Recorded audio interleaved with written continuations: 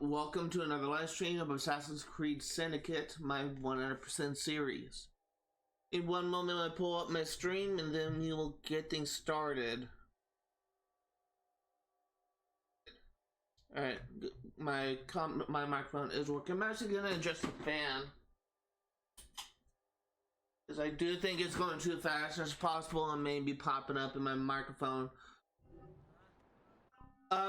While we get things started, I do want to state that we can actually get a couple upgrades, and I'm actually going to be getting a couple upgrades. We can craft the sanguine belt, which I'm actually going to do, and we can also get an upgrade for smoke bomb capacity, which is something that I also want to do. I want to issue like a formal apology for I lost it. Here it is. I want to issue a formal apology for missing yesterday's stream. I literally had a hard time sleeping again last night. I was not able to fall asleep for longer than an hour at a time.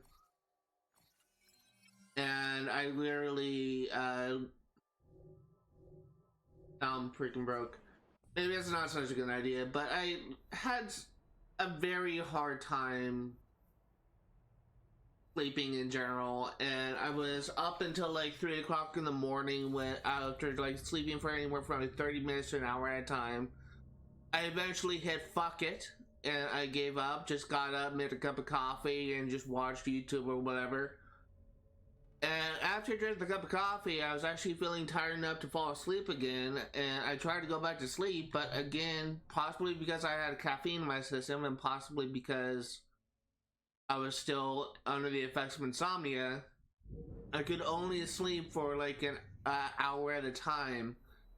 And I took, I don't know what the heck is the deal with that, but I literally spend most of my morning sleeping. And I literally, when I finally did get up, I was, I'll make sure you're well fed tonight. It's so dumb to me. Like, I'm actually gonna go and pause it. I first woke up at like noon, like an hour before I would typically start streaming. I wasn't entirely awake then, so I just went back to sleep, and at this time my alarm was going off. So I went back to sleep, then I woke up 30 minutes later, 12:30, and said, okay, well, I need to go and stream, but I'm still so freaking tired. I closed my eyes again, and I woke up like 20 minutes later. It was 12:50. Still just so tired, alarm was still blaring off, and I closed my eyes once again, and I woke up at 12:57. Still half asleep, realizing that I'm not going to be able to stream in time, I actually got up, sent a tweet out on Twitter saying that I'm not going to be able to stream because I had a case of insomnia, half asleep, I've been taking cat naps all morning, that type of thing. And I literally stayed up, like making myself another cup of coffee, and I was just like falling asleep, just so groggy and lethargic, pretty much the rest of the day. And when I did finally, when it was nighttime and I did take my meds and go to sleep, I was knocked out like in a couple hours after taking my meds.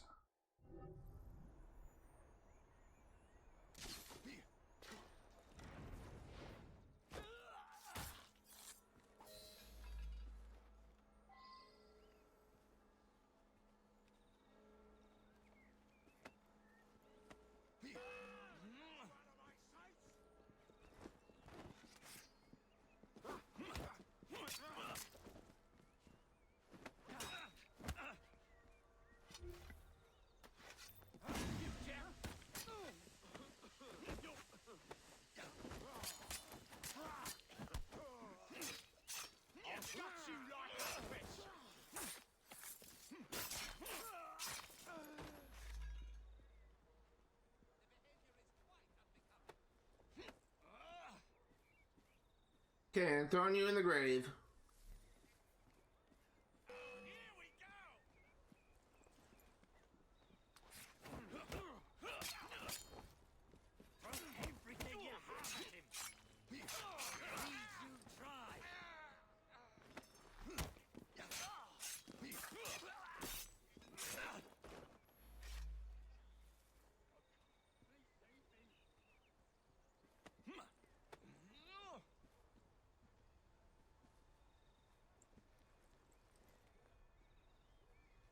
Still not it. Go a little bit further. There you go. Now we can escape. I was honestly a little bit upset, I'm gonna be perfectly honest here, the fact that I had a case of insomnia. I've been having like hard time sleeping for a while now, like at least for I want to say at least for at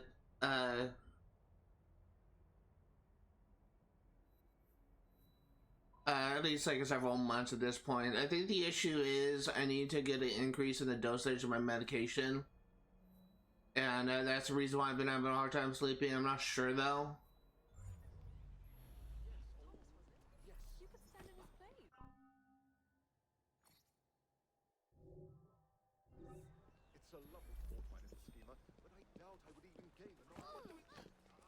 While we're moving on to other things, I do want to state that I recently posted a video on YouTube. It's kind of like a new video type, I guess you could say, where it's part of the series I'm titling Writer's Workshop, where I'm just going to be discussing like sort of like the fields of writing, like in relation to my own work and more so in general. And it's really meant to appeal to writers like myself, and I can completely understand people watching this, watching those videos may not enjoy it as much as my gameplay thing, but it's just me trying to appeal to a different type of audience. I'm very passionate about the field of writing, but also fully understand if there are some people that may not actually, I completely understand there are some people that may not actually like, that type of thing, but it is something I'm gonna try, and it's something I'm gonna go for because I am very passionate about writing.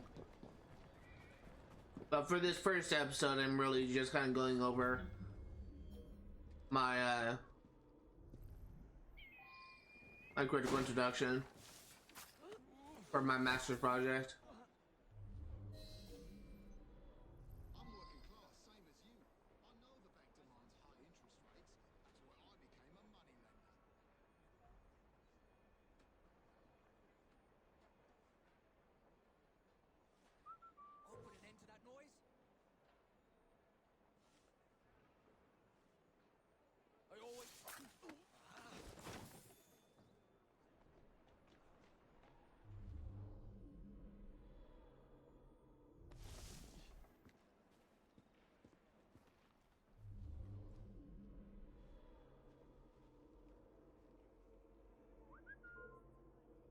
Come on.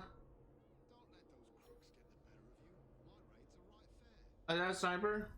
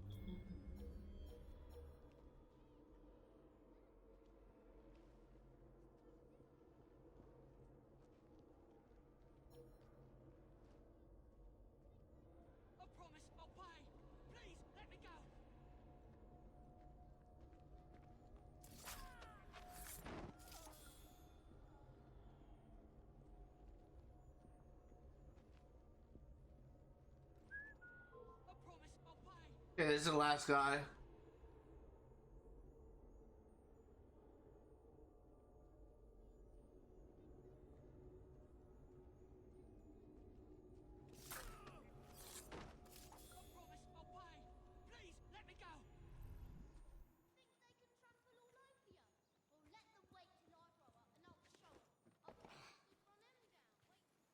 Oi! Get your hands off me! Keep quiet. Who are you? You ain't some Bobby, right? Please, let me go! Quiet, you. Okay. I was just working, mate. Is that so? There's nothing illegal about what I'm doing. I've got a right to lend money. And rob people with interest? Let's go this way. Please, let me go!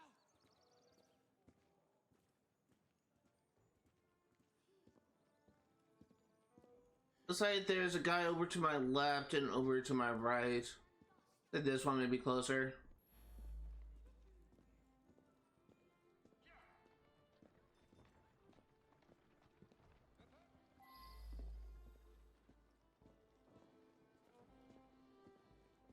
I actually really like this game. I've been kind of having a good time.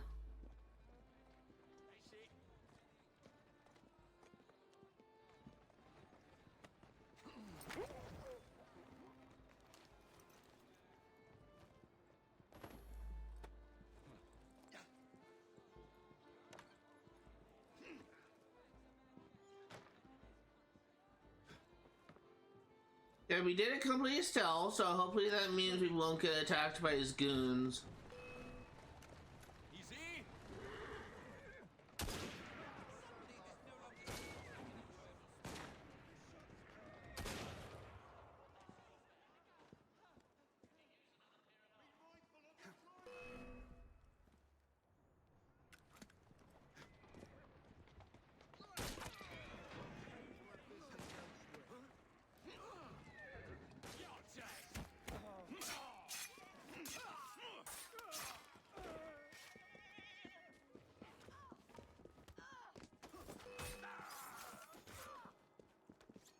Come on.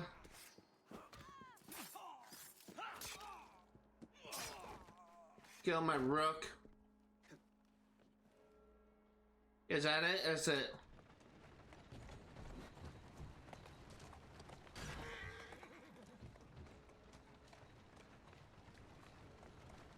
Honestly, these bounty hunts are really kind of easy to do. Like, even if they run away, so long as you don't kill them, you're fine. Doing fine, girl.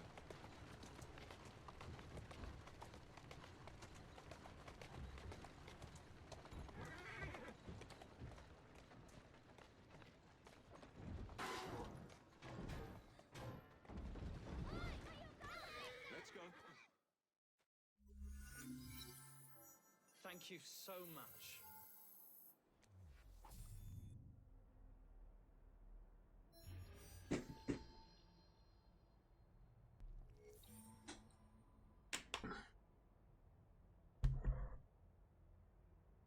Okay.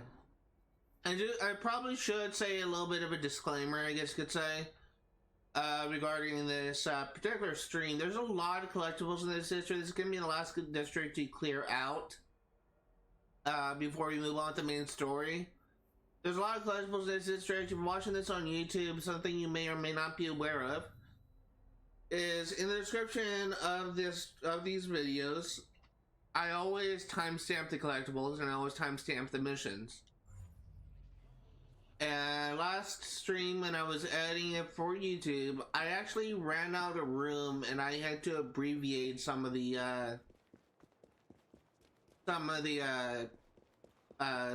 missions because I literally ran out of room. I hit the limit of the text. So there's a lot more collectibles in this district than there was in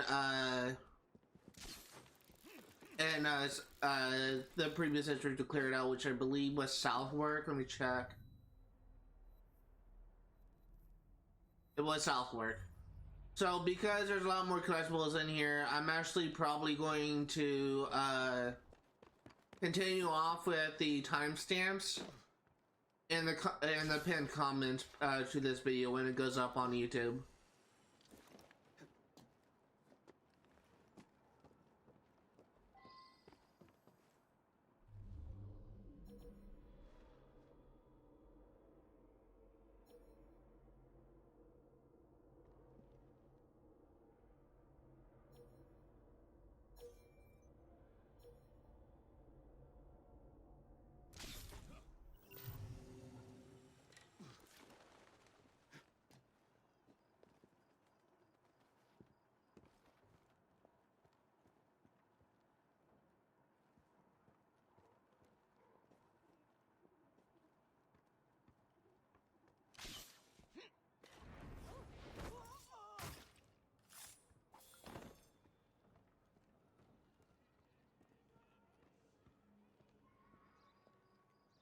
And let's see where this guy goes. We killed the sniper. I want to take out the lookout next.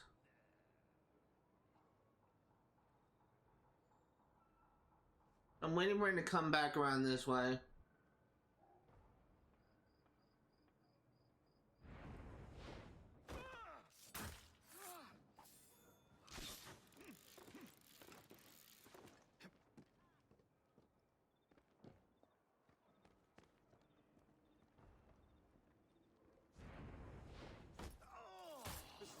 need to get out of here.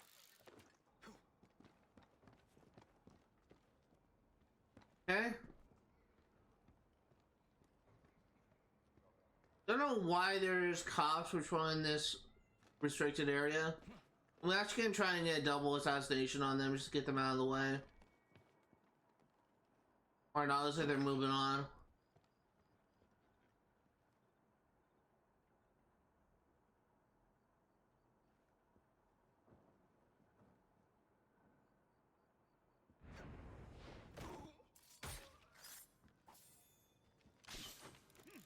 Okay, let's go ahead and do the blighter plans next. Blighter plans are over there, it looks like.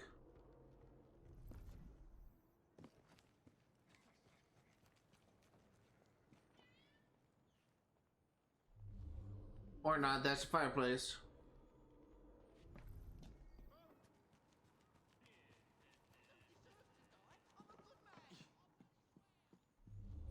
And this is a chest. Where's some blighter plans?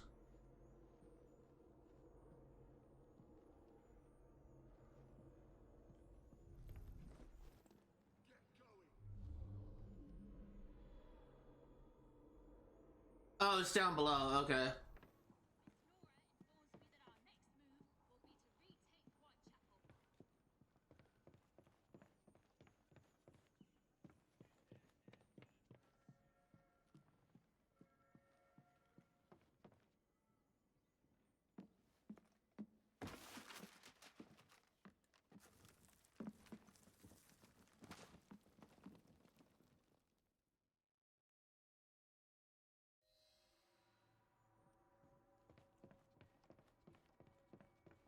Yeah, let's go ahead and leave this area and we'll try and pick off the rest. Go ahead and take out that guy that's kind of off on his own.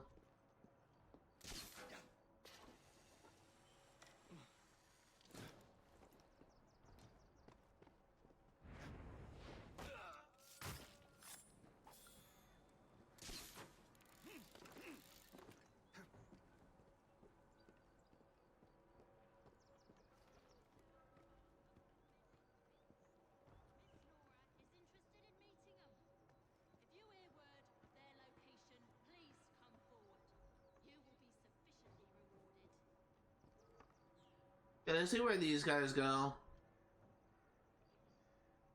If I assassinate that guy, the other one's gonna see me, so I'm waiting to see where these guys go.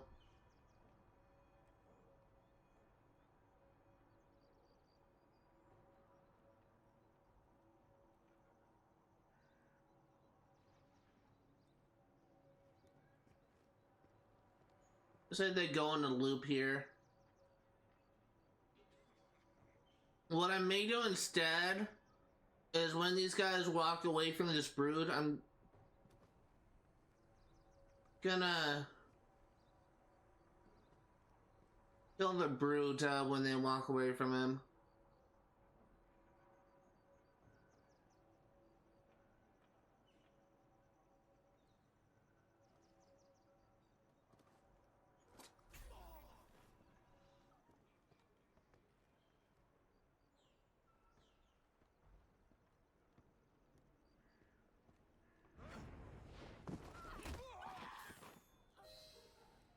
There you go.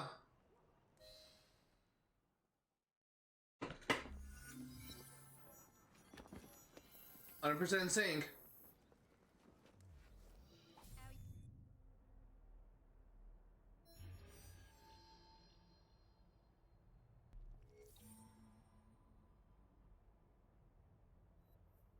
Let's go ahead and grab this wolf's head, do this child liberation thing. Looks like we're gonna do 2 child liberation back to back.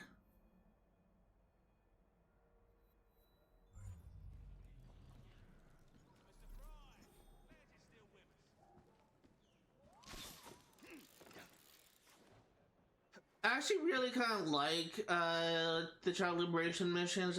They're almost kind of like therapeutic. It's just really easy, and it just kind of feels kind of good to just kind of save children.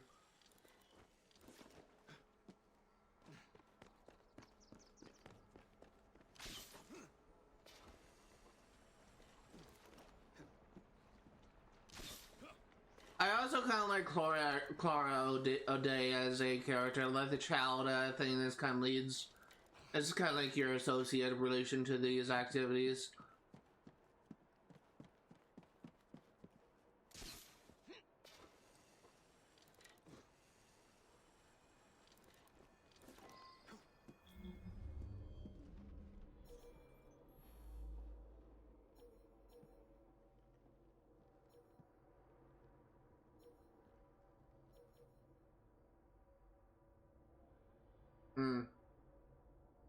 It's kind of tough.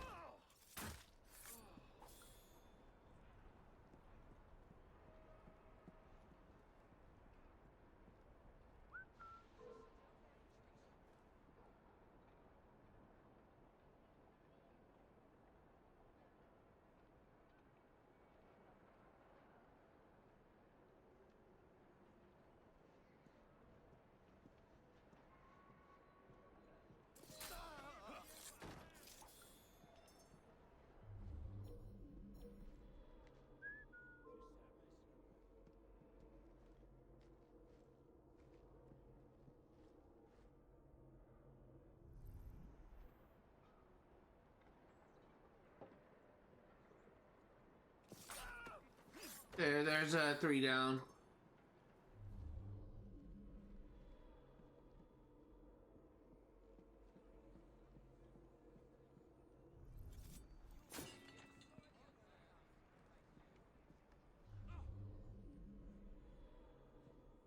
Where is the other alarm? It's down there.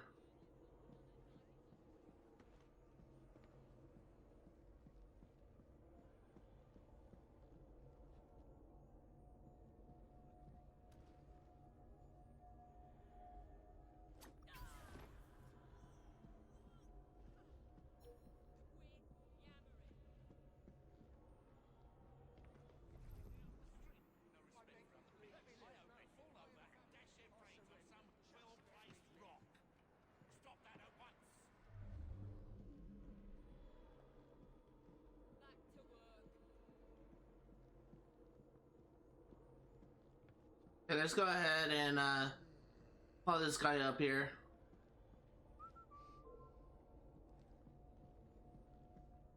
Rather use stealth when I have access to it, rather than risk getting detected.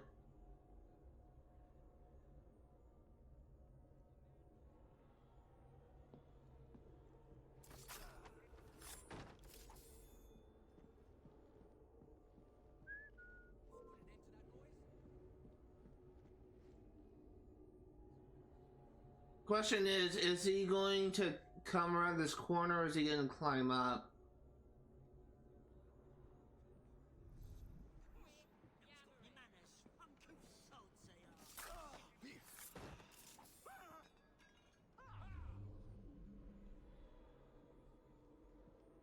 Okay, just have a few guys left.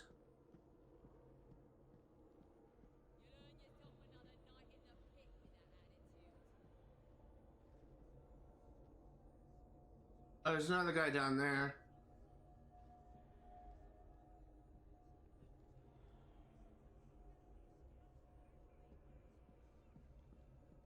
Trying to think.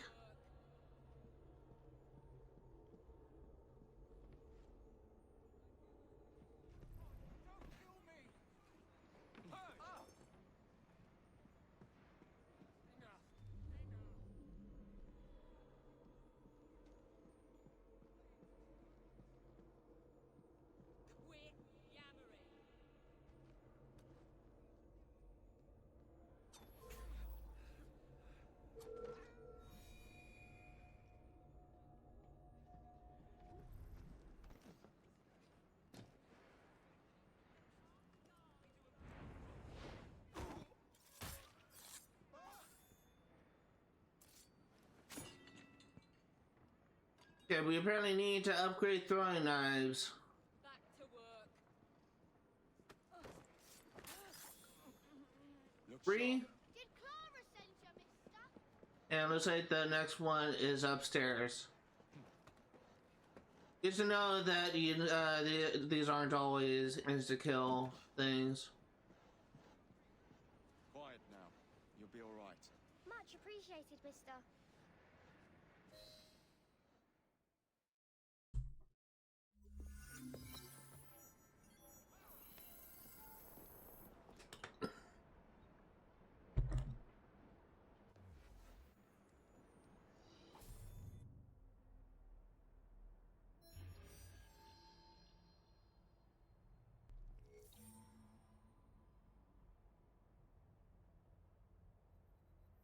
Okay, so now let's go ahead and do this child liberation one. Before we do that, let's swing by a shop. There's one right here. And how much does it cost to upgrade throwing knives? 2,500. Yeah, we can do that.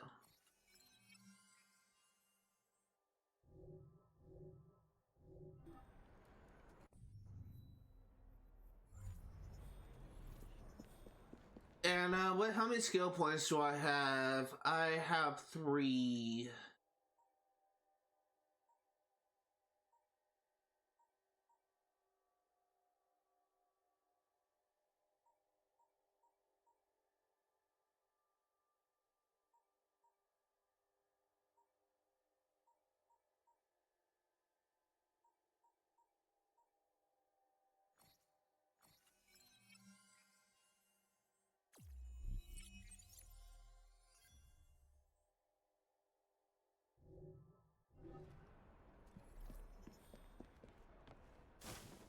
I didn't realize that was a hay bell. My brain is going on autopilot there. I thought that was something I could climb on.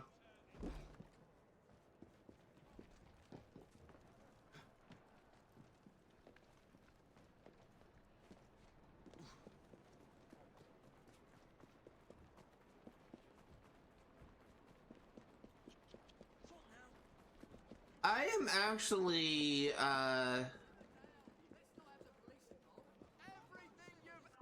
I'm actually kind of wondering a little bit how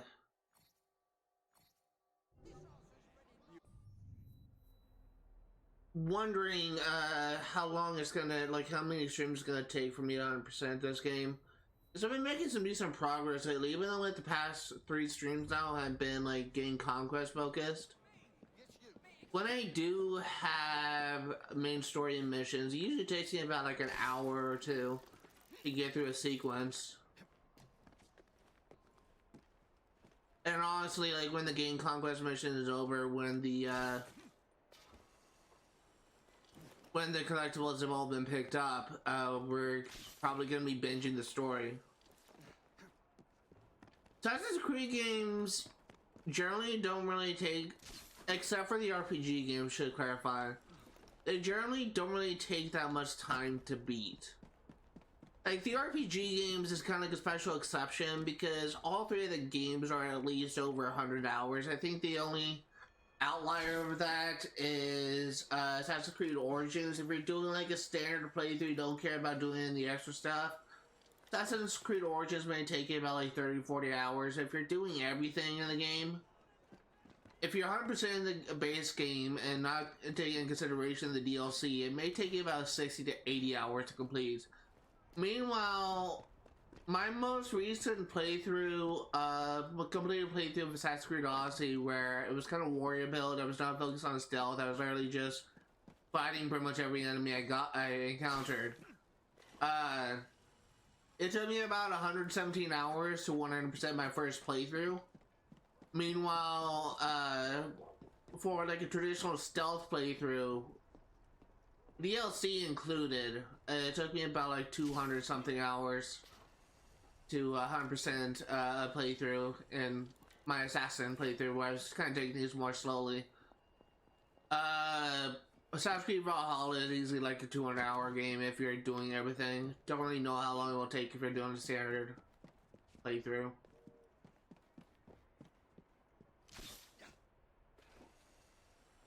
But these kind of games where it's essentially like city based, or it's like Assassin's Creed 2, they where they just have multiple smaller cities with some like open world elements to it. If you're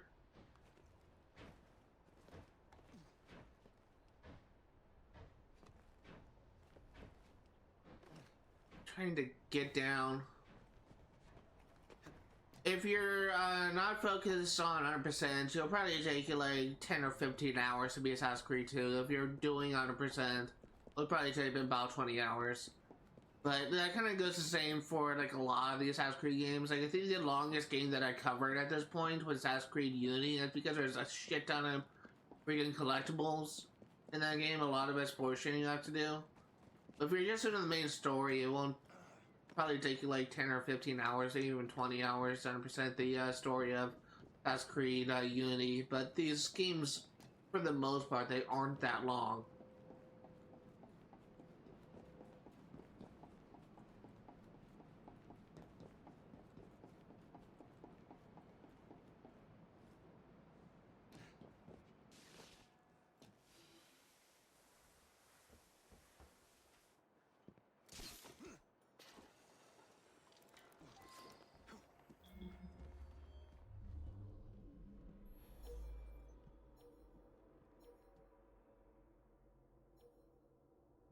You want supper, then work for it.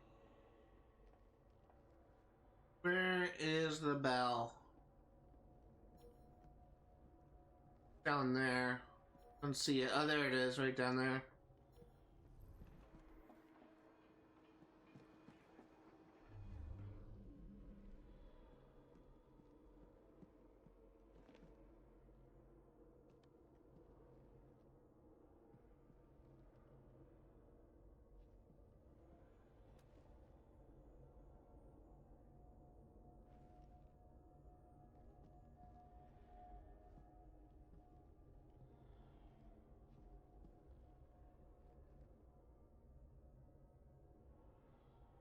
Trying to think.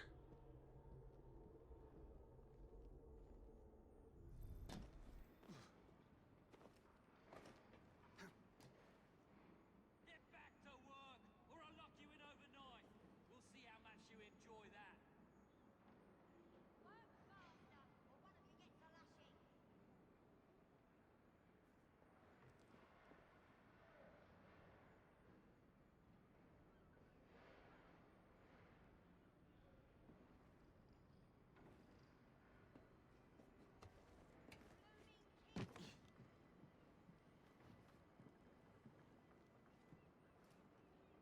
Some manners for a start. There's no supper for the lot of you. Why don't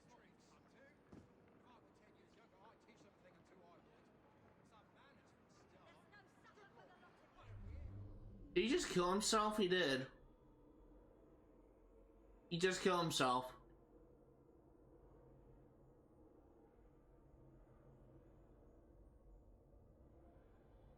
Oh no, it's going around there. Someplace trespassing. I'll smash your heads up. We haven't. Work faster, or one of you gets a lashing.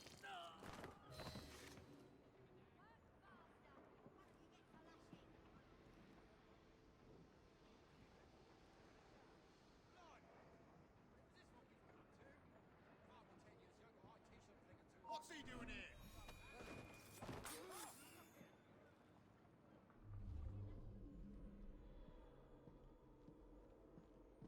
Yeah, let's try to work our way down.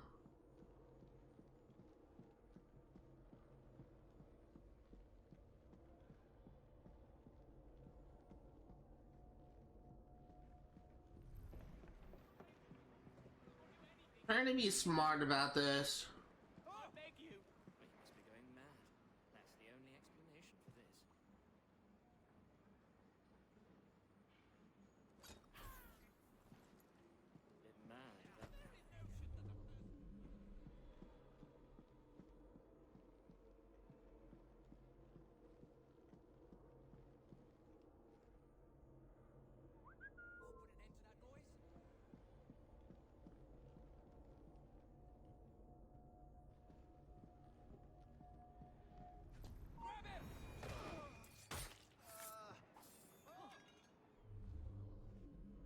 That wasn't exactly clean, but we got it done.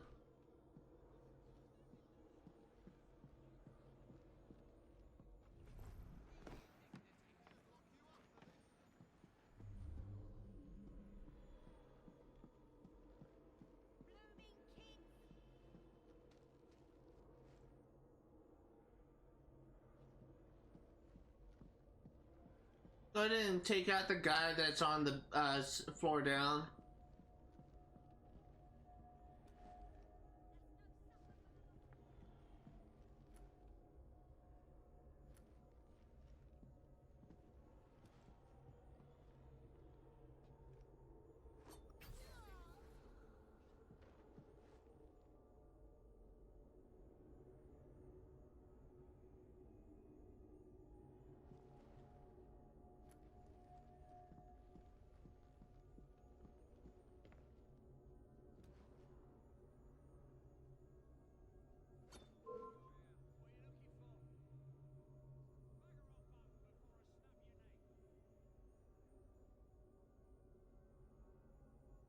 That was exactly smart. I was hoping they would all group up.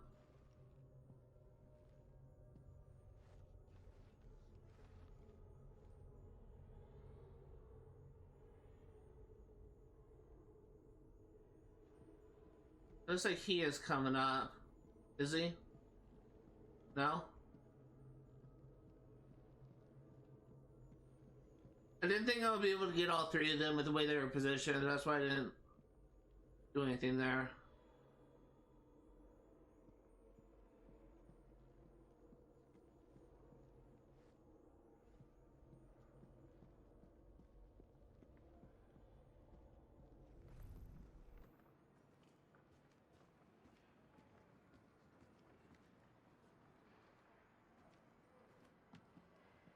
Did I try and get down a level?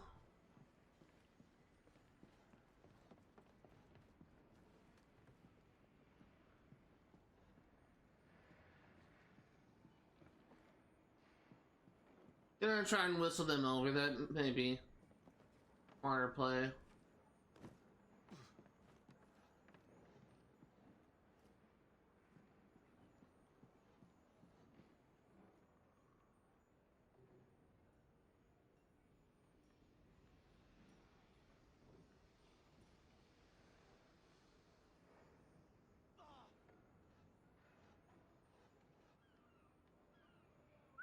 There's someone playing tricks on me. That's close enough.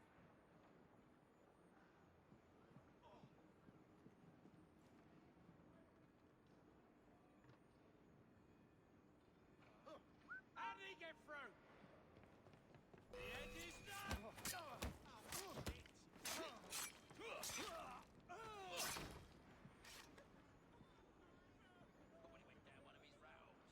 No idea how he saw me.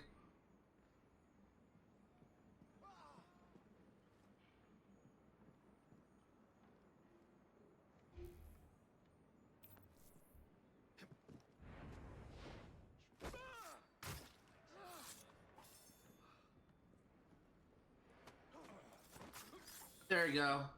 And the alarm has been disabled. Gonna free the kids.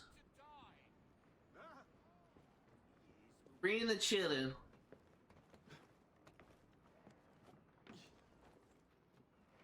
Trying to get out of the sneak, but I was trying to do it when I was pre-running, and clearly that didn't work out. I'm here to help. Thank you, mister. Actually a pretty complicated child liberation thing. Like, there's so many levels to this. Keep quiet. I'm here to help. Thanks very much.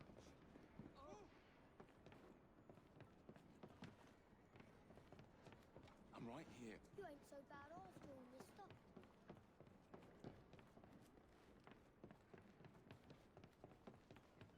Keep your voice down. You saved us!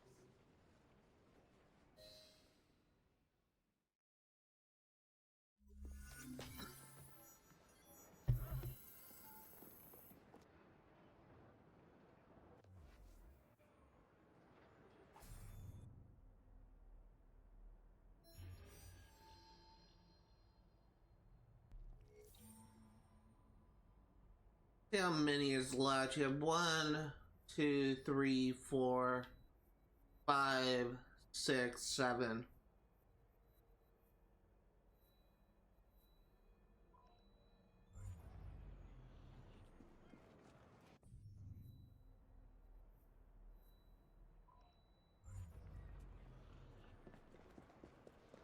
Gonna go to the store and try and. That's one way of doing it. I was trying to get the other building. Gonna go to the store and try to restock on supplies before we go to the next location.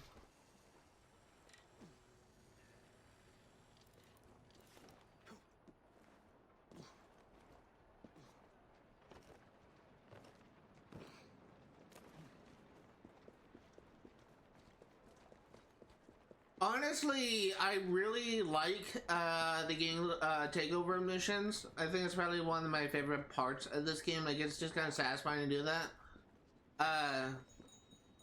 I do kind of, I'm kind of looking forward to like doing the story missions soon though. So very much. How much is a map? How much do I need to save up for? 3,500. I'm just enough to get that. Let's just hold off for now.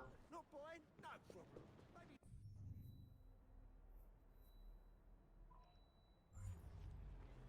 Maybe. I could actually play as Evie for a little bit.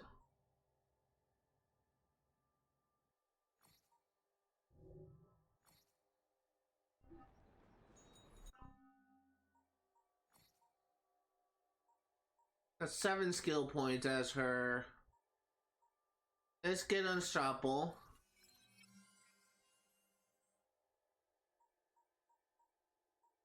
Get first strike.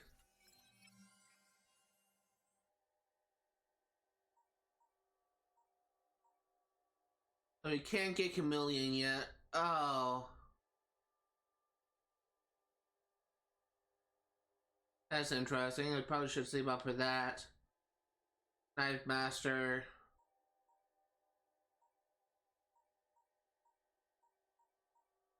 Let's get level 2 of Slayer.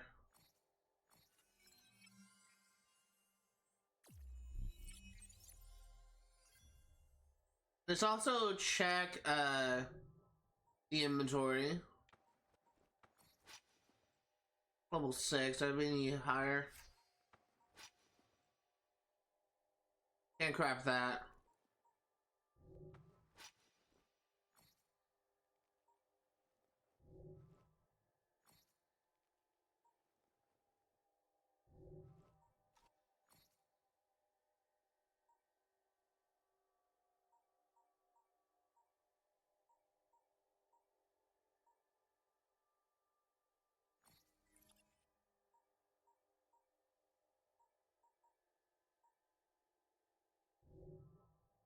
Outfits, check you. Again, like it's equipment and stuff I already know about.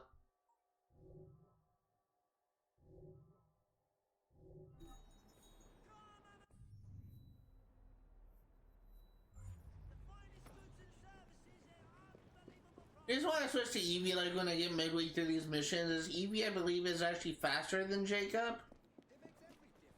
Just a little bit. So it kind of makes it easier for me to catch up whenever I get targeted by gang leaders. It makes it easier for me to catch up to them when they're running away.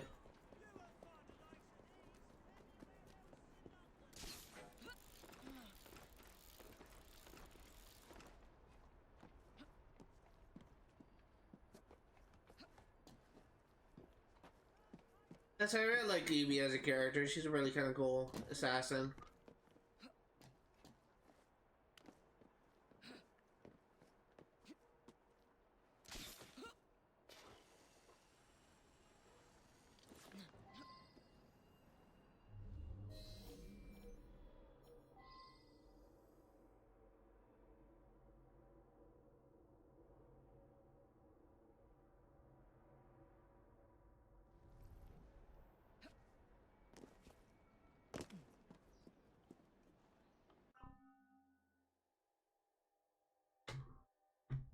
What is this thing called?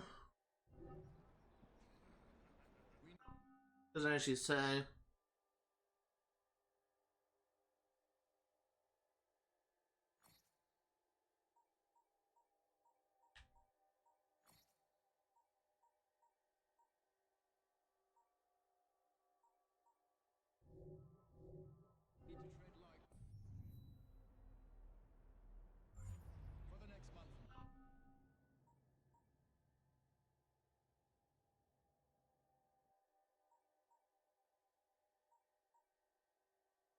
Let's see, was it under...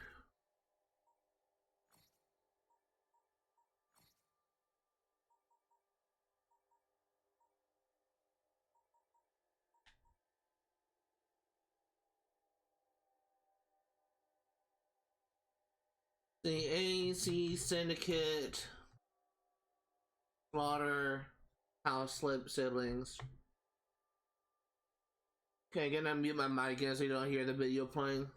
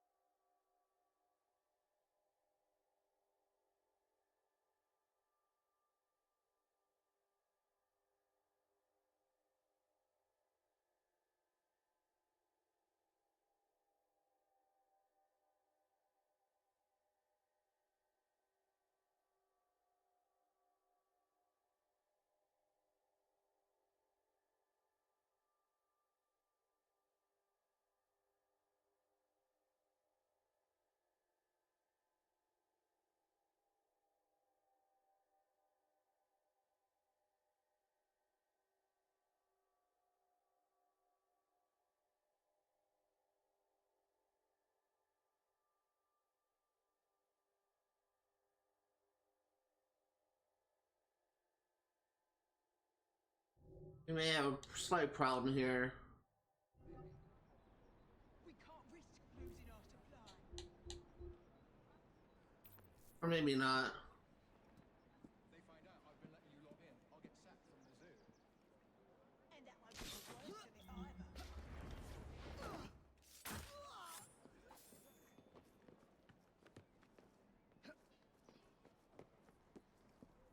either. The trick is to use a hallucinogenic dart on him.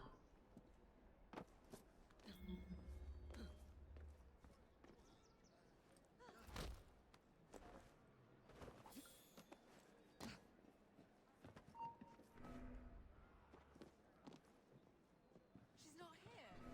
What a shame.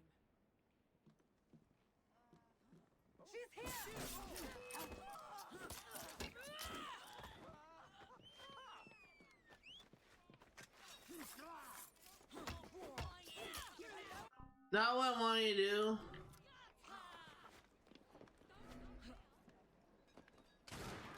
Just leave the area and come back.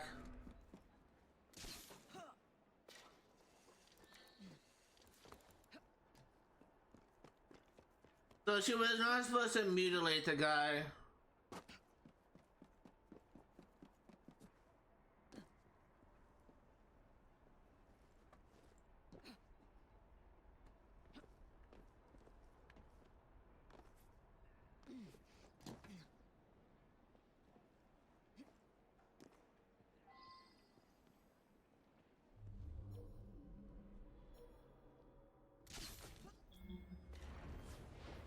Let's try this again.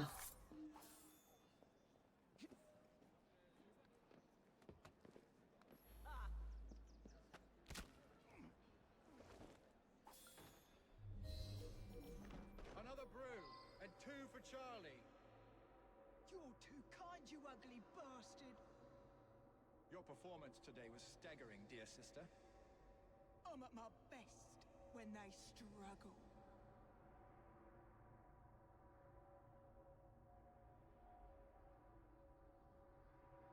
Okay, we need to not mutilate him.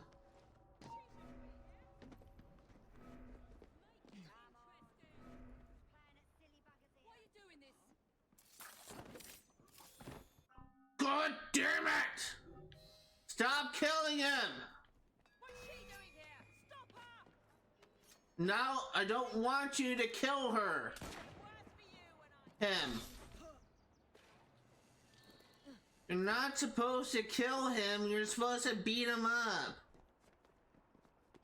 That Evie. Try this again. Maybe the trick is to maybe the trick is to get detective to get in combat with him.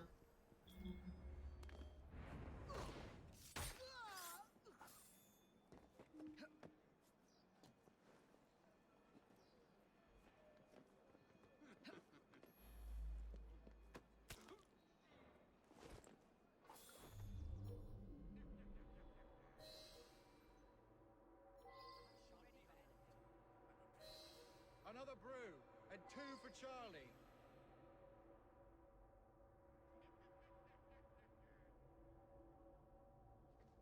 You're too kind, you ugly bastard. Your performance today was staggering, dear sister.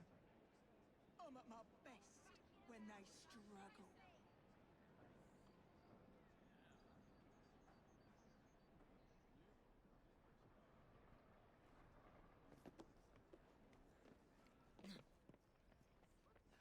Nothing to me.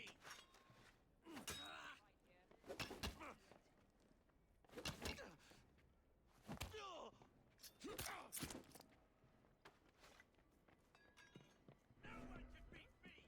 Someone over there. I have to stay on my toes. God damn it! Oh God, it's so frustrating. Sneaked in.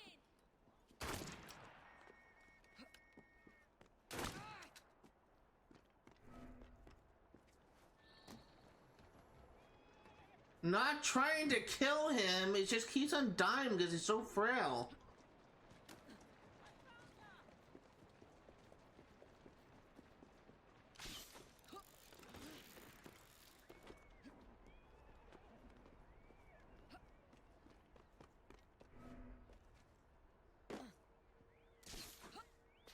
Trick is to get him low and then save, just keep him alive.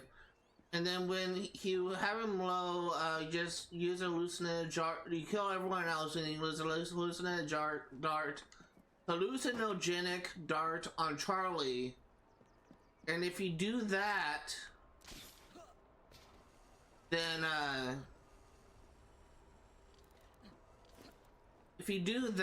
you can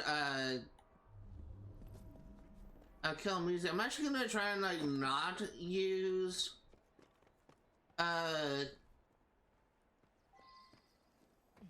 gonna try and like not use the melee thing because it keeps on getting me into trouble. Instead I'm going to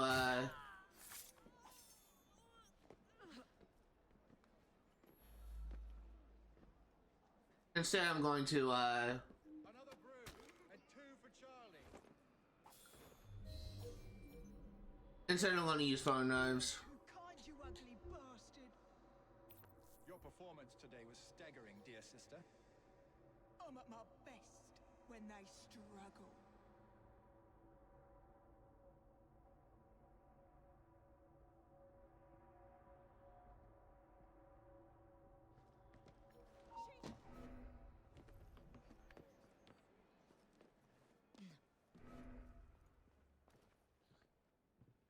What's going on here?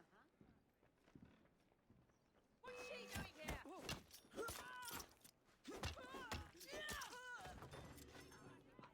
good for you? Sneaked in.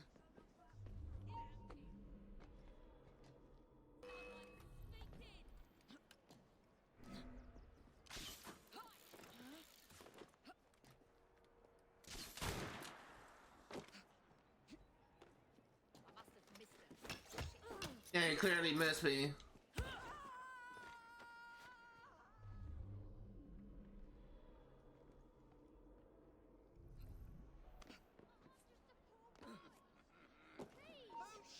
Let's go somewhere.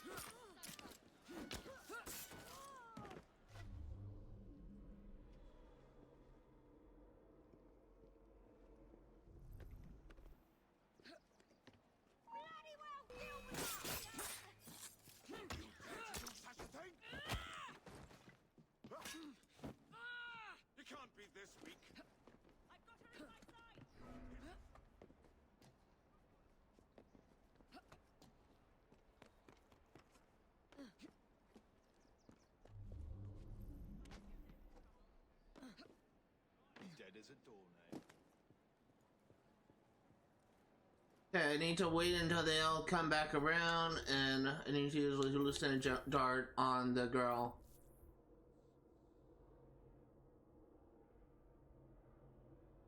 What is she doing?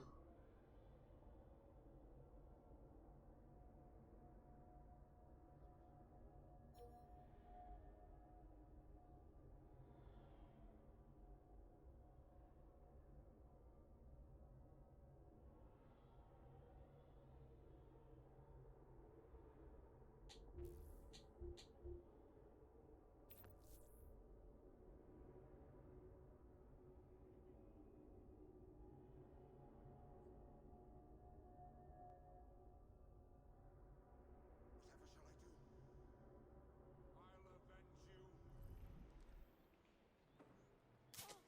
We must find the person who did this. I knew you were against me, all of you. I've been Back listening away to from you the area. laughing behind my back.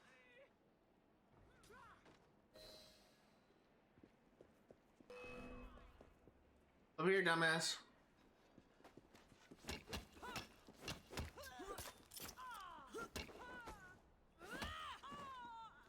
There we go. That's done. A little bit more complicated than I would have liked. I kind of hate those that kind of optional objective where you either have a random NPC kill another NPC, or you have like, well, literally that kind of describes all of them. I don't like that optional objective at all. It's just so finicky. You need to do it a very specific way.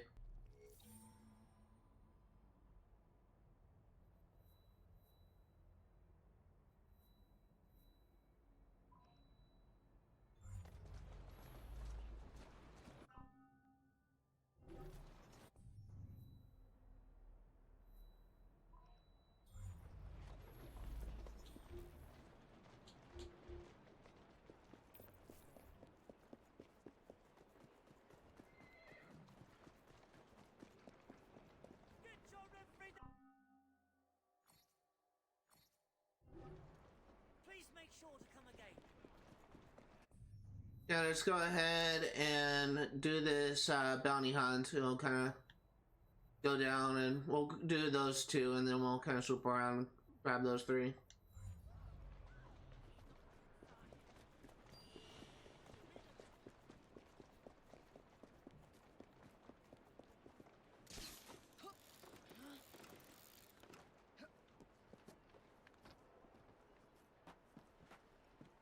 I will actually be kind of glad once this Gang Conquest missions are over, because I'm already starting to get kind of tired of them. But it'll be so nice and just once we like essentially get this stuff over with, we don't have to worry about this again.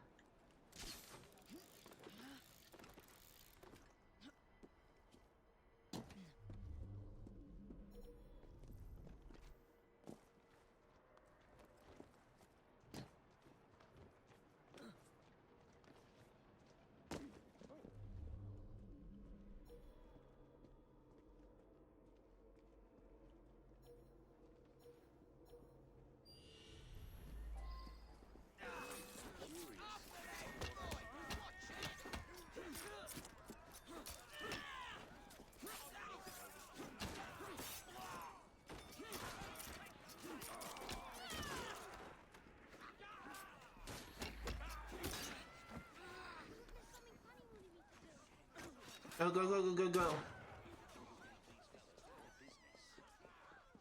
Move! Get out of the way!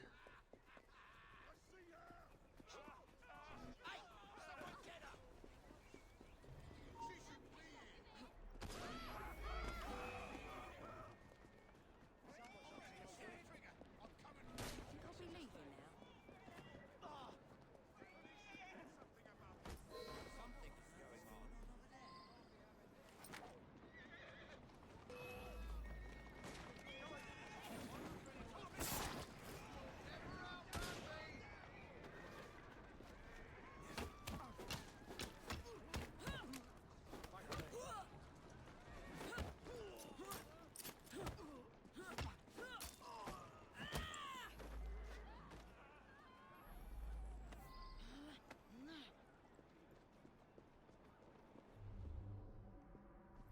Okay. I need a cart. Here's a cart.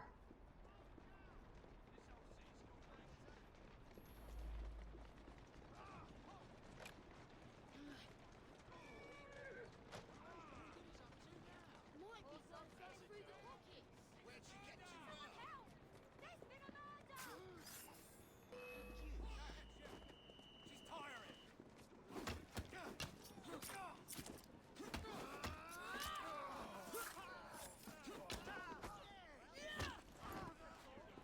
Killing my gang, that's not very nice of you.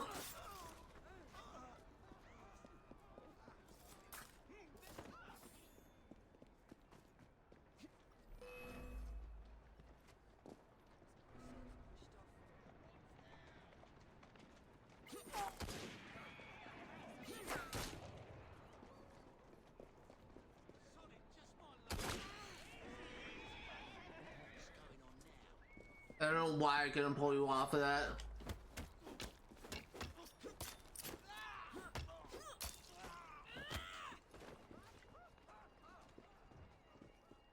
Is that it? Nope.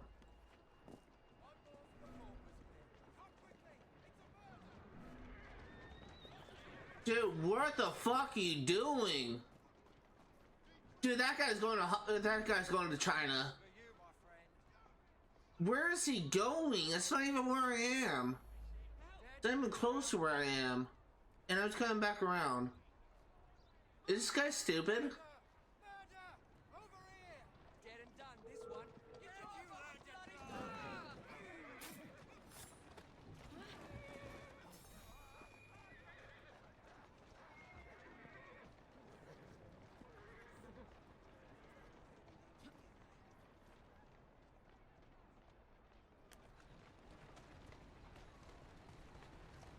That's it. I saw like a weird like screen flicker thing. I hope I didn't screw anything up by killing that guy. Should be safe in here. I'm assuming that if I kill her, it will just those output objective will just kind of disappear.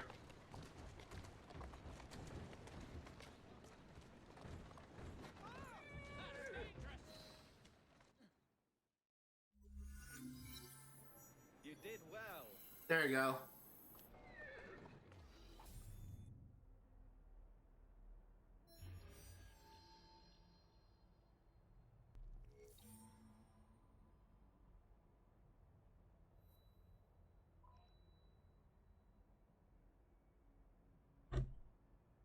Almost done with this.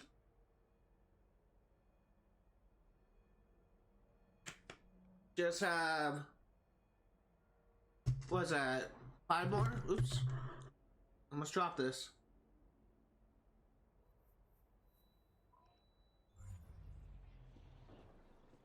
I don't think I use any materials, so I'm going to keep on going. Up 3. We can get execute. I might save up because I kind of want to get the visibility thing for Evie. It seems kind of like a broken ability, but it could be useful. Nothing else is really, I think, would be very helpful.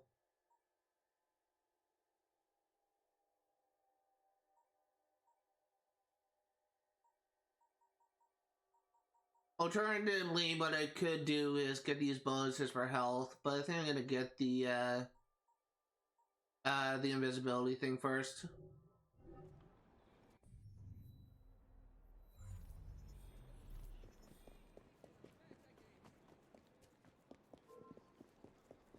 I know you can hear me, woman.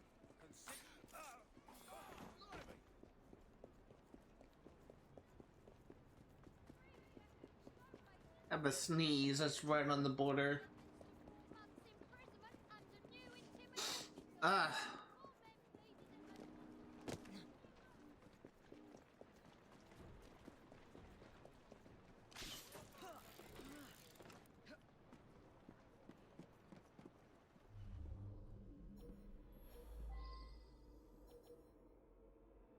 I killed the leader undetected.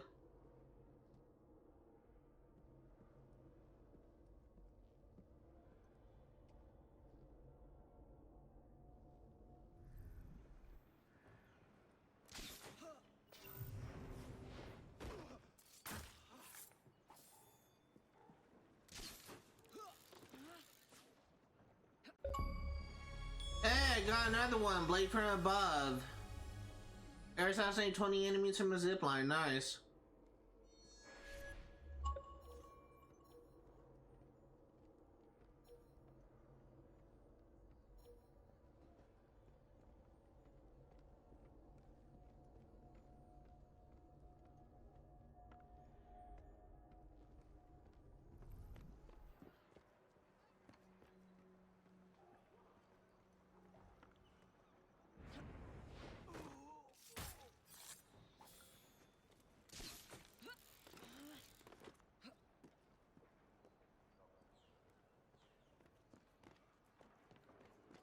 I'm gonna take out this lookout next.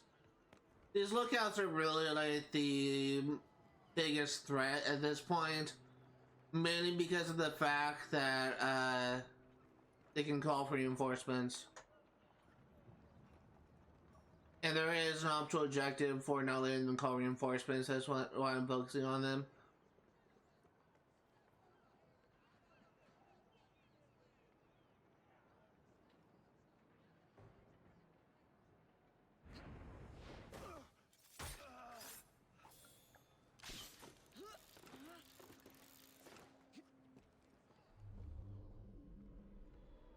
There was another guy. There he is. Can't stay up there forever.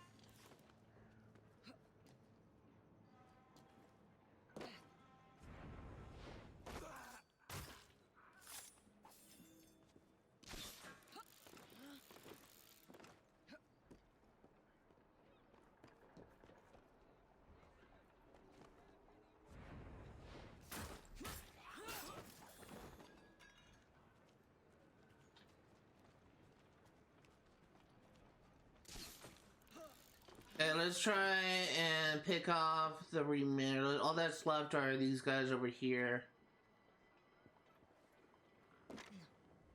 Looks like this guy patrols down here, so that's what we're gonna try and focus on next.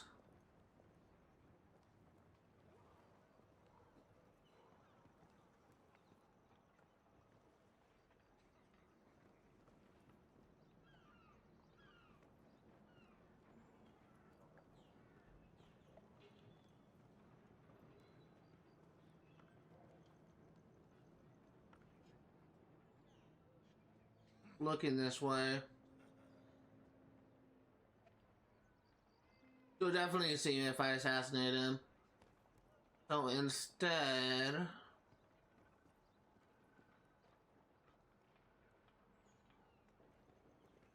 not that many good opportunities. What I can do is a hallucinogenic dart.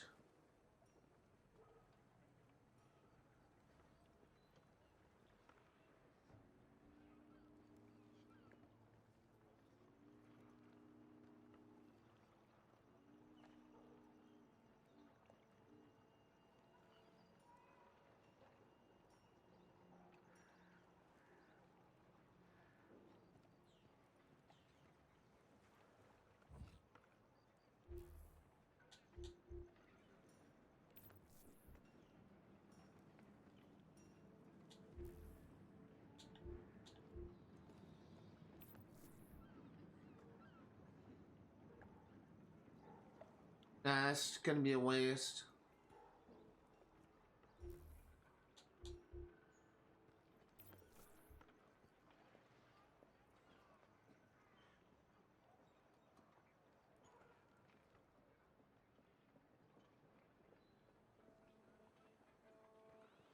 Gonna try and take out the sniper first.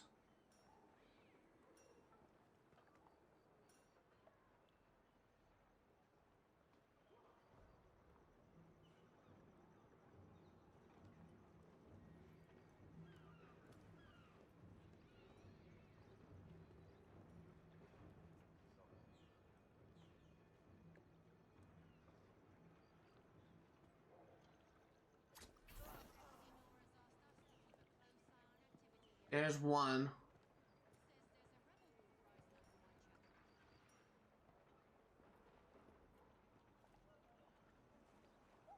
Wait until this gang leader leaves.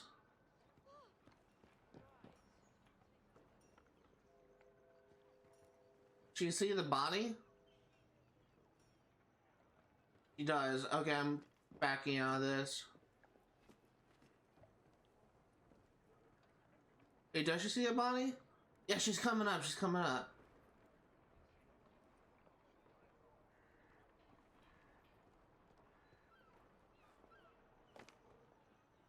Wait, no, she's still on ground level.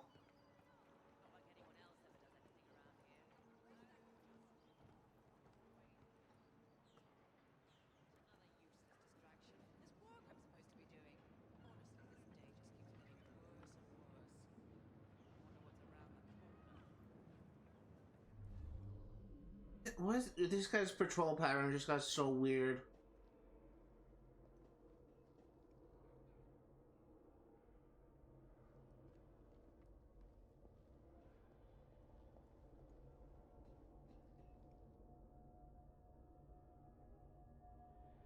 I don't know what these guys are doing. I don't know. I'm sure what these guys are doing. They're behaving so weird. The patrol patterns just got shifted somehow. And the sniper isn't even moving. So honestly, what I'm thinking about doing is when this person walks away,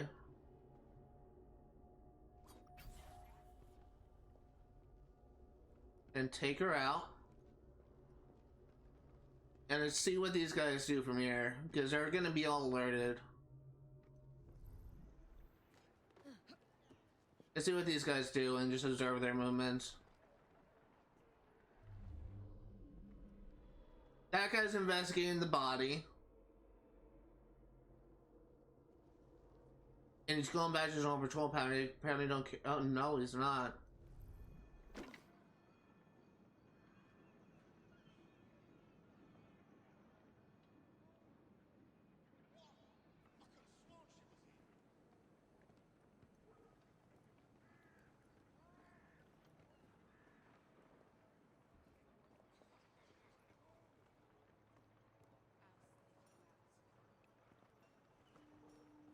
I'm waiting to see what people do because their behavior is kind of weird at this point. Obviously, when I killed someone, it kind of screwed up their behavior pattern. I don't know when it happened, but it's very weird. Looks like they're kind of going back to normal now. Who the bloody hell was out there?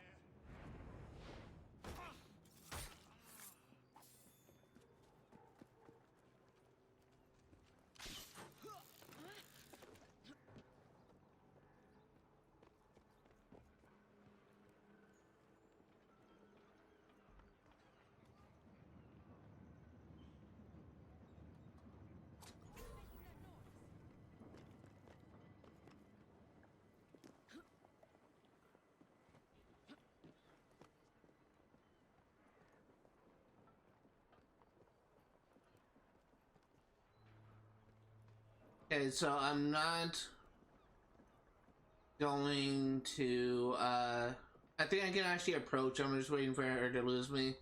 She hasn't detected me. She's alerted to me, but she hasn't detected me.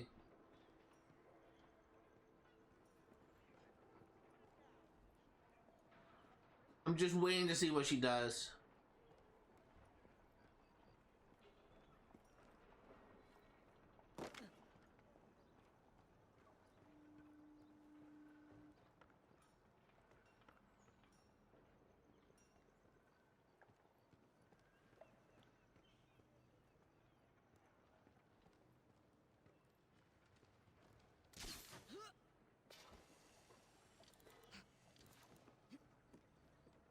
Oh, what I could do actually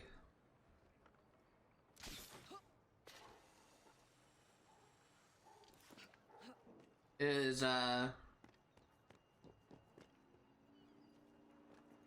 this could be smart. Just need to hide this body first.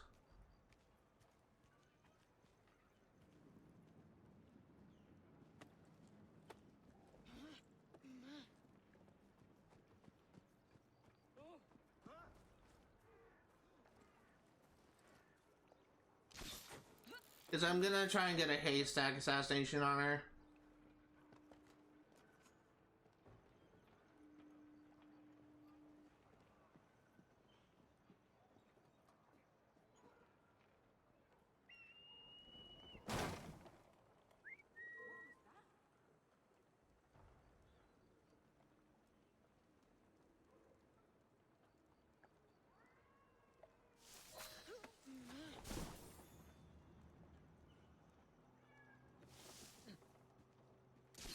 And I just one guy and I'm gonna get a zipline assassination on him. Because that's always fun to do.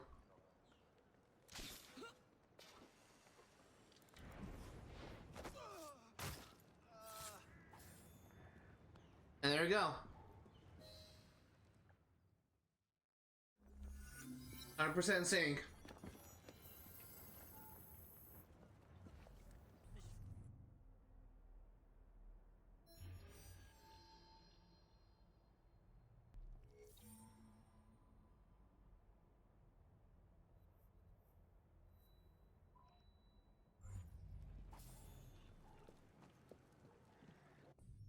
Let's go ahead and go to the shop on our way to the Templar hunt. We're just gonna restock our supplies and then we'll just go ahead and do that. How much money do we have? We have 5,000. That's more than enough.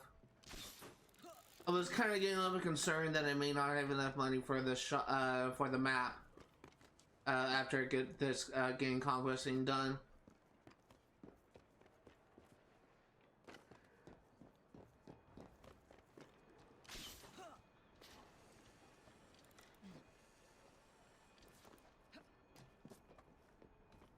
Something I kind of wish you could do, and this is something you can do in some of the Just Cause, because I don't know about all of them.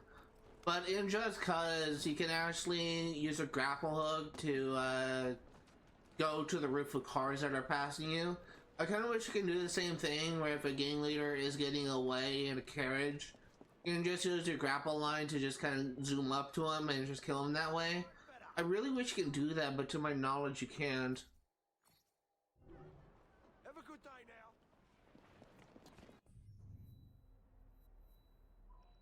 It honestly would be kind of cool if you could do that. You've done it now, missy. Back away.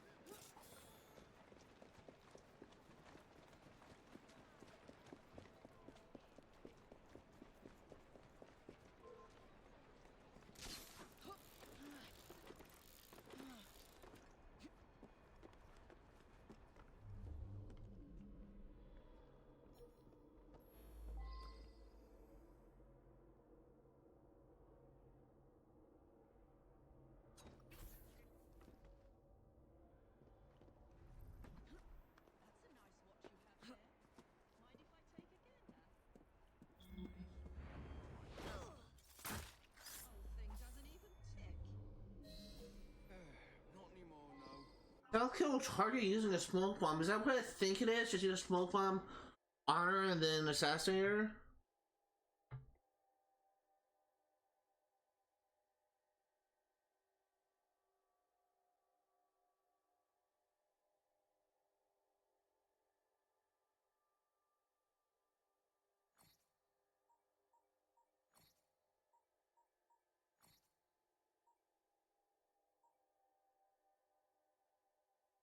Yeah, it is.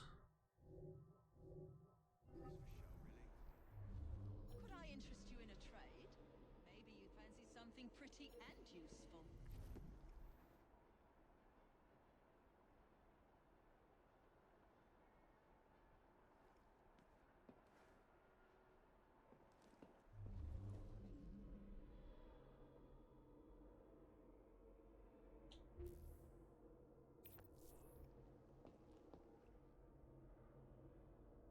Trying to be smart about this.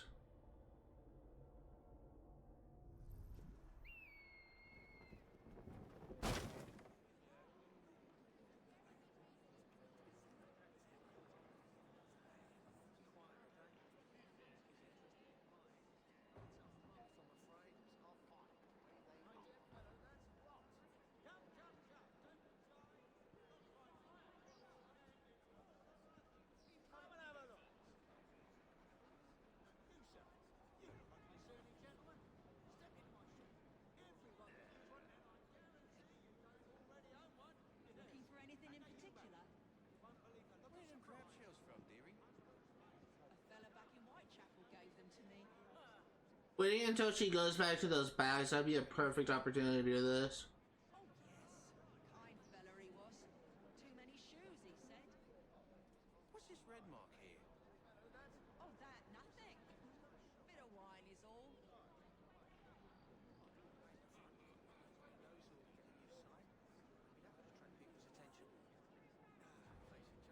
You're in the wrong business. Seems there just isn't a demand for high quality merchants in London these days. Oh,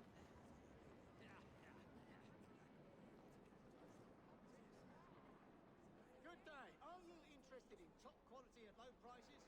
Forget about her. Eyewear's from all Let's over go. the world. I see so many shining faces just waiting for their lives to be utterly transformed by this magical invention.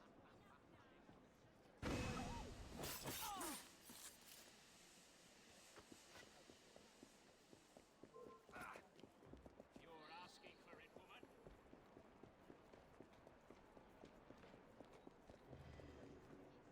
Yeah, let's try this again.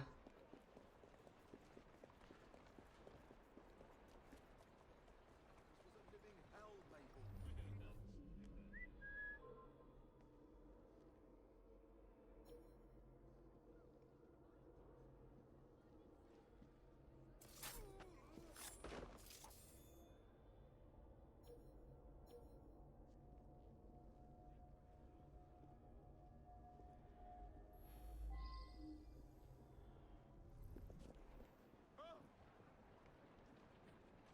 It's actually take care of the small fry first. That's a nice watch you have there. Mind if I take a gander? This belonged to my grandfather. Old thing doesn't even It's tick. for show, really. Could I interest you in a trade? Maybe you fancy something.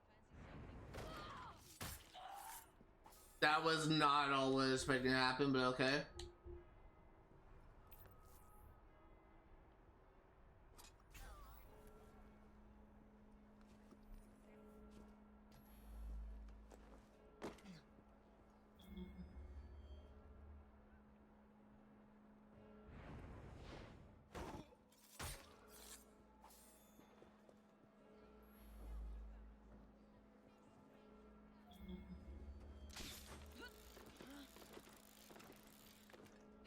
Really just trying to be smart about this.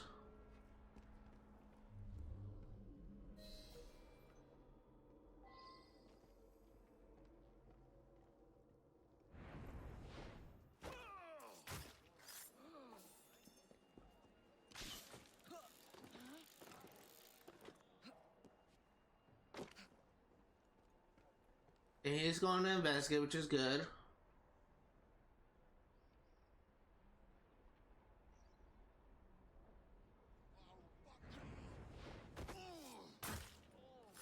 This is no good at all.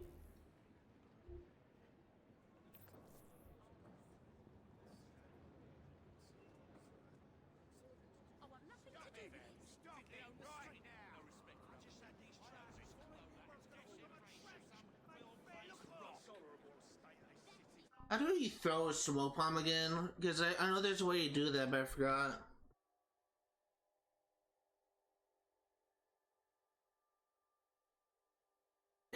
Keep on trying to hold RB to do it, because that's how you do it in traditionally other things when you throw grenades or something. AC Syndicate.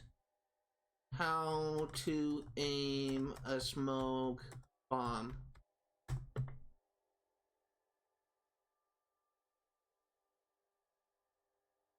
Hold the bomb button, so that's why?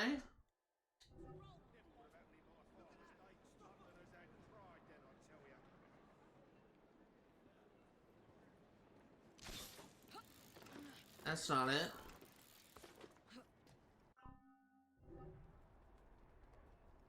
Oh. That's how you do it. Right, left trigger, I should say. For anything in particular? Where them crab shells from, dearie? A fella back in Whitechapel gave them to me. Gave them to you? Oh, yes. Kind fella he was. Too many shoes, he said.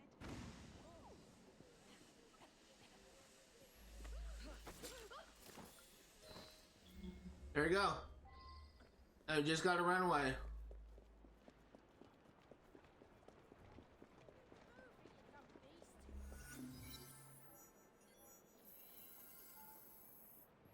Oh, that guy can lower to level 4.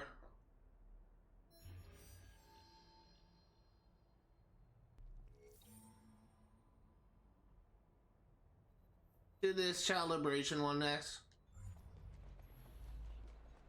Oh, but first I need to go to the store.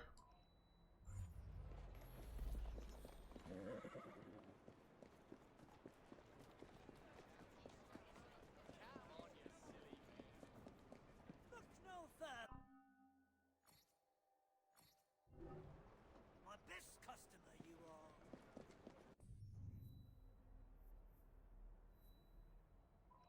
Child liberation, spindles and looms.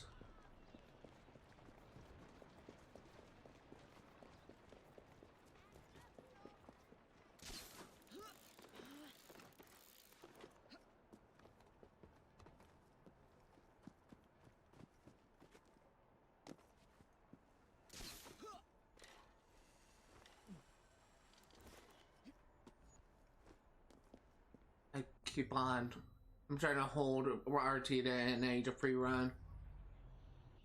And I put a marker on you.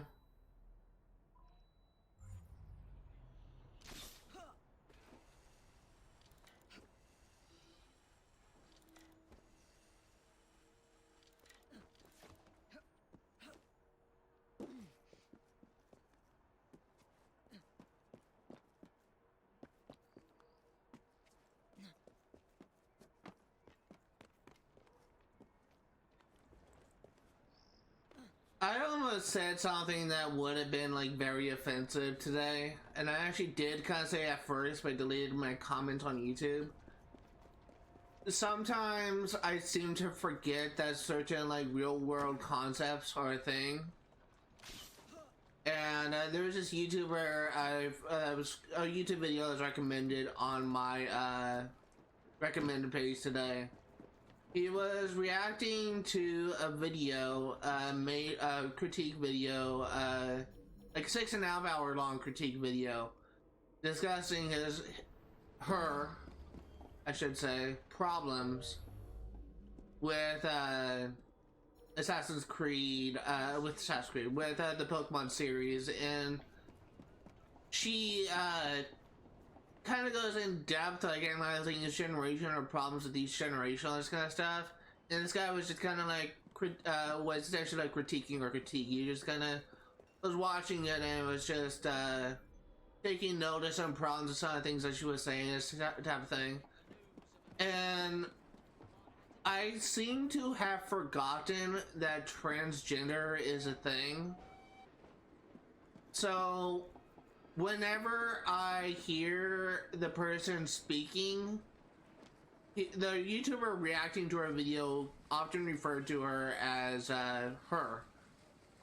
But the commentary itself kind of sounds masculine, I guess you could say. So I just kept on finding myself confused, wondering why he kept on saying her, when I didn't really hear a female voice speaking, and I made a comment asking about this. And then in the pinned comment by this YouTuber, he acknowledges that she is trans, and I was like, oh my god, that's why I'm so confused. And this kind of thing happens a lot, let me just say.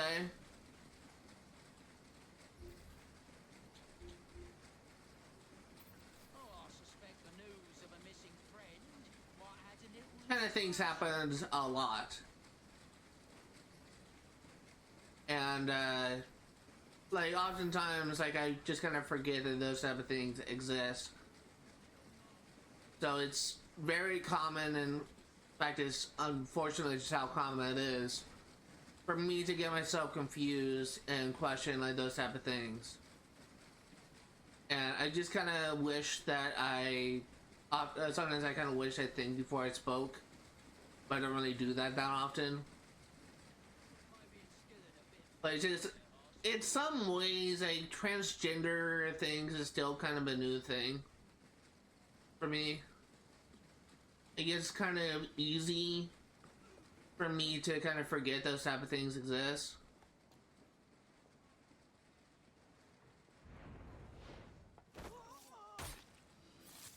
And if you're transgender, if you feel like you'll be happier being a woman, if you feel like you'll be happier being a man, I'm not gonna say that you're wrong because of it. Like, some people, unfortunately, in America do. A lot of people just get very offended by the topic of transgenderism, to the fact that they essentially create a culture war because of it. I completely understand that, and I'm very sympathetic to you. But just sometimes I forget. Sometimes I forget that that type of thing is a thing. So I just wanted to apologize up front if I said anything that might have offended any of you.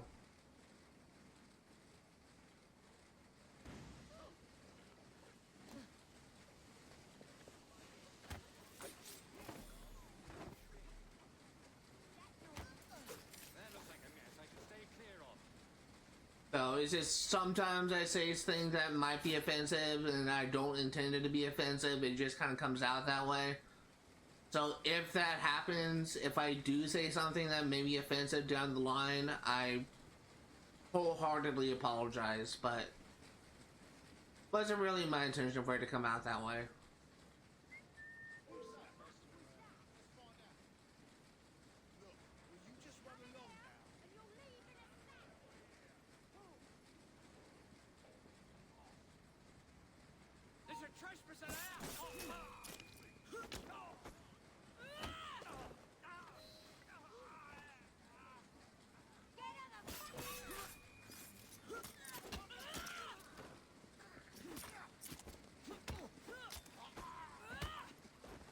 Okay, let's go ahead and take care of the last of these guys, and then we'll free the chillin'.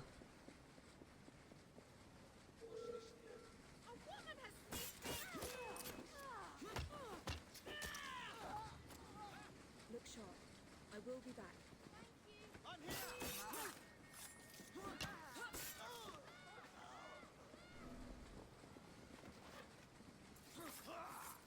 There are way more important things in this factory going on that are illegal, other than freaking me just killing a gang member. Bit too much to drink, eh,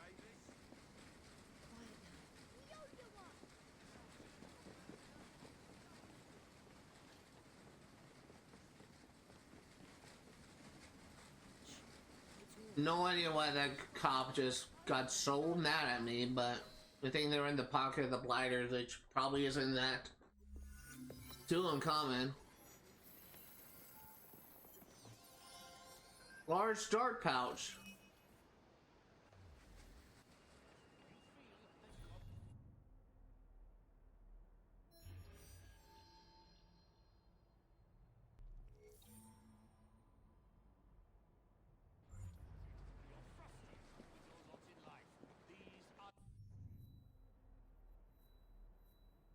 I think that this will be the one that triggers a gang war with Nora.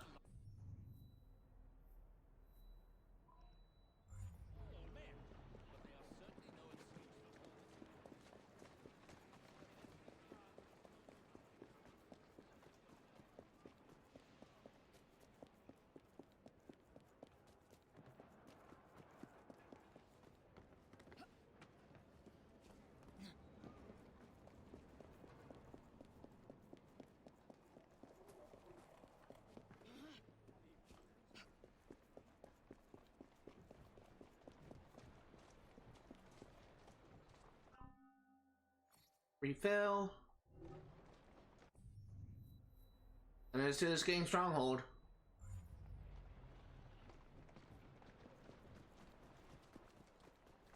Oh, we've gone the wrong way.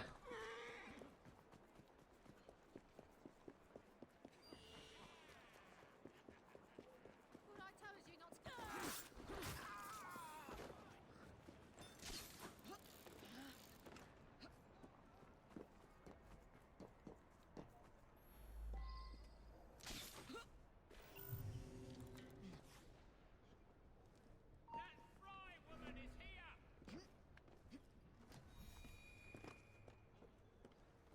don't know why she didn't like go to the group there. Where's the protector? There's a Rooks.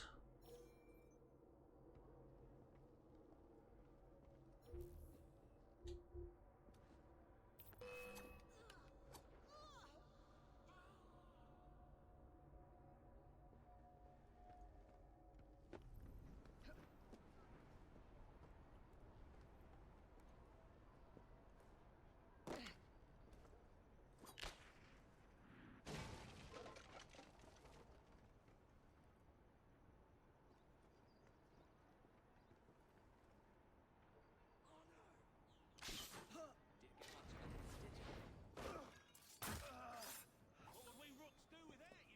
Need some muscle, right? Find out where you're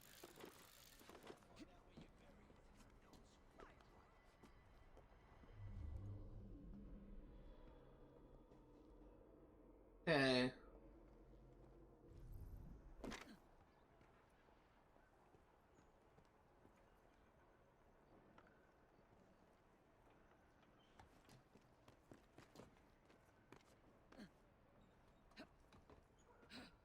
Go ahead and try and like clear out some more guys. We only have 4 people tagged and there's supposed to be 5 enemies. What am I missing? Over there. Okay, that guy takes priority.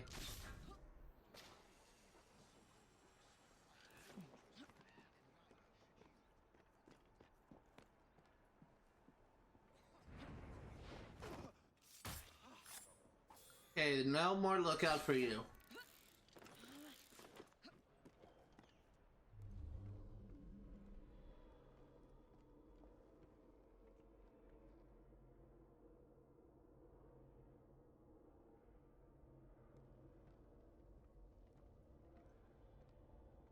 What is this guy doing?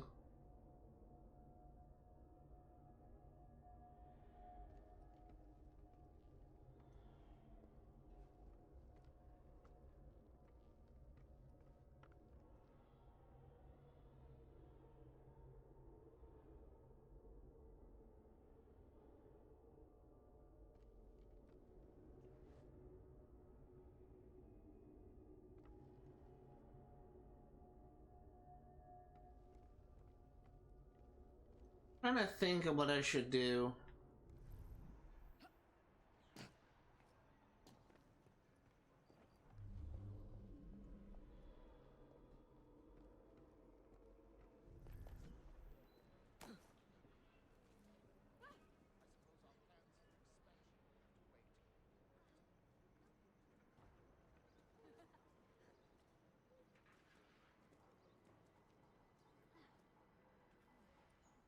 She's a funny one. Think I saw a state you could hide in.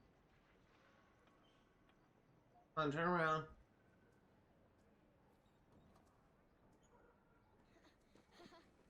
Miss, why are you hiding? Quick, where'd she go?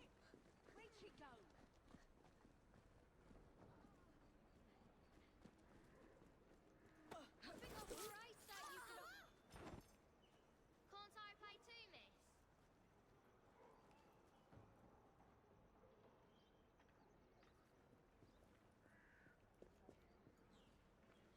Hide and seek? So childish. Okay. Right.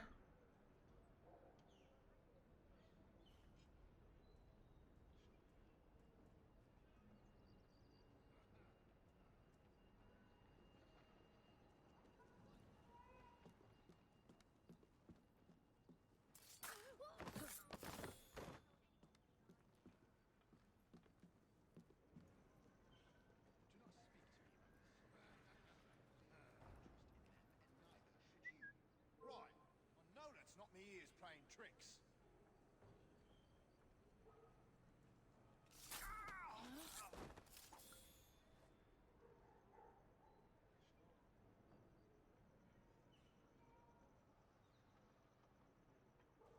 Still keeping well, miss? Good on ya.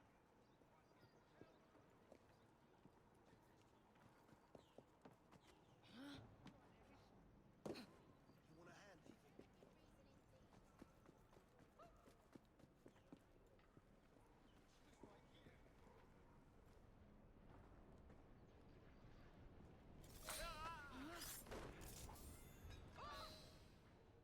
There we go.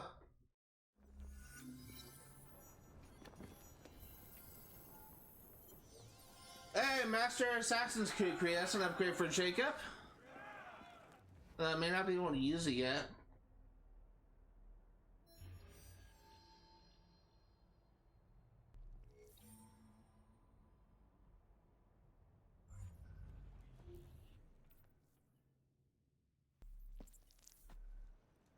I don't have time to deal with street rats. String them up. Good lord! What kind of name is Rock anyway? He did it.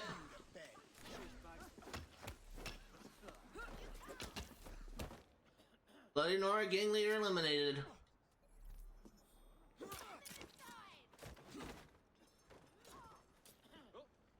we have 5 minutes?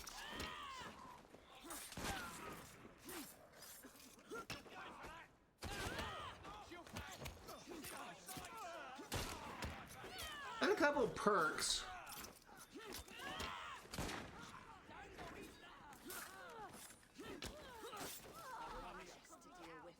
Let's actually take a look at perks. Because I haven't taken a look at them. We got a few of them. There's an achievement for getting 10 perks. So one of the ones we got was no touchbacks. It slightly increases your overall damage. That's nice. Ledge kill. Slightly increase the damage caused by contextual attacks.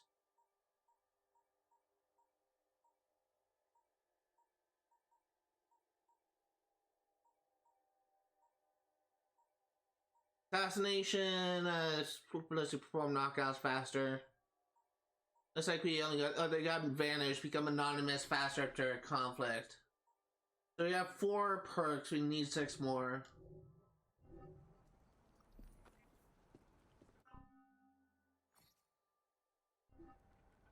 Right then.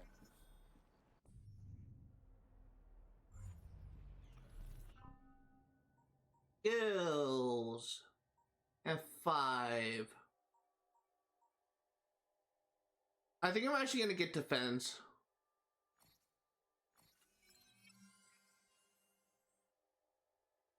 Let's also take a look at that kukri.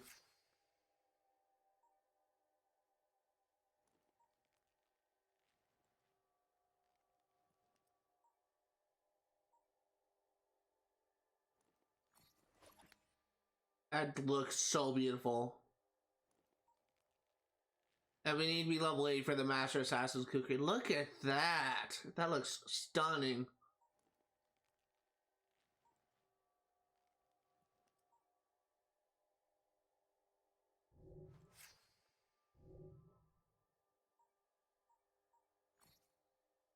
I'm not gonna get any crafting thing, I just want to see what we have.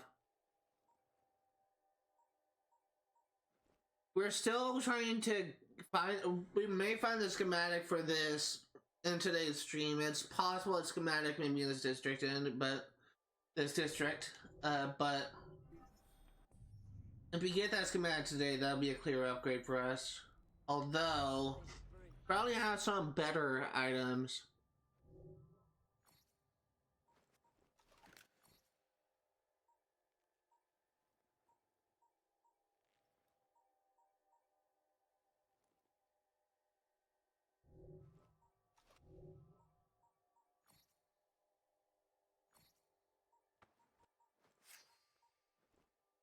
Yeah, we still have a schematic for this.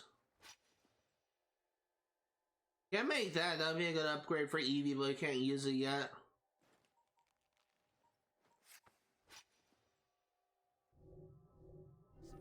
Eventually, we're gonna need to craft every item here.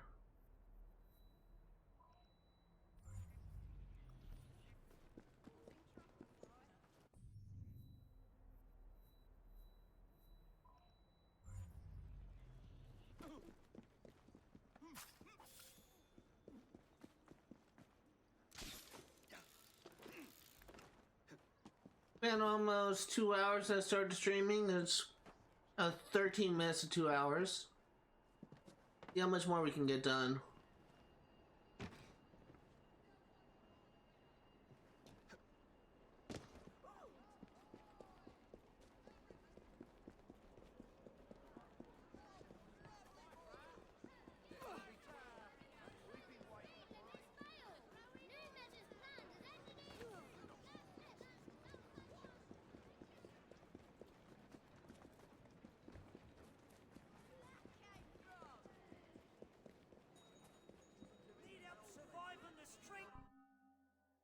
So all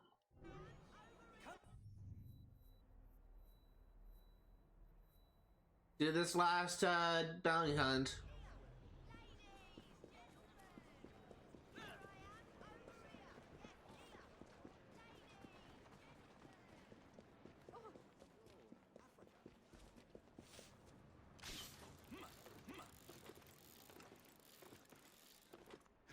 Actually, I have a doctor's appointment coming up in a couple weeks, actually, and that's one of the things I want to try and do is see if I can either like increase the dosage of my medication or get like a more powerful medication to help me sleep. Because I'm really kind of getting tired of the late nights of me just tossing and turning in bed because my medicine just won't kick in.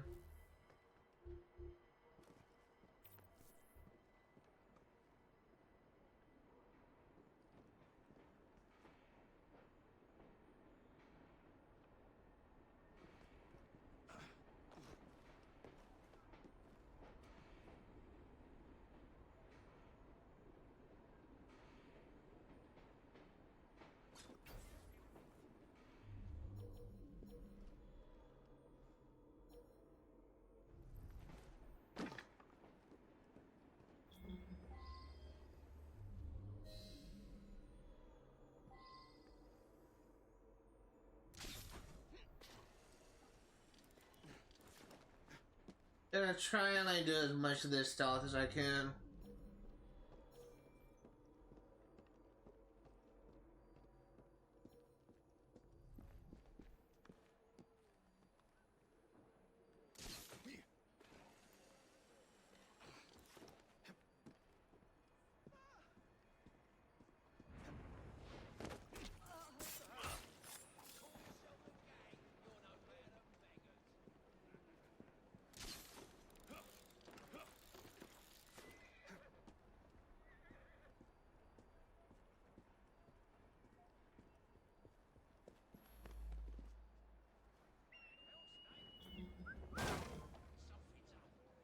Exactly intentional. I was trying to like get on that rope thing above him. Somebody playing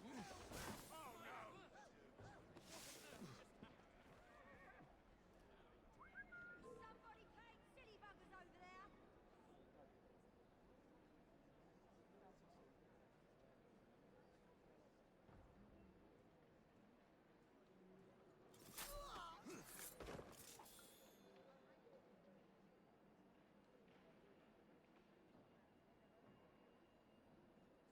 Come on, walk away.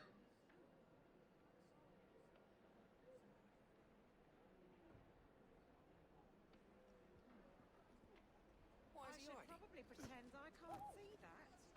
He's gonna get We someone can all killed. see you, laddie.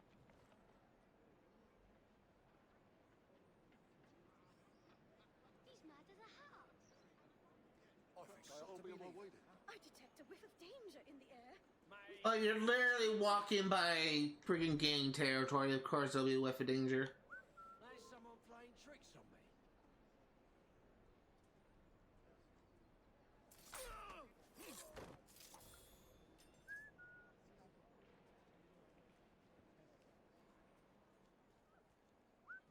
What was that? Let's find out.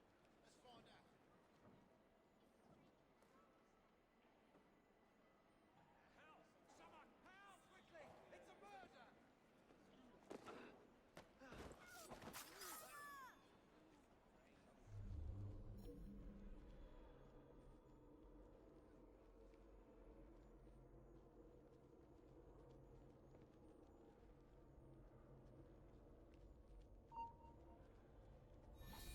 Hey!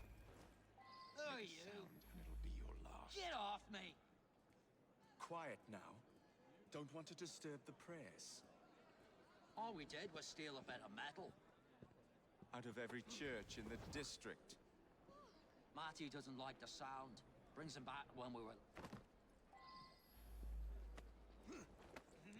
And let's go. Since I didn't trigger any alarms or any alerts, should be able to deliver him with no fuss.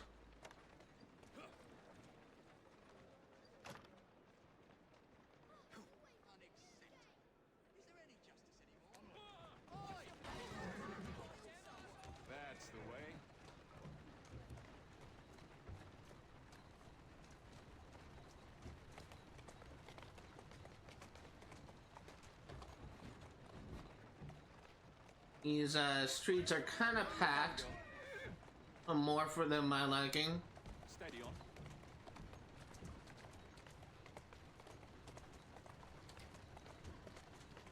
That's a girl.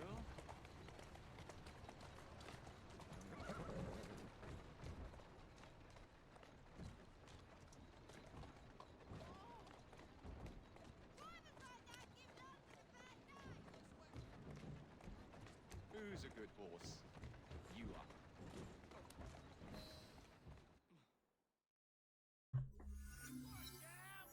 Thank you for bringing him in. Now we have Gang War.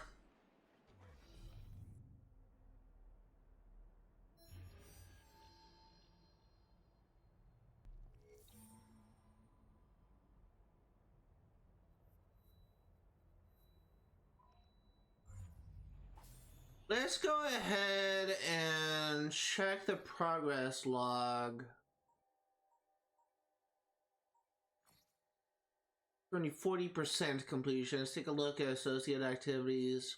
Only have 4 gang strongholds left. Only was at 6 bounty hunts. 3 child liberation. 6 Templar hunts. And 1 that we have currently unlocked, gang war. 3 in total. But we don't have them unlocked yet because we haven't progressed the other districts. Which just really kind of weirds me out. It's kind of, yeah, 1. I guess that's enough.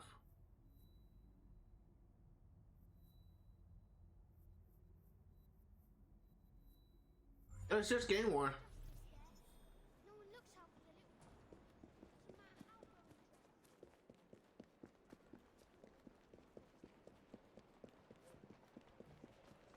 Just got a skill for taking less damage.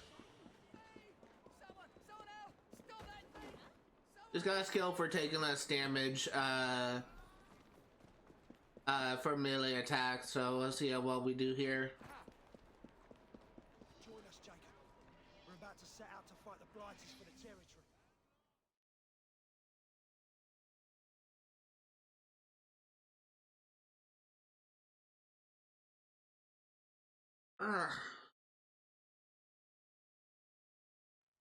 With Miss Nora gone, I'd say your chances of winning the fight have increased. But I'd still keep my eye on those blighters if I were you.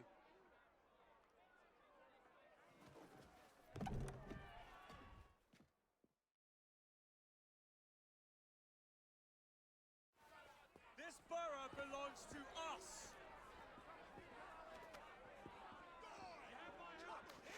The Blighters.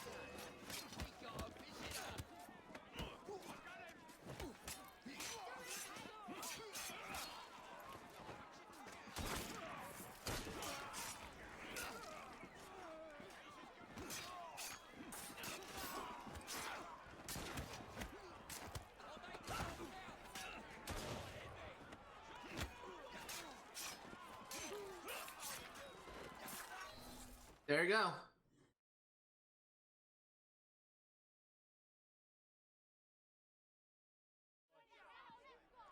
Ladies and gentlemen, we are Jacob and Evie Fry. And as of this moment, you all work for us.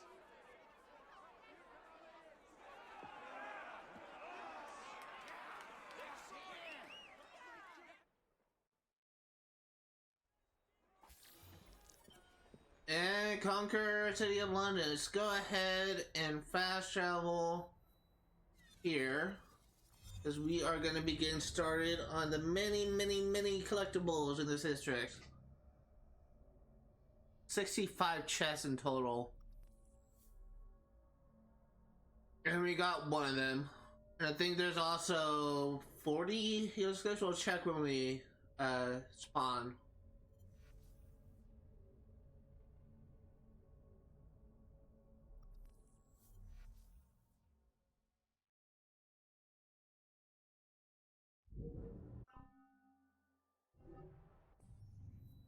We have 30 Helix glitches, 5 beer bottles, 5 locked chests, 65 or really 64 chests, 10 illustrations, 5 pressed flowers, 4 more secrets of London.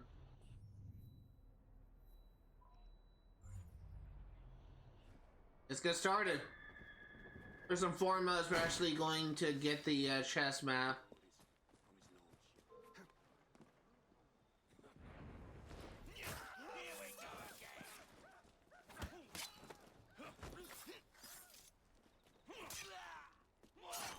I love the kukri so much.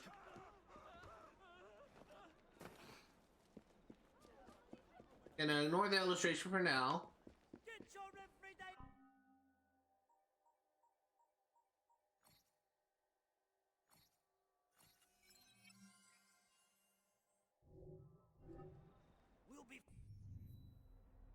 Ooh boy, look at what we have.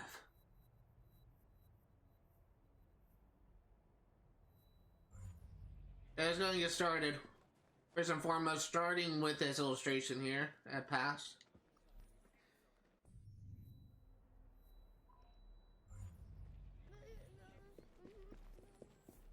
Look no further for everyday wear. So this is probably something that I'm gonna miss the least once we get every thing done in the city. I don't really enjoy doing this collectible thing, mainly because there's so many of them, but it is required for 100% completion, which is why I go for it. Just get in the gazebo. But it's not my favorite thing to do, to focus on in this game.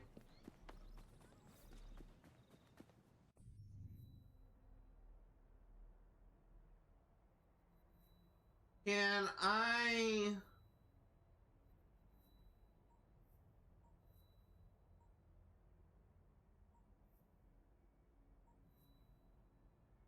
Just say, can I add filters on this? I can just take away the...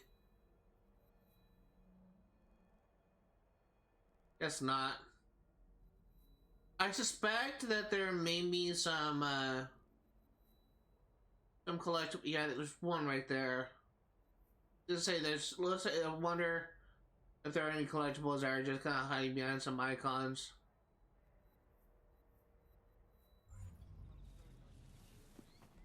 If I could have filters in this, I would probably just go ahead and disable, just kind of hide the missions locations so that they're not blocking anything if they are.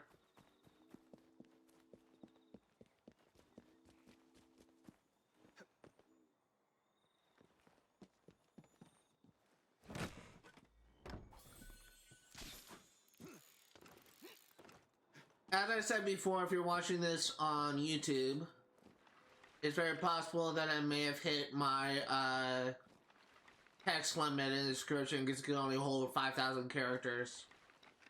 And if that happens, if I do hit my text limit, just look to the pinned comment in the video below, in the description below, and you'll actually see the remainder of the text thing, because I'm not as limited with comments as I am with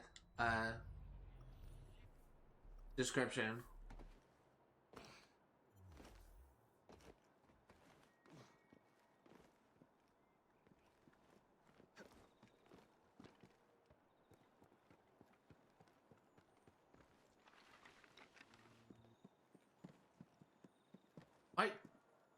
What the? I don't know why I couldn't like go forward. That was weird. What the heck is going on? I can't move to the... Okay. Buggy, I guess? See, now I can move. That's weird. Like, it would not let me, like, walk towards that chest, and then when it did let me walk to the chest, it wouldn't let me move right or left. I don't know if that was a glitch or not, but that was so weird. I've never seen that before. It's like I was hitting invisible walls, except I wasn't.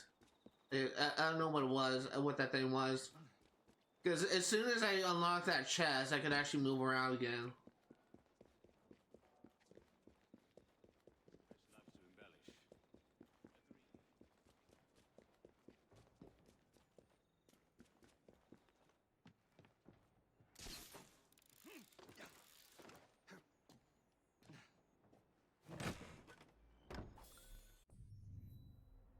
But I think it's kind of funny about the collectible that we're getting right now, which is vintage beer bottles.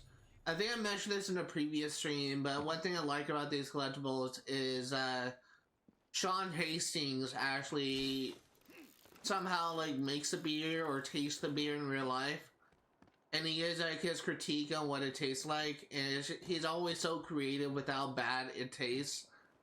And I legitimately wonder if one of these days he's gonna find a beer that he actually likes the taste of.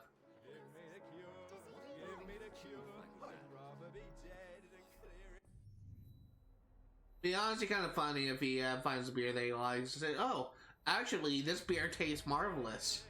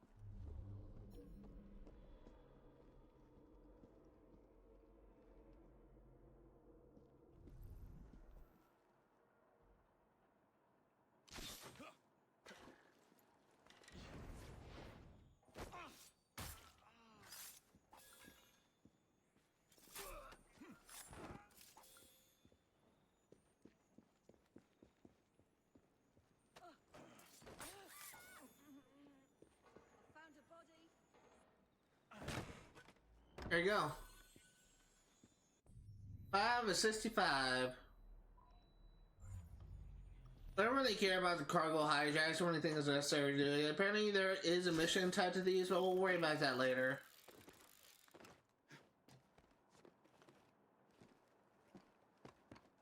I'm not really too concerned with them right now. If you are hurting for money near the end, we still need to get gang upgrades, because you do need to buy every single gang upgrade in order to 100% in order to get part of achievements. So if we do have that happen where we are hurting for money, where we need like money and resources, then we'll just worry about that.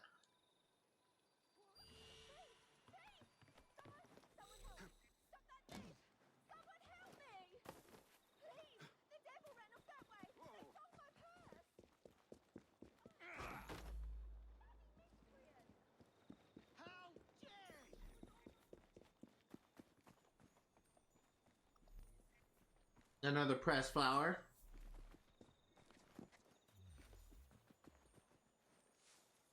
I won't forget this as long as I live. Thank you. 6 of 65.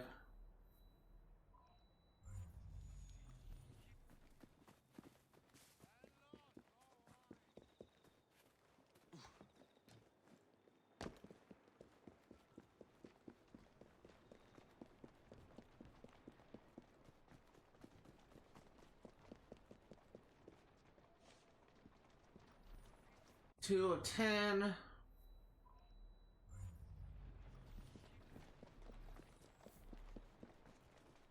What we'll say is, as soon as this district is done, we're gonna be moving on to the story. And I really cannot wait for that. Story is fine. But, the exploration is fine, I should say. But the story is honestly the meat and butter of every single Assassin's Creed game.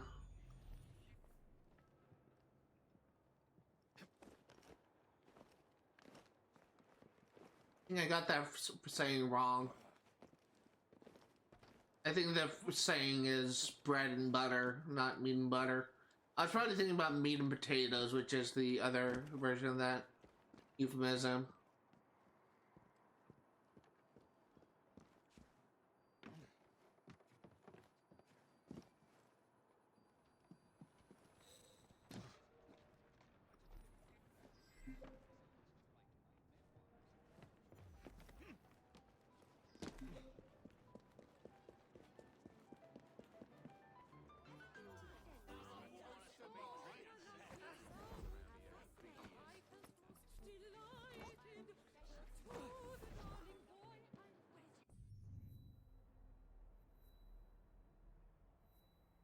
Let's grab this chest. On the wrong way.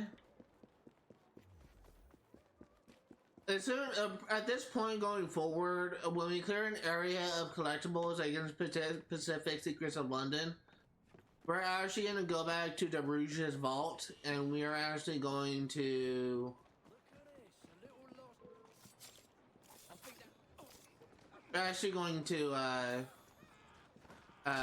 just add more pieces of that and progress it a little bit.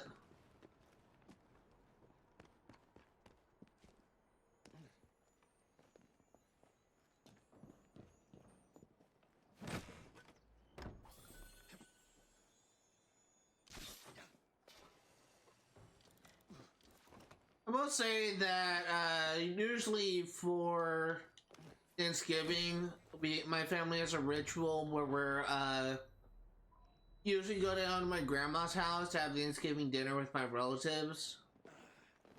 And we did that for every single year for Thanksgiving, as far back as I can remember, but looking like that may not happen this year. It's because my grandmother is showing signs of dementia,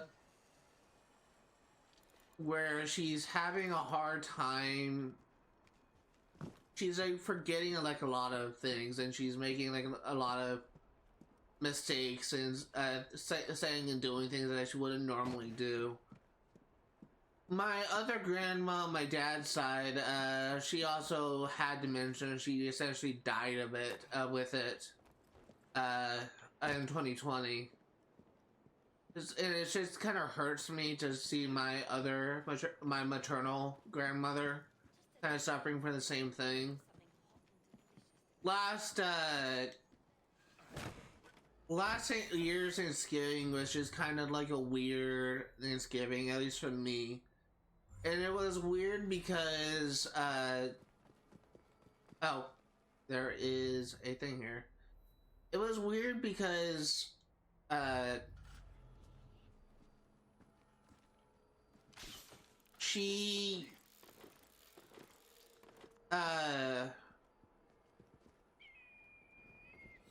there was a moment when, my grandma or maybe my cousin or something had something she was making in the oven, and my grandma, not realizing that the oven was on, was wondering why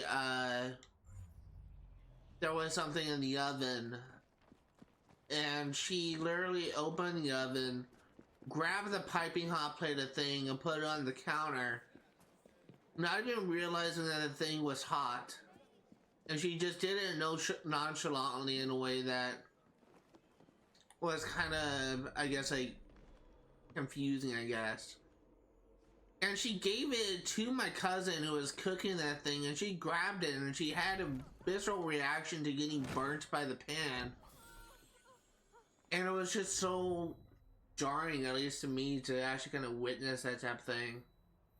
But I've been seeing that, I've been kind of hearing stories of interactions with my grandmother for a while now, where she just constantly just asks the same questions over and over again. She kind of forgets or confuses people's names. Like, if you tell her one day that, like, if I told her one day that I got my story published, which I did, I got my master's project published by my university, and she'll just act all shocked and proud of me and all this kind of stuff. And then the next day I go to her and I tell her the same thing, and she'll treat it like a new information. So it's kind of shocking to kind of experience that. It's kind of shocking to have a family, a relative that is kind of undergoing this type of memory loss situation. And it's honestly kind of terrifying, if I'm going to be honest here, because I kind of have a history of dementia, I have a history of Alzheimer's on both sides of the family. And as a writer who's been writing a novel project for, how do I get up there? I'm writing a novel project since 2018. if I ever get to the point where I start having lapses in my memory, where I actually forget the name of my characters, or actually forget the characters that I have. I don't know how you get that chest. I should forget the characters that I have written. I would honestly be kind of a little bit upset, and I don't know how I would be able to handle trying to get down. I don't know how I'll be able to handle if that were to happen to me in the future, where I just straight up just forget like certain like things that I consider to be very important to me. What's that all about? I guess there's really like nothing I can really do like in relation to my family other than to support my family whenever it kind of happens to them. I counted 10. Me head if we're short. It's just I kind of wish that there's something that could be done to kind of prevent that thing in the future. Oh, here it is. Because to my knowledge, even though like dementia is technically treatable, to my knowledge, it's not like you can just outright cure it. It's not like you can take a medication and just cure it. Dementia and Alzheimer's isn't something that is gotten rid of like really relatively easily.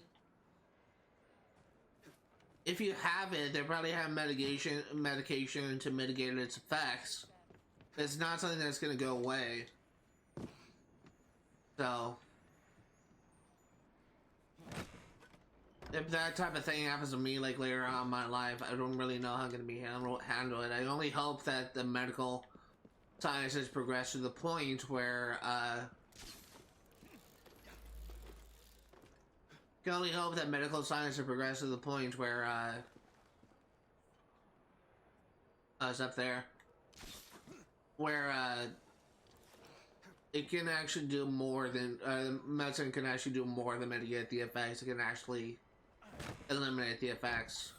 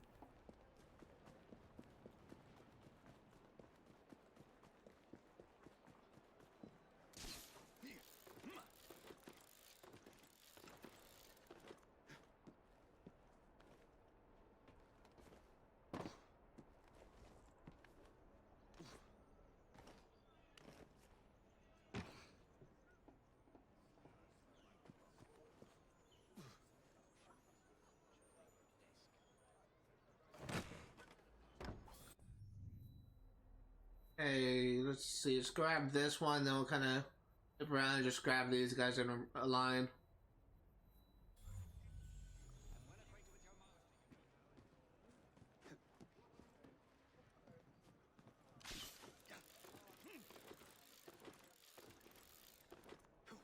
Been kind of watching like other different like YouTubers and well, really just kind of like YouTube videos focusing on critiques in general. And it's actually been kind of fascinating to hear like different opinions they say for games like Assassin's Creed Syndicate. There are some like opinions I agree with, but there are some opinions I disagree with as well. Before this stream, I was actually watching a video by this YouTuber named JV, who was kind of giving his review of Assassin's Creed Mirage. I absolutely love Mirage as a game.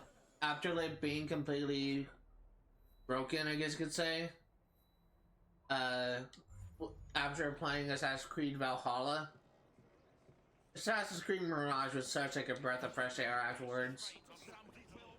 And there's kind of some misconceptions about that game. Like there's some people that wrongfully just claim that it has hardcore like Assassin's Creed Unity.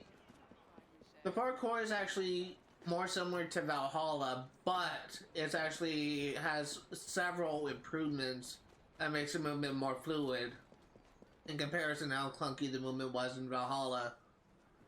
And the other thing is, a lot of people actually a lot of people just kind of, how do I phrase this? Let me just go and say this. A lot of people kind of like assume that Assassin's Creed Mirage is kind of meant to be like a completely separate experience than Valhalla, which at some points it kind of is, but there's also a lot of similarities to that game as well, which is understandable because Assassin's Creed Mirage was actually intended to be a DLC of Valhalla before they made it its own game.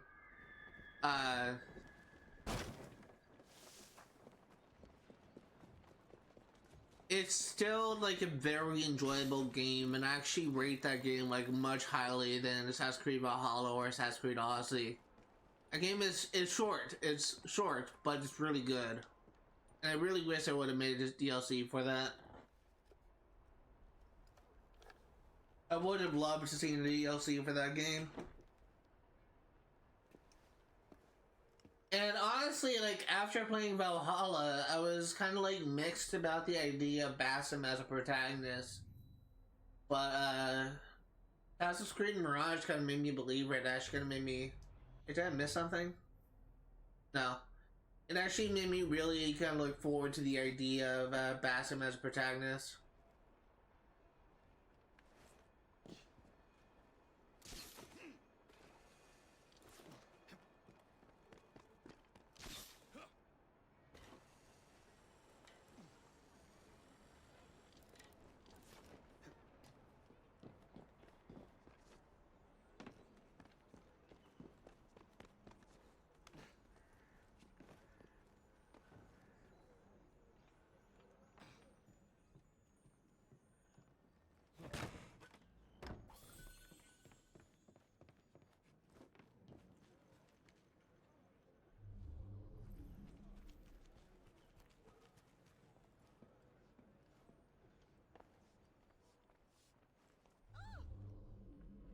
Got tricked by the logs again. Where's his chest?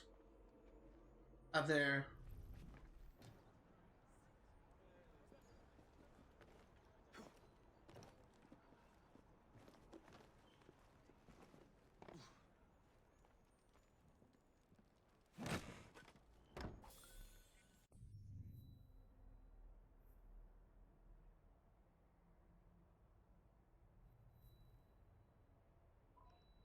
And grab this and this chest.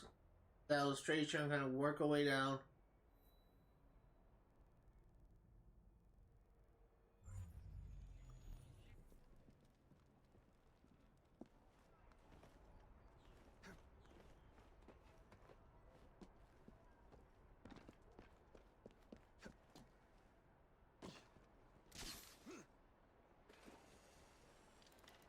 A lot of people, I keep on like hearing like a lot of criticism about this game, about like a lot of people not liking the zipline launcher, and meanwhile I've been using it like every chance I get because it's fun, at least for me. I guess I'm just kind of like the atypical Assassin's Creed player. I can find things to enjoy about like almost every single Assassin's Creed game. And there are some things I like for Valhalla, for another example. But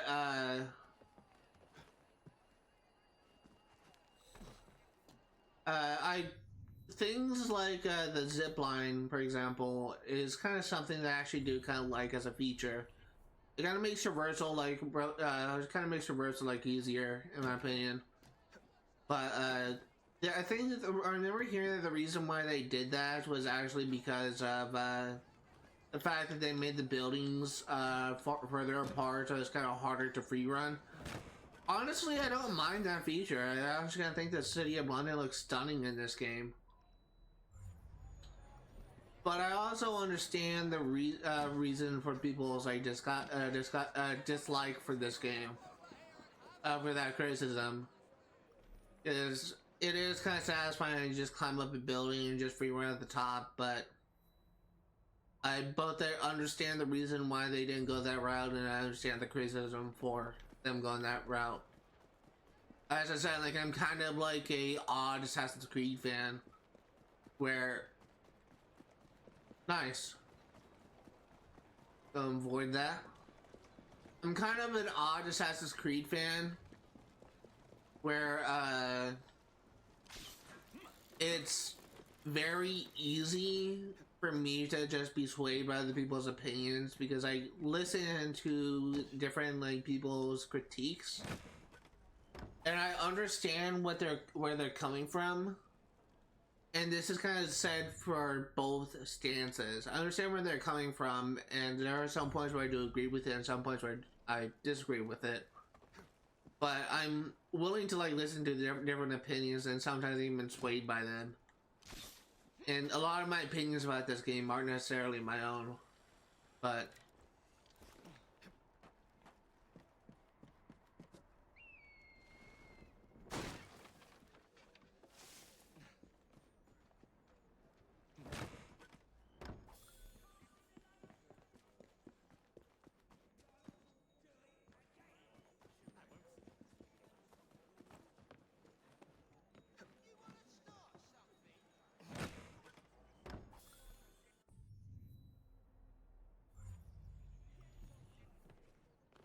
like Valhalla is kind of one of those games where a lot of people actually kind of criticize it, but I actually really enjoy this game. I'm one of the few people that actually kind of thinks that the banter with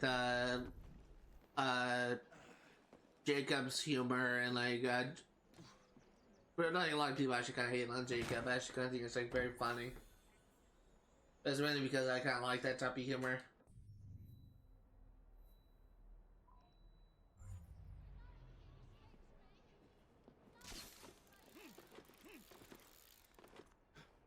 For some games, though, there are some things that I will just outright state that there are some things about it that I absolutely despise. And,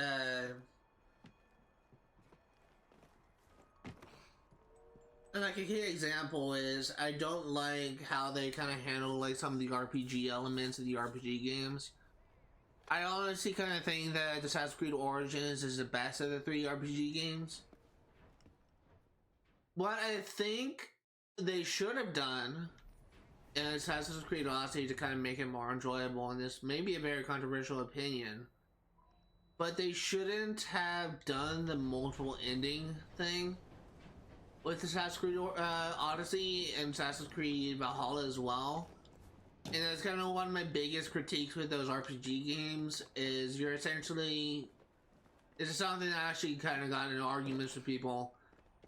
You're using the animus to effectively relive history.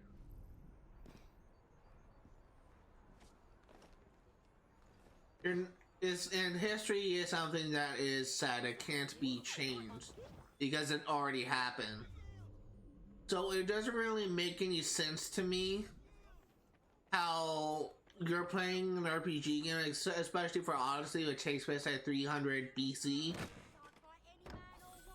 It doesn't make sense how there could be multiple endings for that game, and I really think that it would have been so much more enjoyable, at least for me, if they didn't do the multiple ending thing at all, and instead they kind of did a more set story. I don't really mind the dialogue options that some people have. I actually kind of think the dialogue options are kind of interesting and does kind of add some personality between like Alexios or Cassandra in the case of Valhalla Eivor. What I do have a problem with is I do think that it would be more enjoyable if it was kind of more of a situation of your choices don't matter, where you can make as many like questionable decisions as you want.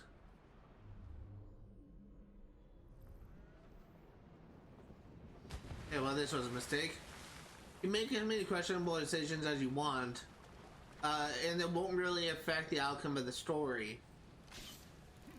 I think that would have been like a much better design choice than what we got instead. And it would have kind of maintained like the lore of the Animus like relatively intact. But what we got instead was just something that was just kind of disappointing.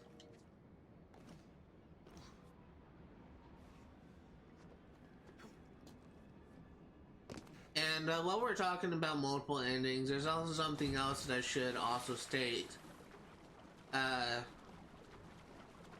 Is again not the way I need to go.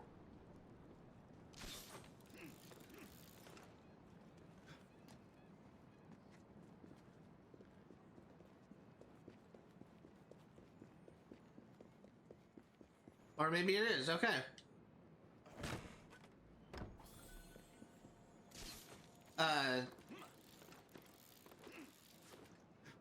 They are kind of like very liberal. Because the rules of the Animus was essentially established and kind of set in stone in Assassin's Creed. Oh shit, don't kill me, don't kill me, don't kill me, fuck you. The rules of the Animus was essentially established in Assassin's Creed 2, and they do kind of make an explanation that Layla's Animus works differently because of tweaks they made. But as far as I can tell, the only difference between her Animus and the Animus that the other characters use is you don't need... You can literally just take the DNA of a deceased individual, which is what she's been doing, to relive their memories, and you don't necessarily need like DNA of the descendants to relive the memories of the deceased. And that's something that I thought was kind of interesting, but they kind of... It's something very questionable where they kind of use it as excuse for why the RPG mechanics works. And I don't think that using the Animus as a reason why it works is a good reasoning for it.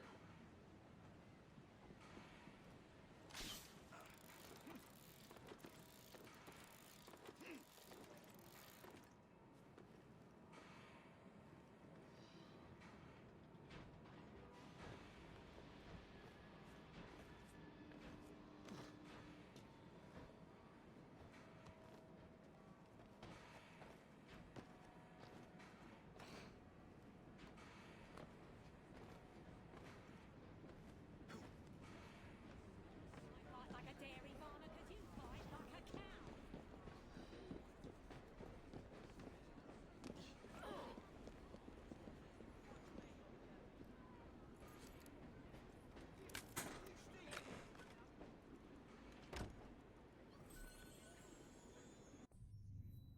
Yeah, a new brass knuckles is nice.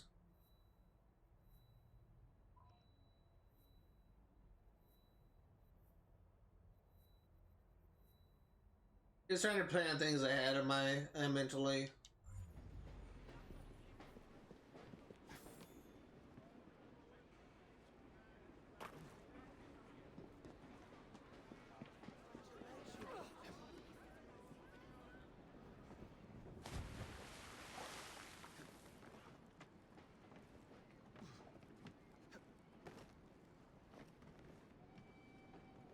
We are kind of running a little bit out of time. We got like an hour and 30 minutes before I'm going to be ending the stream. Hopefully I'll have enough time to Business District. If not, we'll save it for next time. This is a pretty big, like, collectible heavy district, and we are only like approaching halfway.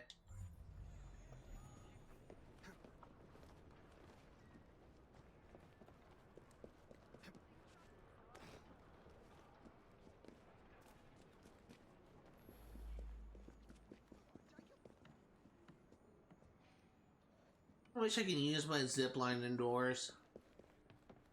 Let me see an option too.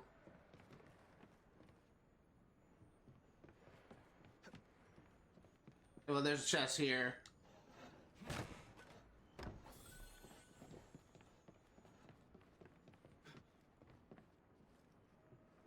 Another chest?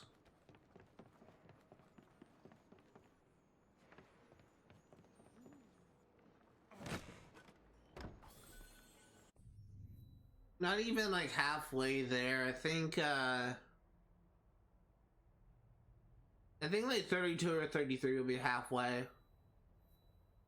Kind of like a weird number. 65 is. It's technically a round number, but it's like divisible by 5, and that's not like a thing that can be evenly split.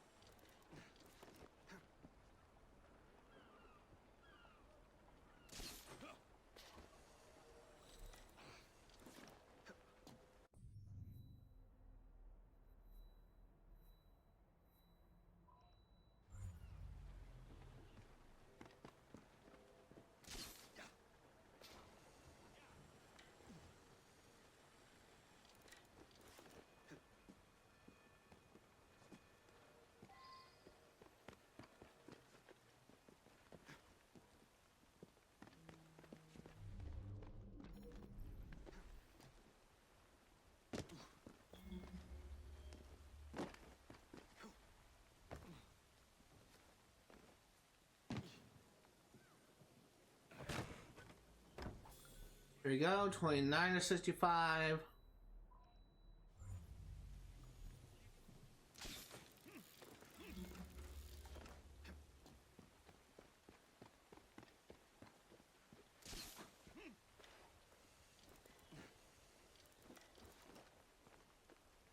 Hopefully I can do a leap of faith off of this.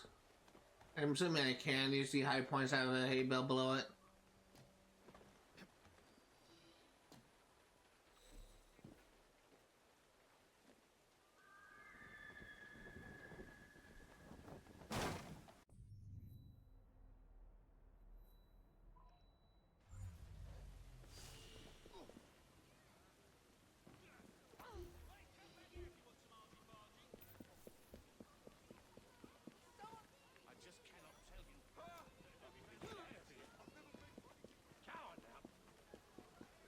Very business. Who's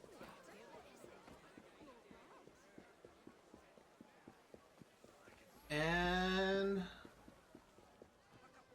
there you go. Have a 10. Head north, further north, and grab these guys, and we'll. You know what? We'll kind of go up to here, and then we'll kind of work our way down because it kind of has like a lot of collectibles in it.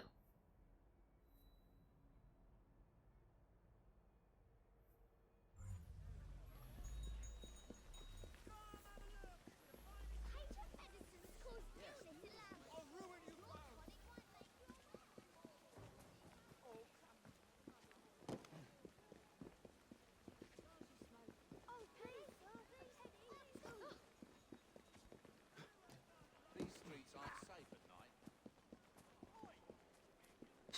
night. Okay. Got the sniffles. I've been having kind of like a stuffy nose like for a while. I'm honestly gonna hope you're not coming down or something. It's usually kind of how it starts. Have the sniffles or the persistent cough.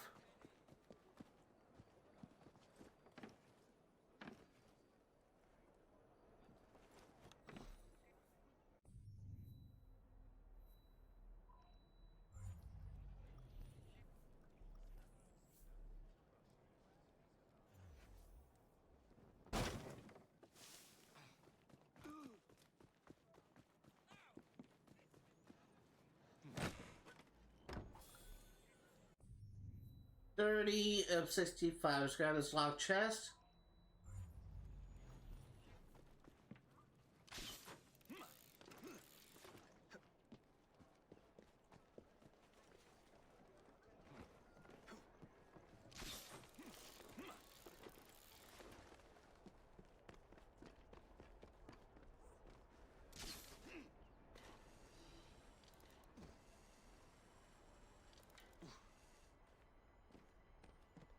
And it's gonna loot up. See what we get here.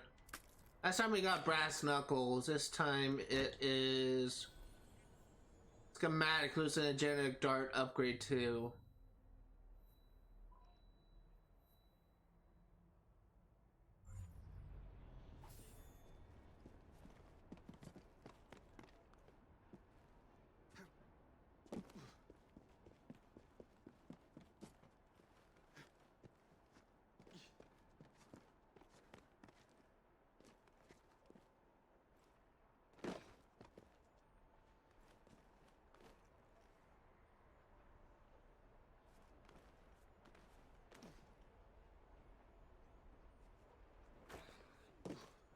That was a weird fall.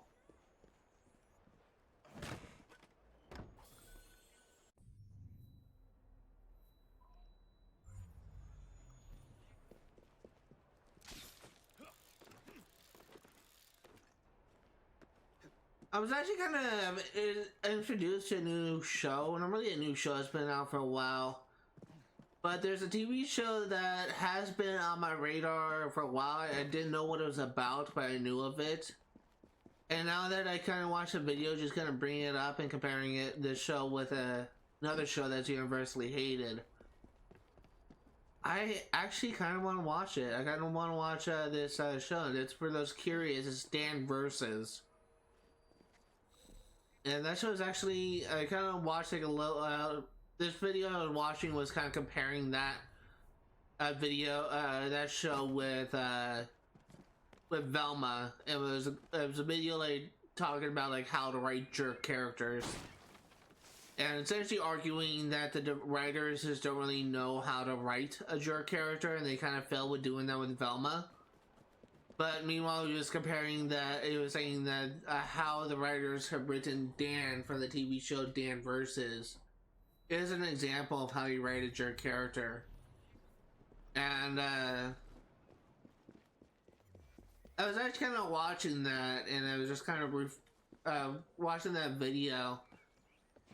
And I was kind of reminded of a character from my own story, which I'll be kind of presumably just reading like the first introduction of him, and on Thursday's live stream when I'm going to be reading and dissecting my own work. And I'm actually, this guy just kind of brought up like how you write like a jerk character that's actually likable, essentially. And it really kind of made me reflect on like my own character, and I just kept on like hearing his points like about like how you write a jerk character. Say, oh wow, I actually do that. I'm actually writing a jerk character correctly. And basically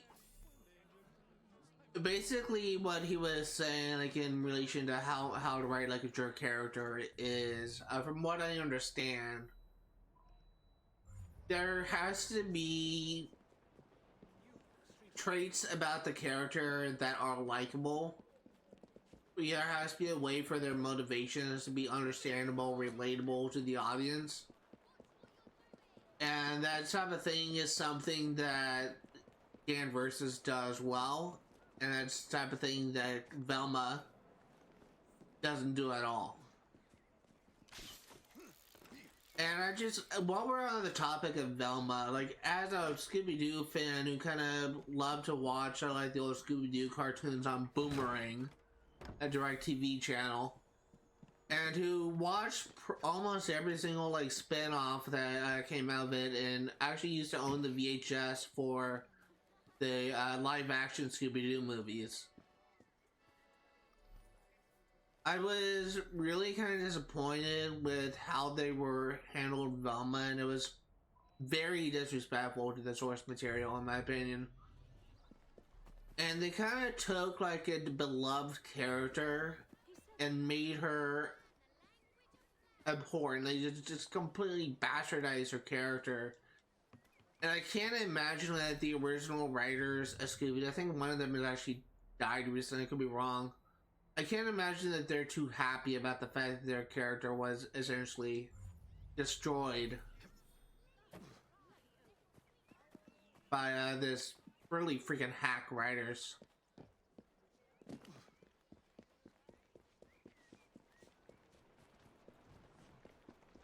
And as a writer myself, I honestly can think of like different like story outcomes, different like story things, like different character portrayals that I could have done instead of what they did with Velma. It probably would have been like a much better show, and Velma would have actually been much more likable character.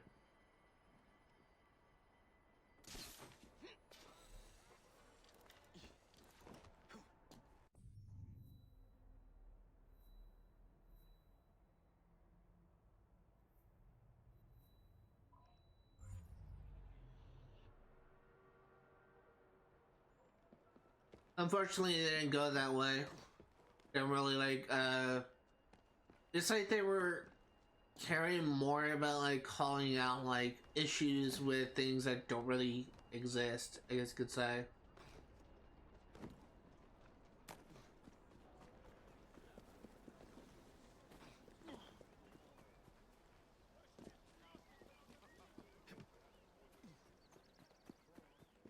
And one of the things that they often kind of bring up, like especially in relation to Fred, is the concept of white privilege and the fact that apparently that the wealthy can essentially get away with anything because they're rich, which is something that can happen in real life. Like oftentimes people with money and influence are able to kind of make certain things disappear, but at the same time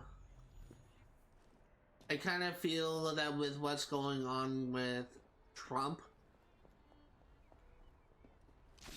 I kind of feel that kind of thing may be going away soon.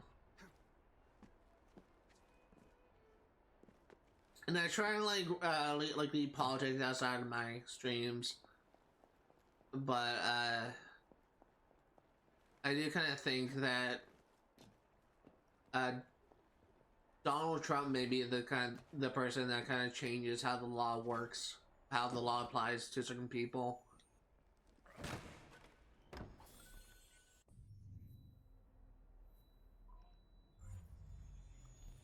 Again, that may be very controversial to say because it's like related to like a semi-political figure, but it is something that I kind of feel may change. And I say semi-political figure because I don't really kind of, despite like Donald Trump being a former president, I don't really kind of see him as sort of like a political figure. He's still like a essentially like a B-list celebrity / businessman.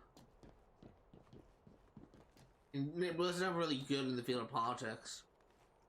Just kind of had like a charismatic presence, fortunately.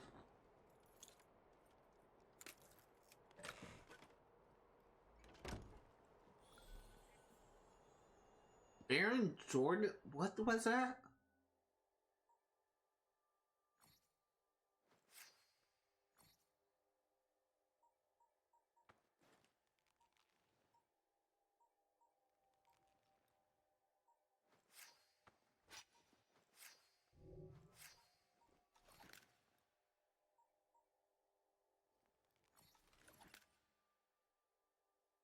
I got something like Baron Jordan is something finery.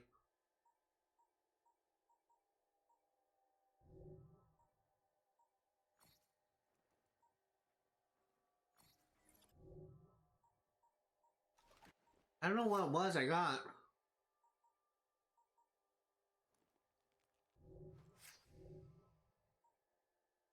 I got something.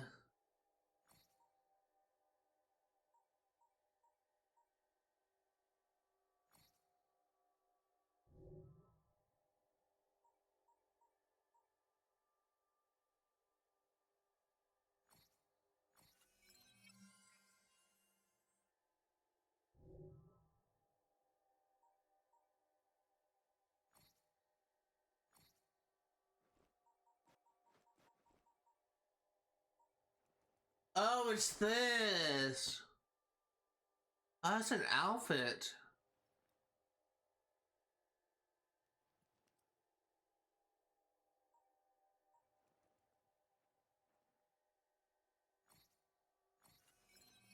Sure, we can get like a different look.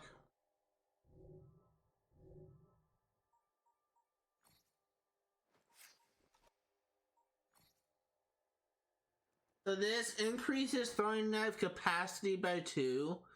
Increase dart capacity, increase smoke bomb capacity, increase rotate bomb capacity. Honestly, that looks really good. That color scheme. See if there's anything better we can put on.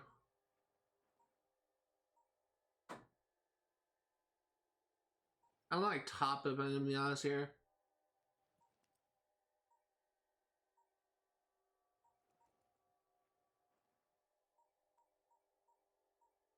It would honestly be so nice if I had crimson. That's probably gonna be my like go-to color if I'm gonna be honest here. I like crimson a lot as a color scheme, like red and black. I'll leave it as blue for now.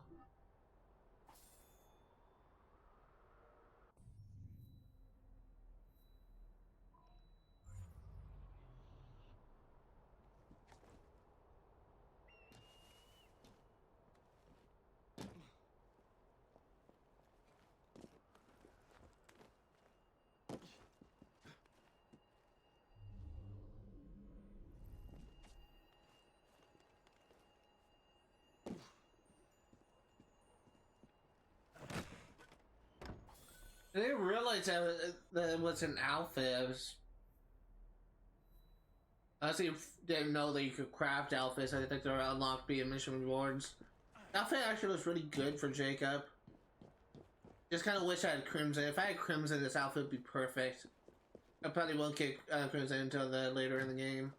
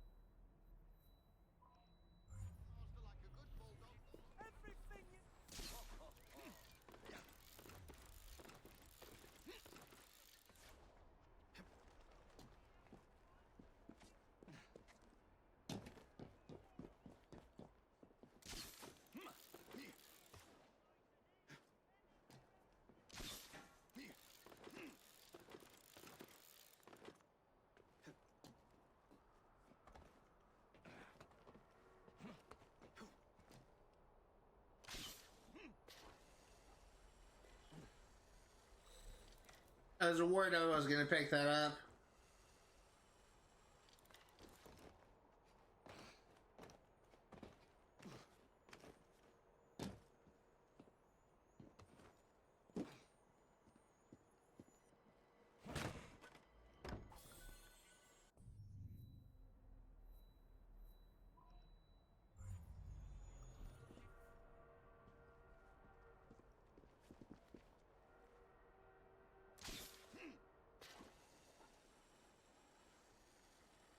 One thing that always kind of gets me is just kind of how these assassins typically just kind of zipline, like using their bare hands. If I were to do that, I will fucking lose my hands. I swear to God, like the rope will just burn right through my hand, just cut my hand into right at the fingers joints. God, the amount of rope burn these guys may have is just insane. Even with gloves, I can't imagine like it feels pleasant if you do that too many times.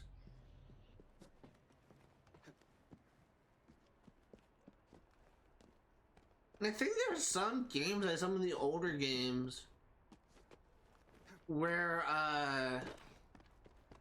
we use a zipline. I think I remember that there was one game like where an assassin like uses a gun or something, or another game where he uses a sword. I may be completely misremembering, or maybe confusing it with a different game. Probably confusing with different games. Zipline isn't really like that entirely common.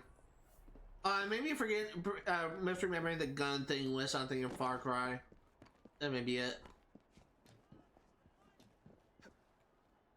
I like doing it with your bare hands, like even if you have a glove on. I feel that would hurt. And I know it would hurt if you do it with their bare hands.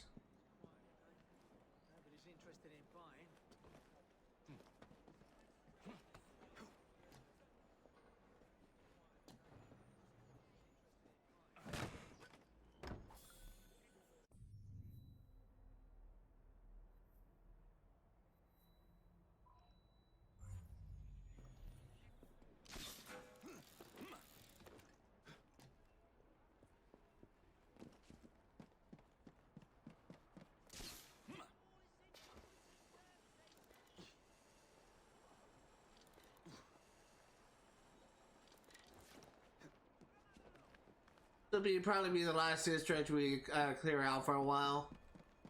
Depending on where the missions take us. I kind of want to focus more on the story after this is done. Although if we have a mission that takes us to the Strand, we'll just go ahead and clear that out.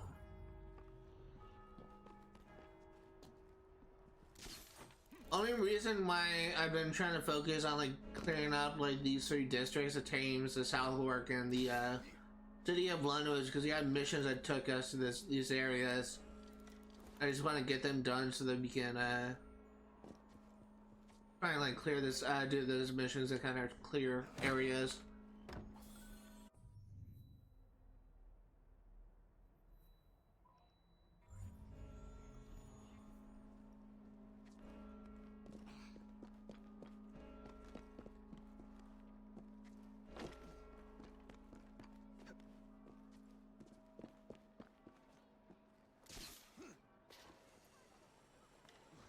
Solicitors.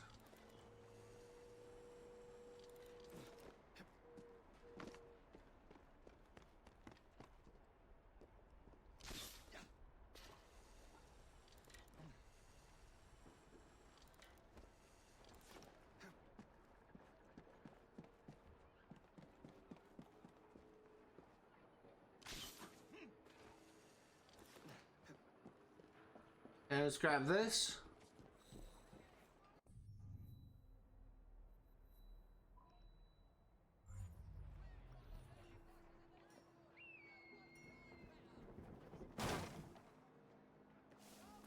I remember watching like this sort of very old like game theory videos back before the RPG series probably even thought of.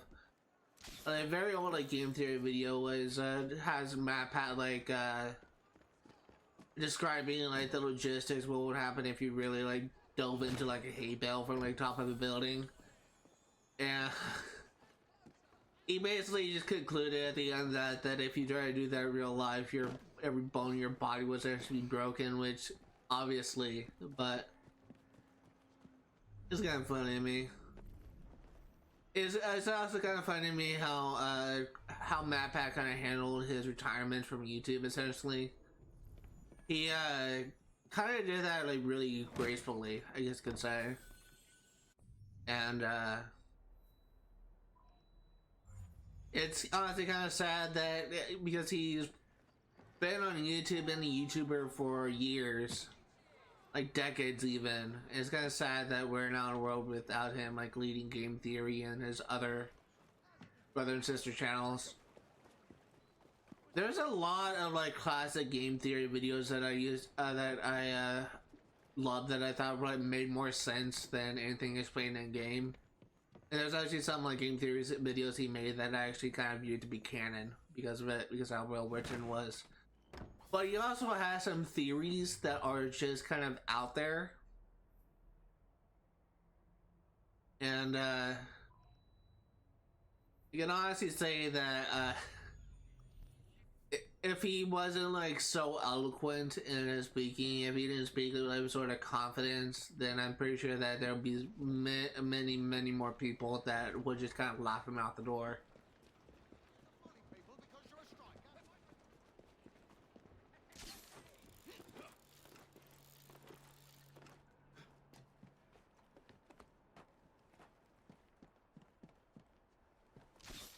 My YouTube channel, I don't know if I mentioned this, I probably did on Friday's stream, but I forgot.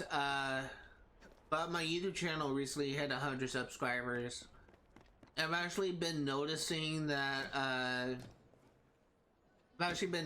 some of my content has actually been being watched more by more people. And I just wanted to kind of clarify that how YouTube's threshold for essentially breaching affiliate, like the equivalent of affiliate, which is partner, and Twitch's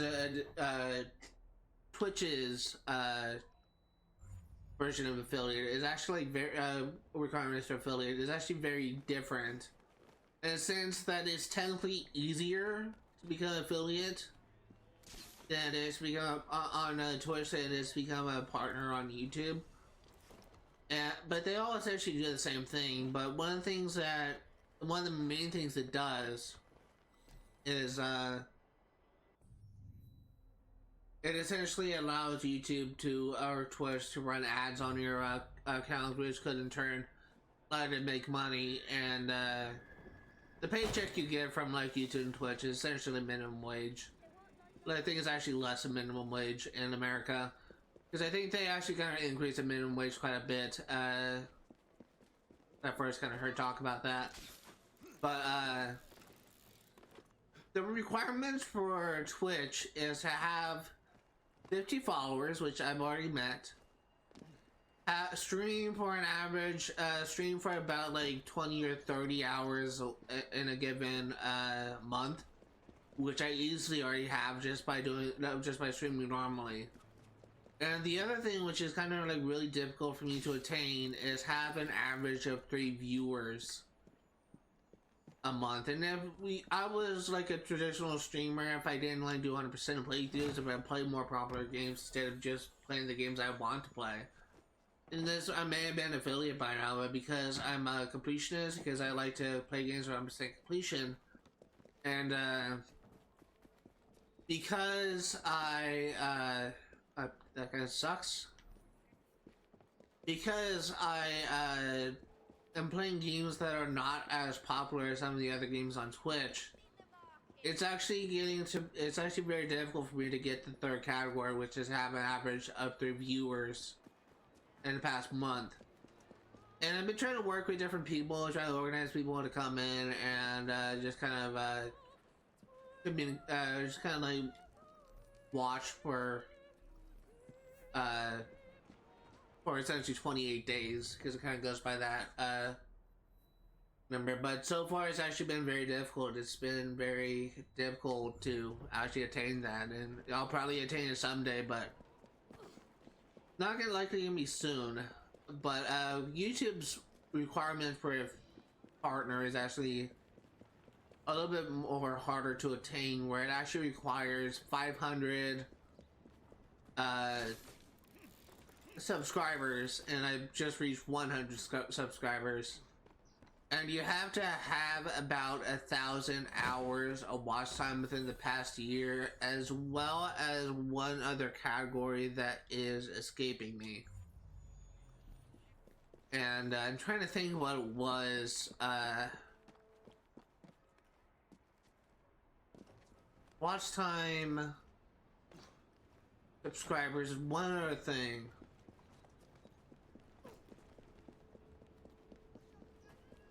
I think the other thing was related to views, but I can't remember how many views you needed for partner.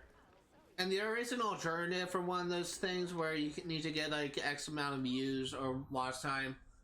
I think it's views for YouTube Shorts, but I don't plan on using YouTube Shorts, so.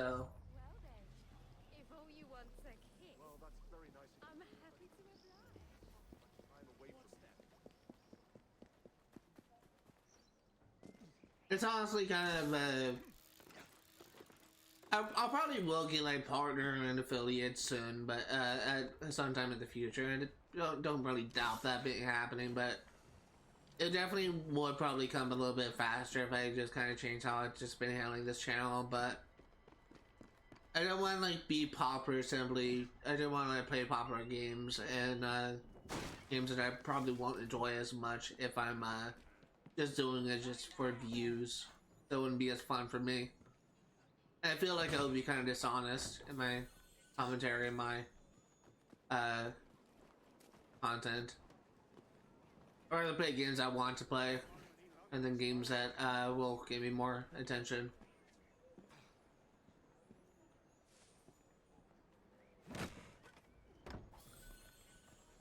Which is definitely probably not like an advised thing, but it is something that I have been handling. I honestly don't really care as much. Like I'm more than willing to like do this type of thing for decades at this moment, and so long as I'm completing games that I just never finished.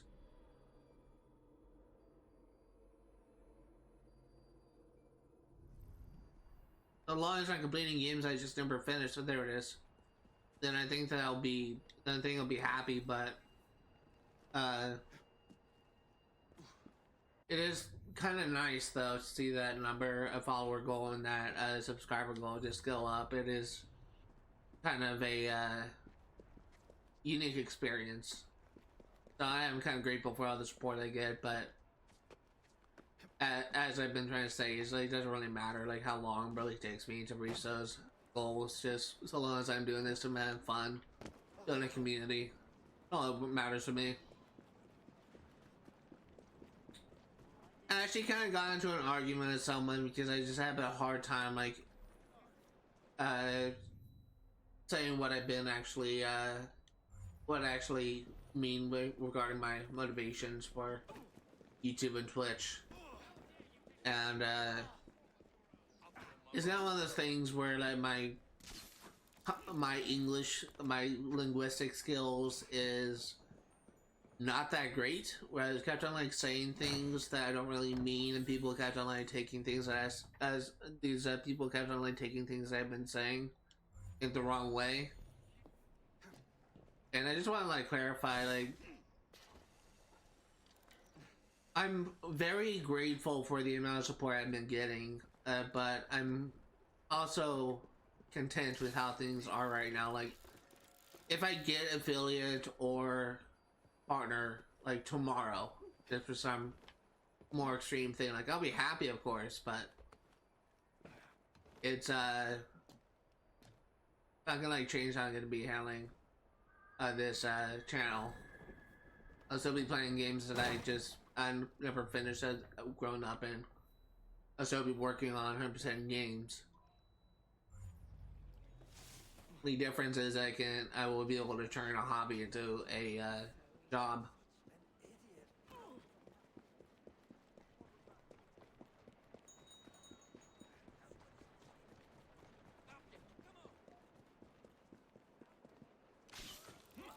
And honestly, I'll probably be published on with my first book before I get before I reach an affiliate or a partner on Twitch. And when that happens, I imagine that people reading my book are just gonna see that I have a Twitch channel and YouTube channel, and I may like get attention that way a little bit faster.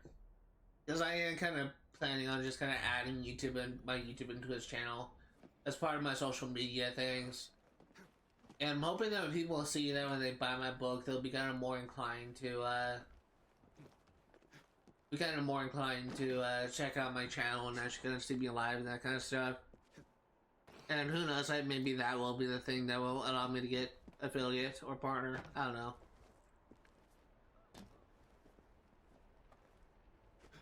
It's also very possible that my first book will essentially flop and won't get like that much attention, but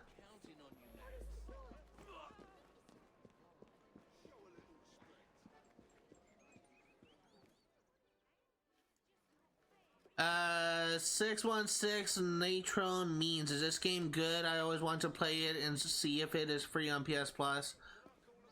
It's, if you are a fan of the Saints Row games, and this game actually kind of has the things you will enjoy. It essentially focuses a lot on gang takeover. But if you're also a fan of the Assassin's Creed series, and this will also does kind of have some elements you may enjoy from that. It's a little bit different than a traditional Assassin's Creed game, simply because of the gang takeover missions. But it's still like an enjoyable experience, at least for me, anyway. There are some problems I have with this game, but it's definitely been mostly positive for me.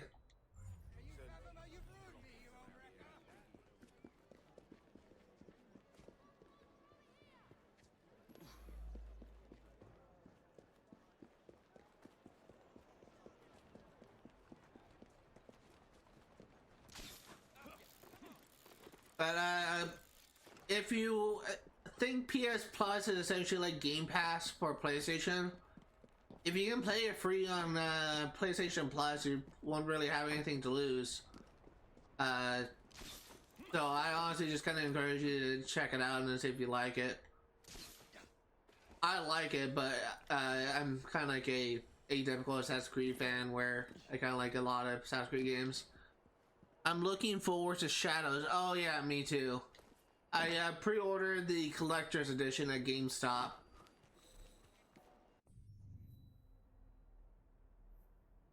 Really excited for Shadows.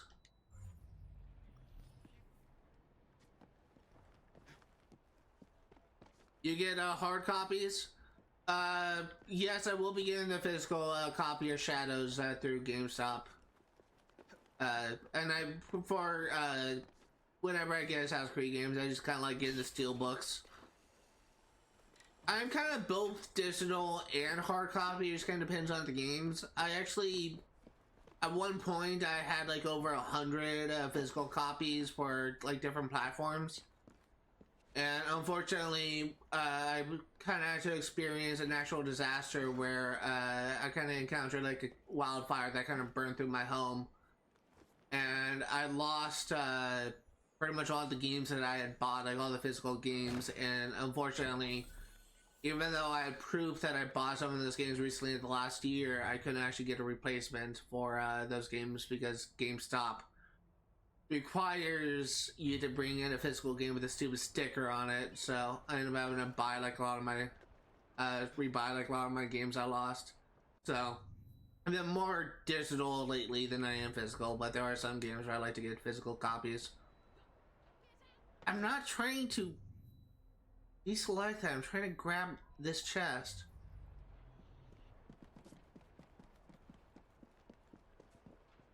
Yeah, I was homeless for 2 months before I finally got a new home. But it was definitely just kind of made me just kind of appreciate the importance of having digital games, because you really can't really lose a digital game, because it just kind of saved to your console essentially. But it was definitely something that I unfortunately had to experience.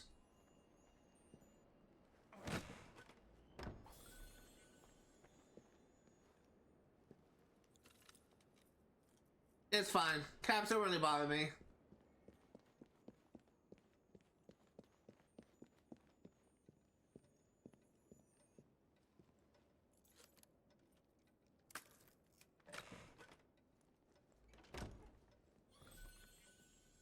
Got a Chimera Gauntlet schematic.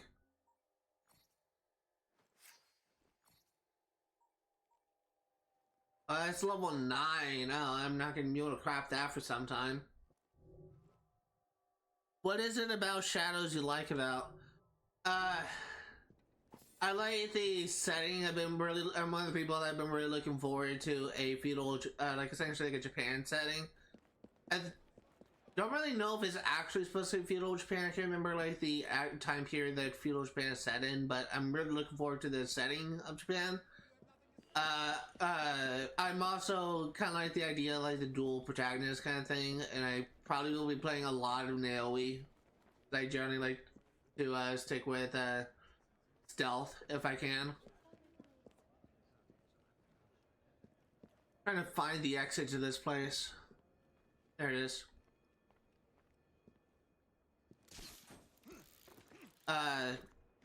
Both have different playstyles. Yeah, I feel like that because of the fact that the RPG series kind of included like a different type of fan base. Like a lot of people like the RPG games because they can literally just get embroiled into like a large conflict and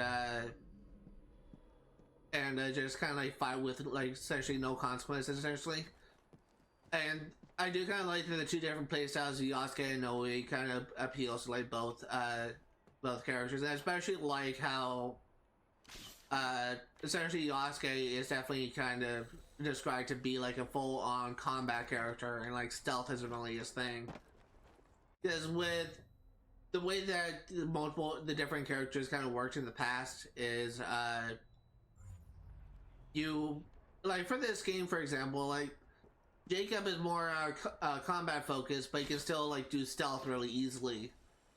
And that's typically how like dual characters work in Assassin's Creed games in general, where both characters can like do stealth and combat are relatively the same, place with no difference. I do kind of like how they kind of added like the difference with Yasuke and Naomi.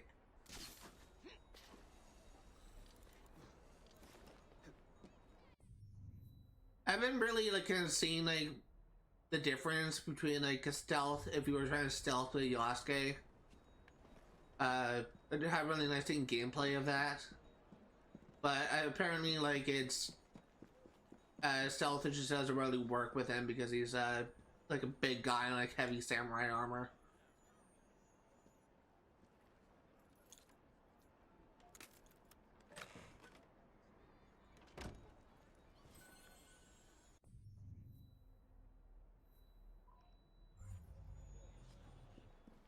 This is a golden lion cane sword. I'm running out of time here. I think I may have enough time to clear out this remainder of the district.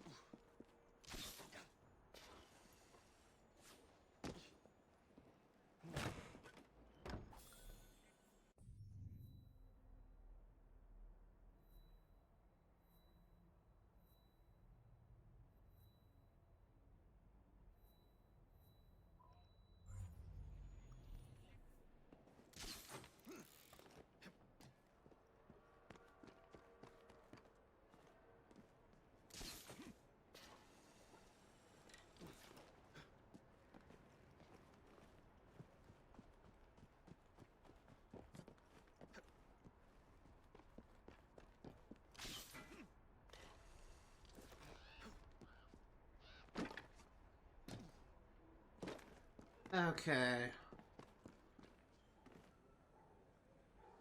Where is this?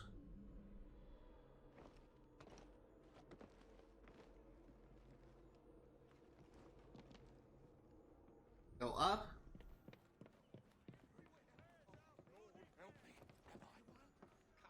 One thing I will say about Shadow is I kind of hate the negative press it's been getting with certain circles.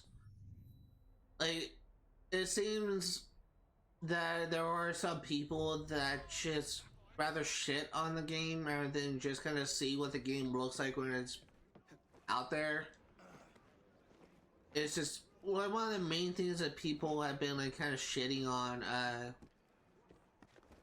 like Shadows. It's something that I don't even really agree with. I don't really think is really warranted, which is the fact that people are still mad about Yasuke being a playable character.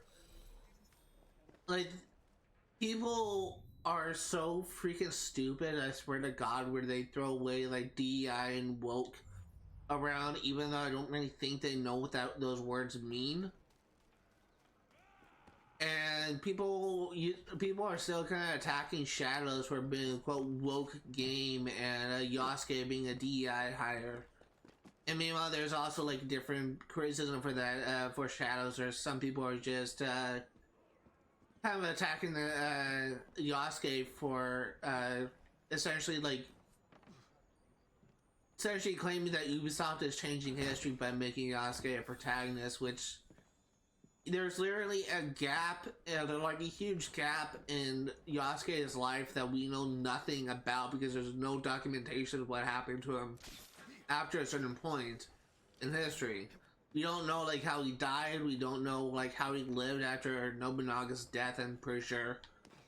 So it's really kind of sucks that people are just acting as if like Ubisoft is changing history or something by making like Yasuke like an entity of the assassins, and it's so dumb to me. Like, it's like we know nothing about what Yasuke did in his life after a certain point. Like, he just kind of disappeared off the face of the earth. There's no documentation of him at all after a certain point in history. So it could be entirely possible that he, like, and it's just, I honestly kind of think it would be kind of understandable for him to like have a role as a assassin in this game, because we don't know what happened to him after some more in history. So it's honestly completely understandable to me, but people just get offended over very minor things. It's honestly so dumb to me. Like, I'm so tired of this culture war bullshit that's been going on in really primarily America for the past, missed that one. For the past, like, I don't know, like 5 or 8 years. It's just so dumb, and it makes no sense to me why people just get all butthurt about like certain thing. Like, if they don't like something, if they don't like how a movie or TV show is like incorporating certain thing, oh, it's woke. Oh, this movie decided to have like a black character play the lead role. Oh, it's DUI hire. It's so fucking stupid how people just think. Like, really wish that this type of discourse would just fade with time, but it's just not looking like it's going away anytime soon, which is just a damn shame.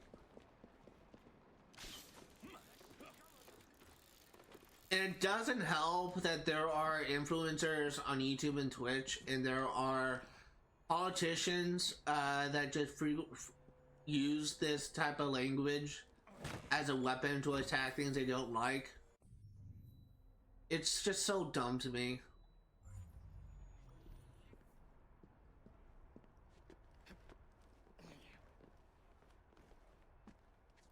In case in point, like the Florida governor Ron DeSantis, like literally suing Disney, actually suing Disney for quote unquote being woke. And he ended up like dropping that lawsuit entirely because he realized that he wasn't gonna win it. And what a freaking scumbag.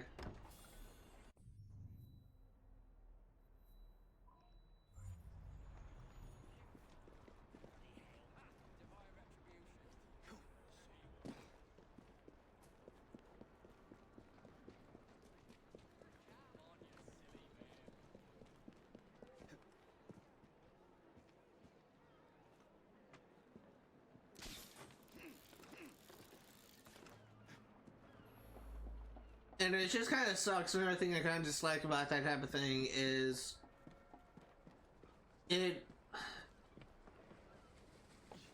this type of like commentary, this type of like attack, I guess you could say, it's painting like an unjust negative press, and people are freely like hating on something because of something that doesn't really exist. Really kind of a shame.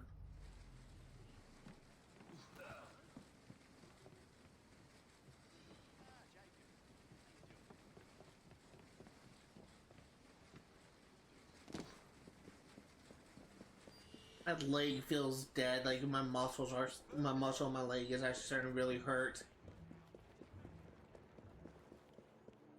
Gonna be ending the stream soon.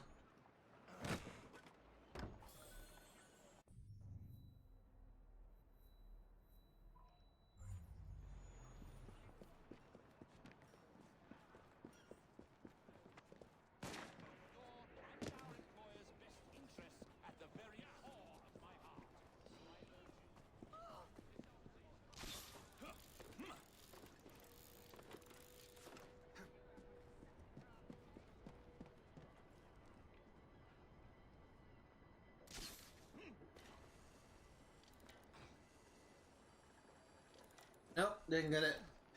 A little bit.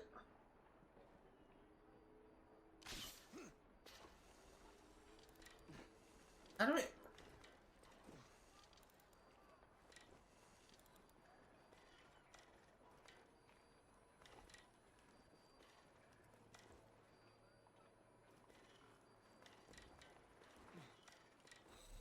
There we go, finally got that. It's kind of tricky.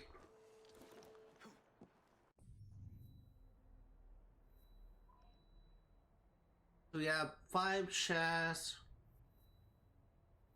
Okay. You have 4 animus fragments. Just want to make sure there's nothing hiding under here. Okay. And one beer bottle, which is up there. I can see it right now. Okay, so nothing is in there.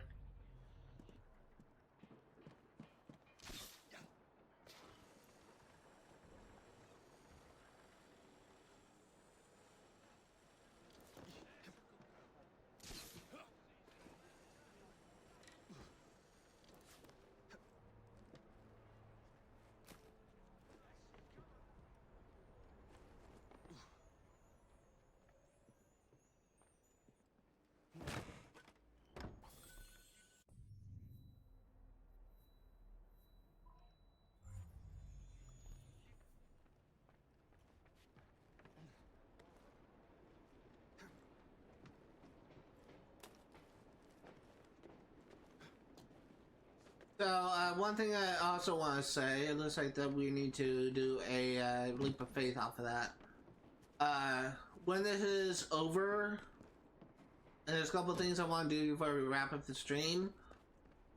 One of them is, I want to, do gang upgrades. I want to drop off the new, memory box, whatever they're called.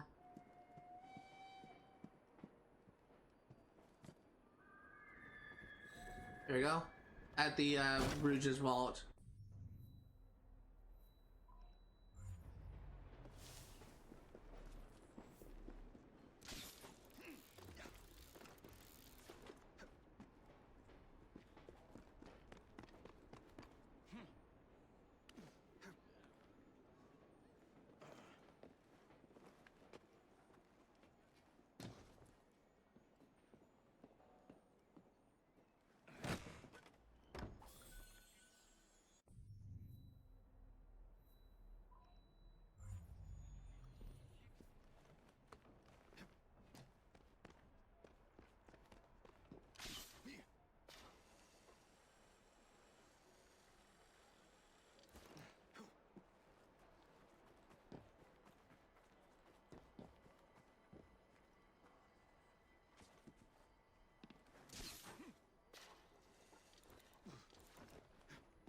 Trying to get up here. Need to get on top of this building, I think, to grab this.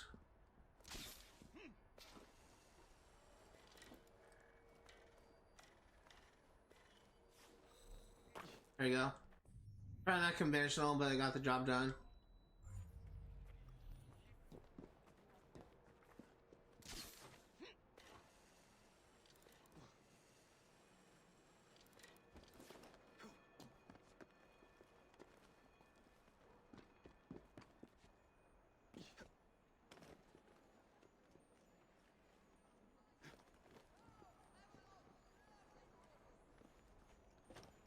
Okay, drop down.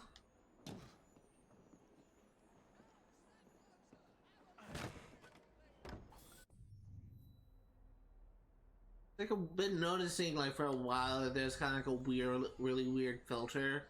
Like what I'm seeing in game on my TV looks a little bit different than what I'm seeing on stream.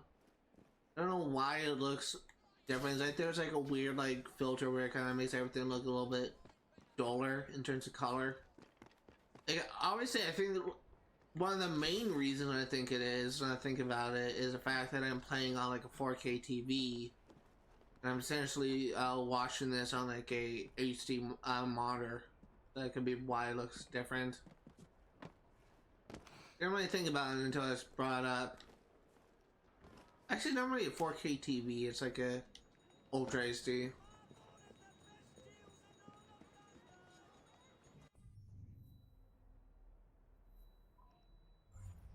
Need to get a 4K TV. I've been wanting to get one for a while because they would allow me to essentially play this play Xbox Series X like the best settings. I'm currently like not really doing that right now, but not really a big deal.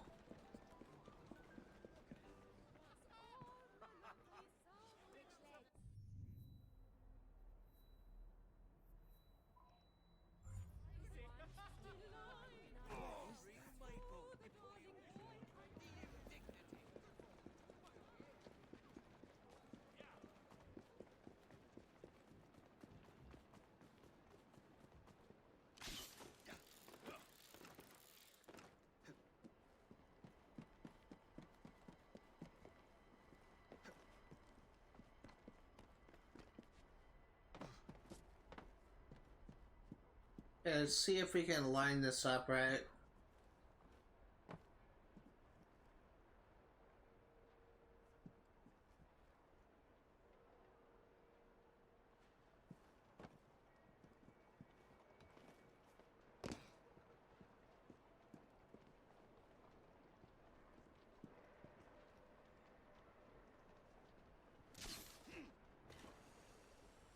Looks like it's just right.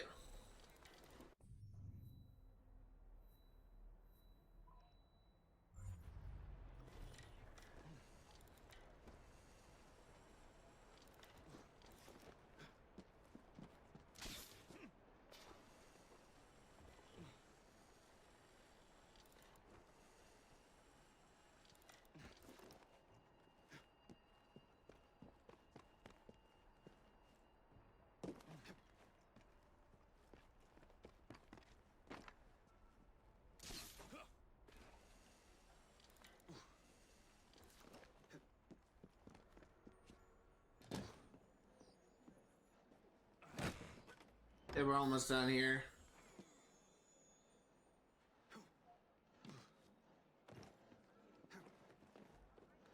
Almost done.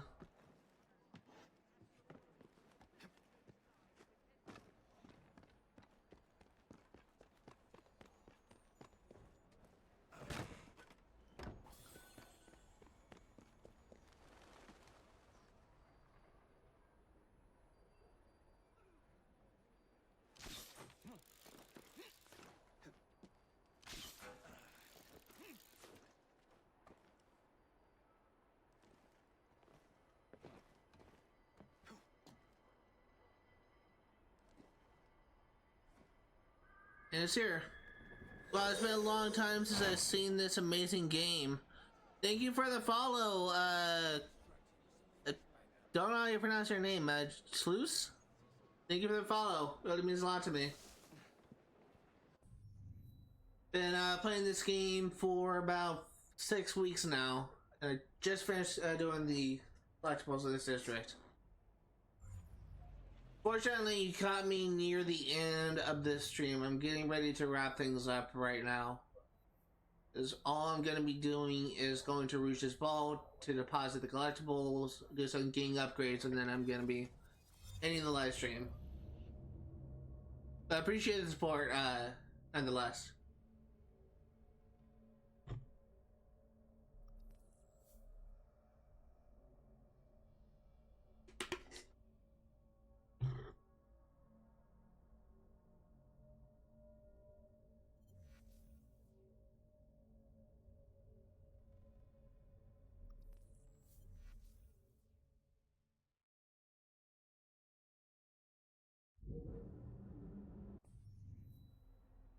Really hate how it's just definitely set a marker for that, but let's see if we can get there.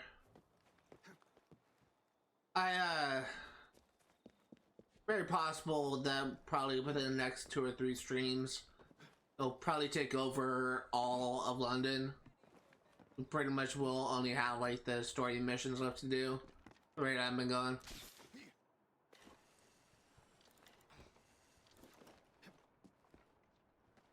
Do you only play old school games?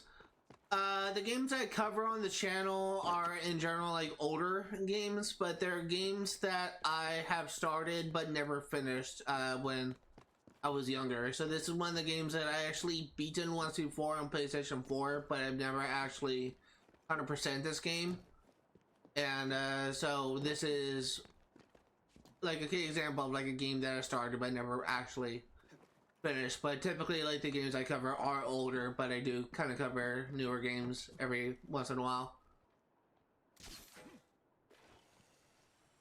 I worked my way up from Assassin's Creed Brotherhood as the first game that I covered on this channel, and I'm now played like every single mainline series entry up to this game, and I will be covering the RPG games as well, because those are definitely games that I never actually finished.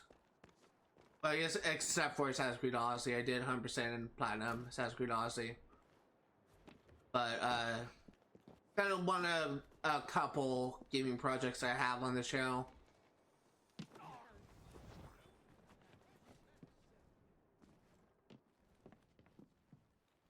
And I've been told that what I'm doing is probably not the best for growth, but I'm not really covering these games for essentially it's probably not like an efficient way to like gain viewers on Twitch, but I don't really care about that. I'd rather like play games that I want to play rather than force myself to play games that are more popular just for views. So why I've been handling this the way I have.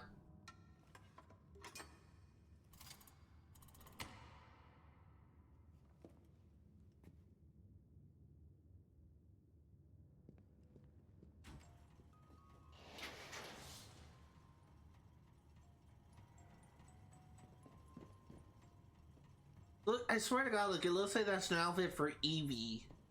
I hope Jacob gets an outfit from this as well. Let's go ahead and fast travel out of here.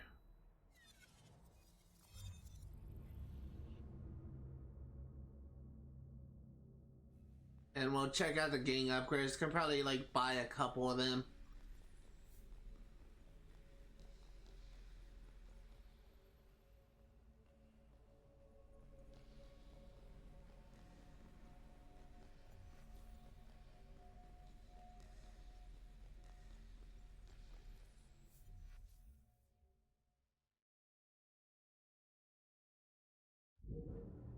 And let's see what we can do.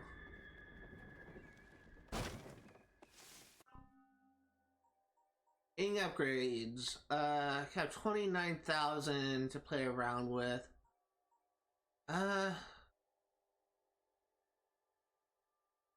Sure.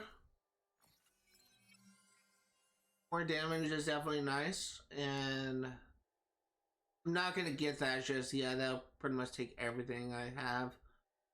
Rook carriage. I don't know. Rook enforcers, that could be good. I don't know if I want to go for that just yet. Get this is cheap.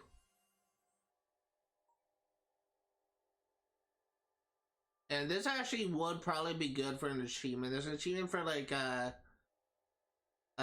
killing like 4 enemies or 5 enemies with 1 barrel, so this could be good.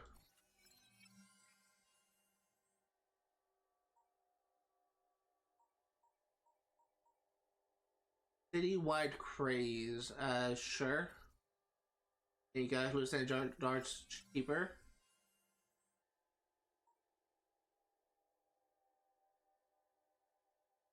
Is for smoke bombs and we'll take bombs, so it's like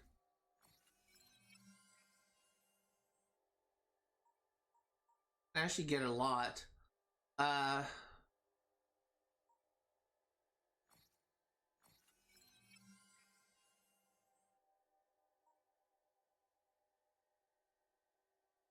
actually don't know if I want to get anything more. Guess we can just grab that. And why aren't you trying to reach a maximum range in online games, or is it more 100% completion in co-op single games? I typically don't cover multiplayer games. I typically play story games. But whenever I do cover a game that does have multiplayer, I will get the required achievements related to multiplayer. But whenever I do cover multiplayer games, I typically don't really like play for the maximum rank. I typically only play for what's required for the achievements. I honestly haven't covered an online game in...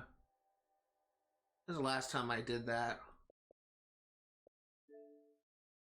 You get a reminder.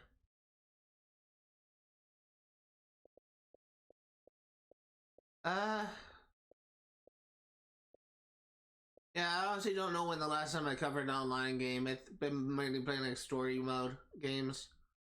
But whenever I do cover online, whenever there's a multiplayer for a game, I usually do what's required for the achievements, and I don't really do anything else.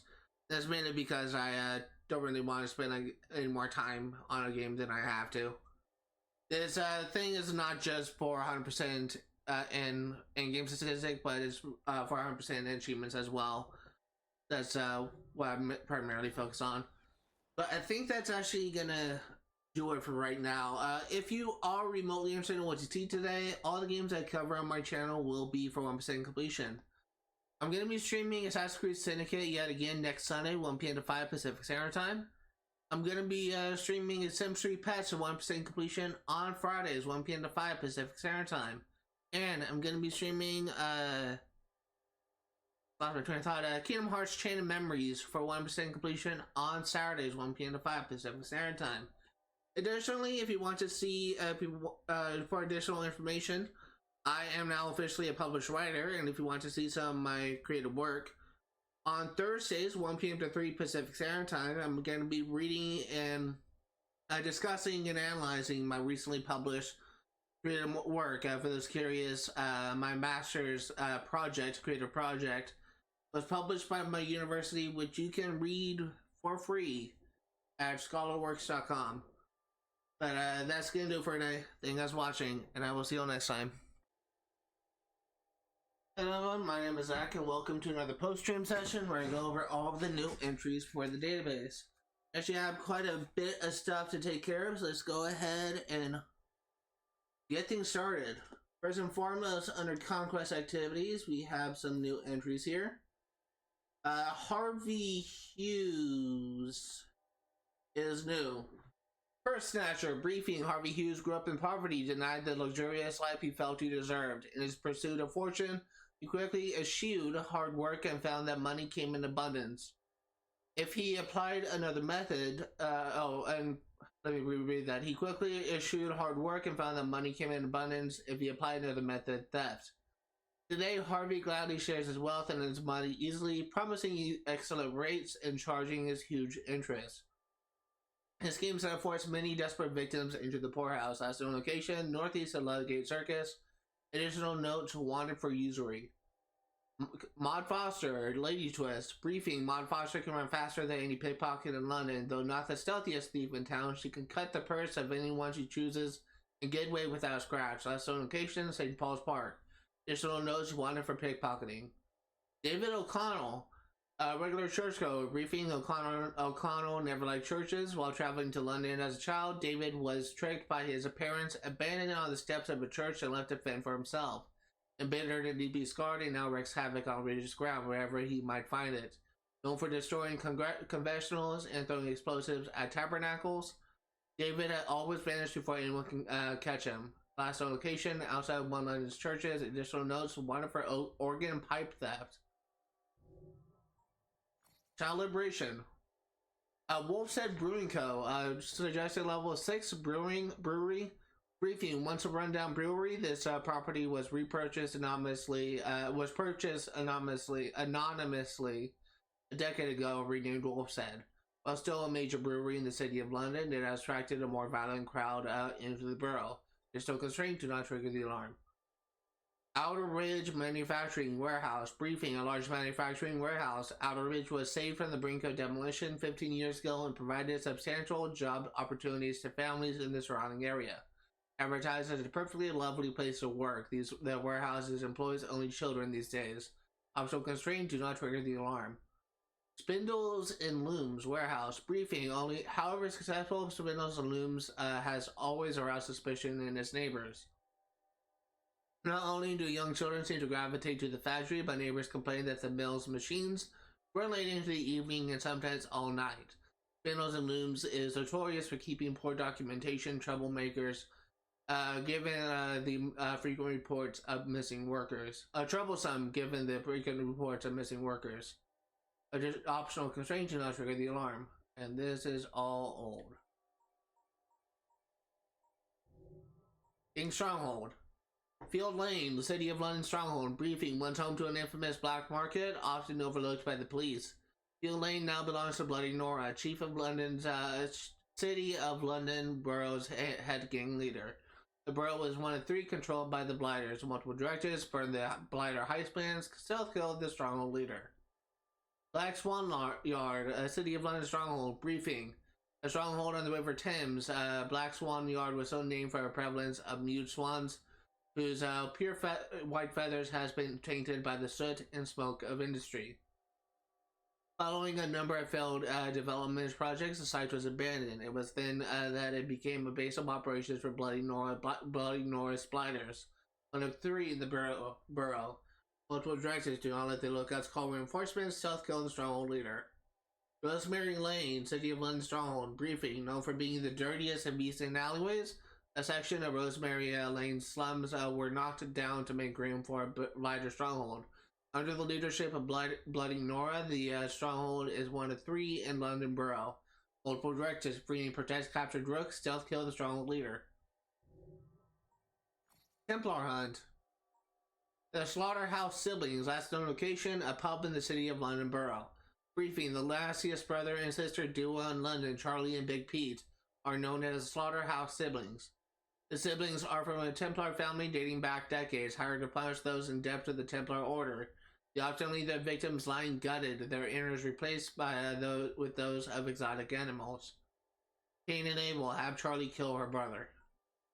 Evelyn Dipper, last known location, a back alley in the City of London Borough. Evelyn Dipper is particularly good at selling things that don't belong to her. She uses her doe eyes and charm to convince people to part with their most precious belongings, to close off their backs, even their children. That she turns so hefty a profit upon resale only adds insult to injury. Under the influence, kill the target while she is under the smoke bomb effect. Thomas Blackfoot, last location, Temple Church Gardens. Briefing: Thomas Blackroot, not Blackfoot. Thomas Blackroot was inducted into the Templar Order after surrounding Temple Church with thousands of the most beautiful roses in London.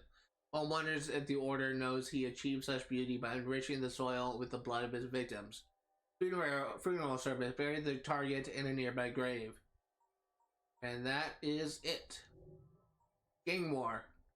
City of London. Fight Bloody Nora's gang and conquer the City of London. Bloody Nora is said to have been brought up outside of London. Nobody knows Bloody Nora's true identity. She was welcomed into the Blighters with open arms and earned her nickname by showing no remorse for her violent actions.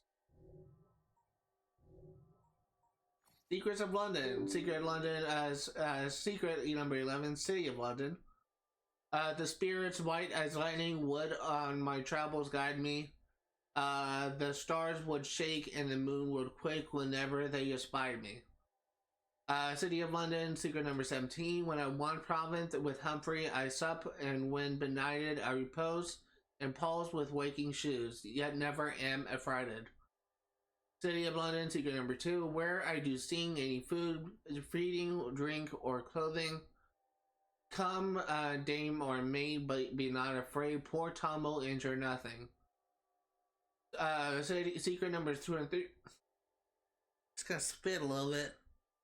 Secret number 23, City of London. So drink to Tama Bedlam, go fill the seas in barrels.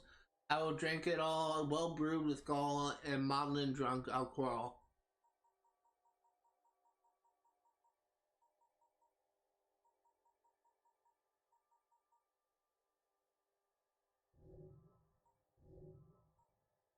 You guys go into the database.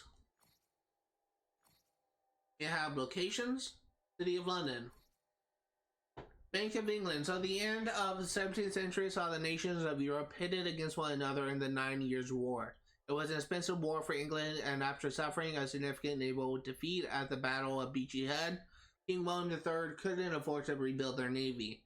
Then came a Scottish merchant named William Patterson, who, with a handful of his colleagues, raised £1.2 million from rich and poor alike in 11 days to finance the government. This was the Bank of England, and those who donated were its first shareholders. The bank proved to be the most financially sound investment one could make. If an early shareholder continually reinvested their dividends from an initial €100 investment, their shares would be worth over 40 million euros by the time the bank became nationalized in 1945. Of course, €100 in 1694 was the equivalent of roughly 15,000 euros today. So good luck finding that behind the sofa. The Bank of England was originally based in Mercer's Chapel, but was given its own home on Threadneedle Street in the 1730s. The bank's nickname, the Old Lady of Threadneedle Street, comes from a notable patron named Sarah Whitehead. The sister of a former employee was found guilty of forgery and executed in 1811. Sarah was so traumatized by the death of her brother that she visited the bank every day for the next 25 years asking to see her brother. Mansion House. For much of the English history, the Lord Manor of London conducted municipal business out of their home in Guildhall. 1 second.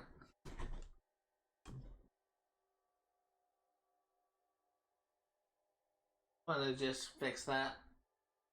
I had a little pop-up that's blocking something. Only in the aftermath of the Great Fire of 1666 did the idea come about to build a residence for all Lord Mayors. I just realized I misread manor as mayor. Mayor as manor. Not all of them at once mind. A house full of Lord Mayors, that's a reality show waiting to happen. The architect George Stance the Elder, then the clerk of the city's work, was hired to design and build what would be called the Mansion House. Construction began in 1739 and the house wasn't completed until 1758. The first Lord Mayor to move into the Mansion House was Sir Crispin Gascoigne. In 1752, while the house was still under construction. Today, the Mansion House serves as the Lord Mayor's residence and office, as well as a suite for business meetings and city functions, including the annual Mansion House speech. With the Chancellor of the Exchequer, I don't know how you pronounce that, speaks on the state of the British economy. Monument to the Great Fire of London. The Great Fire of London began 2nd September 1666 in the baker's shop on Pudding Lane. 4 days later, the fire had spread throughout the city and consumed over 13,000 buildings. The fire cost the British government 10 million euros. That's in 17th century currency. In modern currency, the number is too terrifying to imagine. The monument to the Great Fire, commonly referred to as just the monument, was built on the site of St. Margaret's Church, the first of many churches to burn in the fire. The site is just over 200 feet from the baker's shop where the fire began. The monument and the brass orb that sits on top were designed by Christopher Wren and built between 1671 and 1677. Wren had many different ideas for the brass sculpture that would rest on the monument, including a statue of King Charles II, a woman wielding a sword, and his personal favorite, a phoenix triumphantly rising from flames. Palmetto. What a shame Christopher Wren didn't live to see an Iron Maiden concert. That's a tragedy that no one ever talks about. The monument stands at 202 feet and features a staircase inside it that gives the public access to the top of the column. The monument's height and accessibility made it a fashionable site for people to commit suicide. That's sad. Government built a mesh gate cage at the top of the monument in the mid-19th century to curb these suicides. That's really sad. Beer tasting notes. Double stout.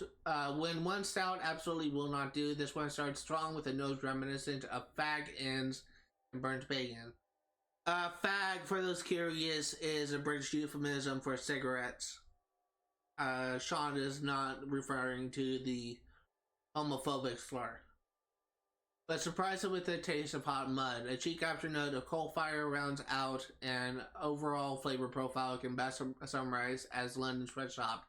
Just right now, identify the ingredients has put me on several bioterror watch lists. Fry Limited. Sean Stacey knows. Are you sure this is meant to be drunk? Because it tastes for all the world like a new concoction for Evie and Jacob's poison darts. Gun and Son Scotch Ale. It's 1868 Edinburgh. When I think back on all the hardship England has inflicted on all our neighbors to the north, all the wars, the oppression, the outlawing of the kilt, I'm fairly sure this beer pays them all back with interest. This isn't a beer, this is a declaration of war in liquid form. It's like being struck in the head with a caber and similar Scottish cliches. I'm going to go have a bit of a lie down and a good long think about my life choices now. Imagines London Porter. Her Majesty Porter. Sorry, the thing was cut off. Her Majesty must hate you.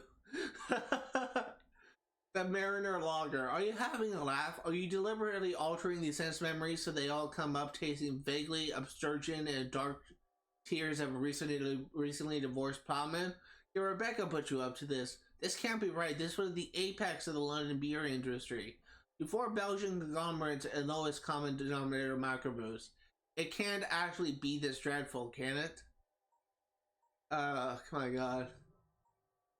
Fresh flowers, common jasmine, jasminum officinale, amiableness. In all situations, the amiable jasmine suffers its supple branches to be trained in a form that the gardener chooses to give them, most commonly forming a living tapestry for our arbors or the walls of our houses or gardens, and everywhere throwing out a profusion of delicate and charming flowers which perfume the air, offering to the light butterfly cups worthy of them, and to the busy bee artisans of fragrant honey. Language of flowers. Forget-me-not, Signoglossum Amphilodes? I don't know. Forget-me-not is related that a young couple on the eve of being united whilst walking down the delightful banks of the Danube saw a cluster of these lovely flowers floating on the stream which was bearing it away. The affianced bride admired the beauty of the flower and lamented its fatal destiny. The lover plunged into the water to secure it. No sooner had he caught it than he found himself sinking. The manager laughed at his effort. He threw it on the bank at the feet of his betrothed, and at the moment of despairing forever, exclaimed, "Virgus my nicht." Since that event, this flower has been emblematic of the sentiment and been distinguished by the name of Forget-me-not. The language of flowers. It's kind of a sad story. They literally just dove in the water to grab a flower for his fiancée and then drowned. Narcissus jonquilla, desire. The jonquil which came to us from Constantinople is with the Turks the emblem of desire. Lily, Lilium chalcedonicum, majesty. The lily's height bespake command, a fair imperial flower, she seemed designed for implorer's hand, the scepter of her power. The language of flowers. Snowdrop.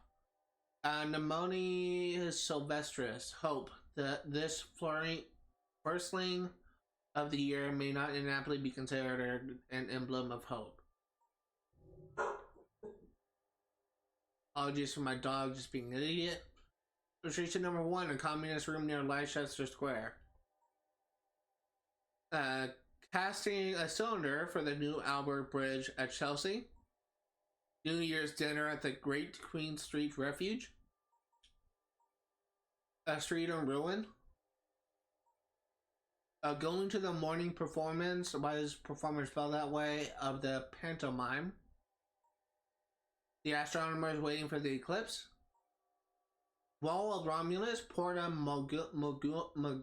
Magonia, Palatine Hall is a weird word.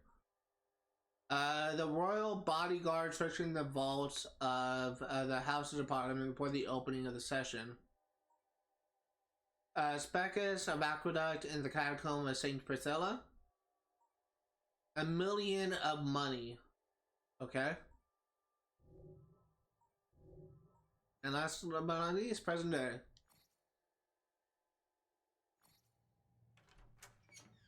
I put enough tranquilizers in Grammatica's coffee to knock out a whale. Good. You will be back in Montreal as soon as we're done here.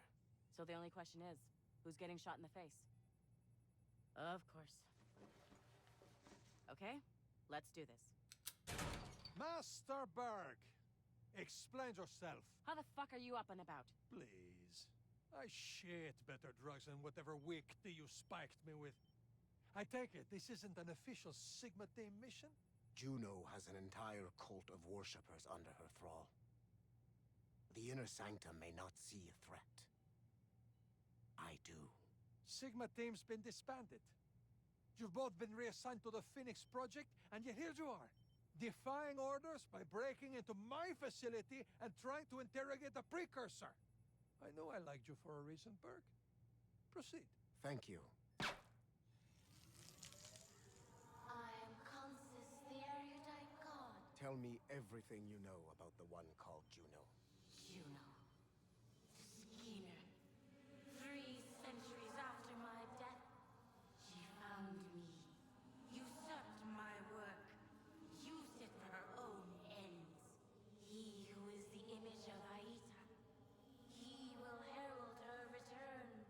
never wants to exterminate us. Perhaps once, your uprising was an affront. But after the catastrophe, everything changed. Explain. I cannot. She vanished. Plans set in motion. She lay in wait. Then hypothesize. What does she want? Hypothesis irrelevant.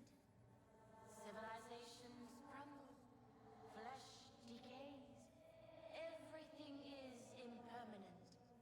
Except the gray area inside of systems. The connections. Precursor minds are powerful. If Juno is inside of a network, she could control it. And the planet grows more networked every day. You're right to be concerned. This merits further study. Interesting.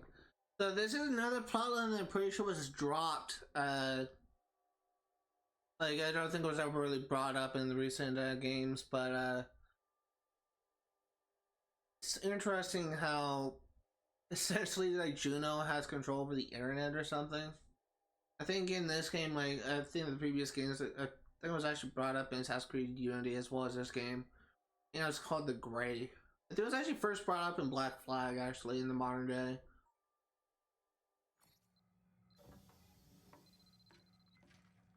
What's up, Doc? Love the new workspace. Violet. What a lovely surprise.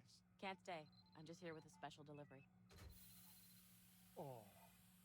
Oh, you didn't. Oh, yes, I did. This is the dear departed John Standish, the sage? Consider it a thank you gift from Mr. Berg. But we have a request. I can't bring him back to life. The shroud doesn't work that way. We know the primary goal of the Phoenix Project is to sequence precursor DNA, reverse engineer artifacts, and all that good shit. But we want you to make something for us. A body. Even with this sage, a viable clone is still decades away. Then the sooner we get started, the better. Can it be done? I don't know. But I can't wait to find out. So they want to clone a sage?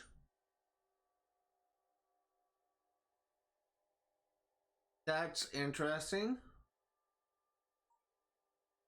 DDS genetic memory export, subject Giovanni Borgia, number 507, date 1503, location Rome, Italy.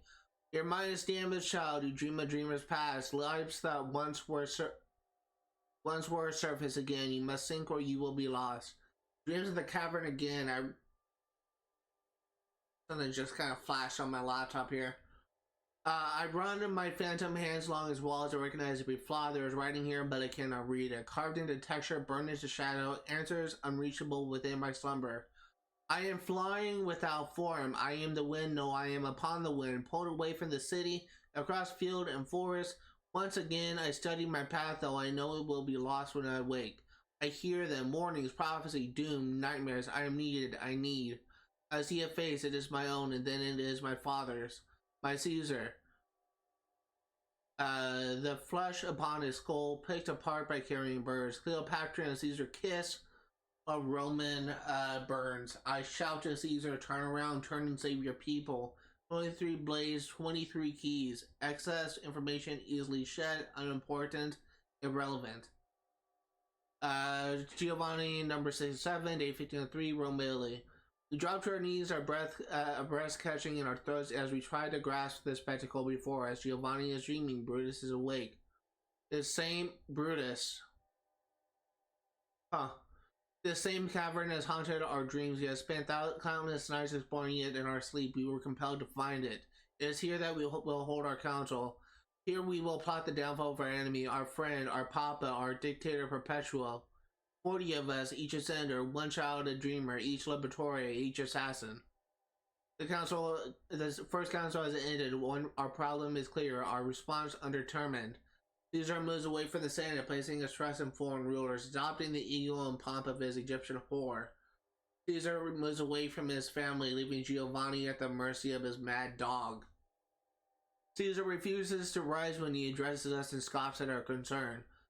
He has created his own private senate filled with deceivers, manipulators, people who have no business in Roman affairs. Papa works at monsters and killers who do not care about Roma's people. My brothers are eager for blood, but I'm not certain I can spell it. Roma will not be free until Papa is dead. We have found traces of whatever pulled us toward this place. Whispers, lights flickering through cracks in the earth. A doorway that is also a puzzle. We must find the solution. You have lost focus. No, I have found purpose. You only see the past. No, I see the future. Dwelling number 7 of 7, day 1503, Romilly. Wake up, child. I am awake. Look, my eyes are open. I must find a blade. I must stab Caesar 23 times. I find a dagger in the room where Caesar and I practice with wooden swords. It hangs high on a wall, but I climb up a chair. He does not let me use real blades yet, but it feels right in my hand.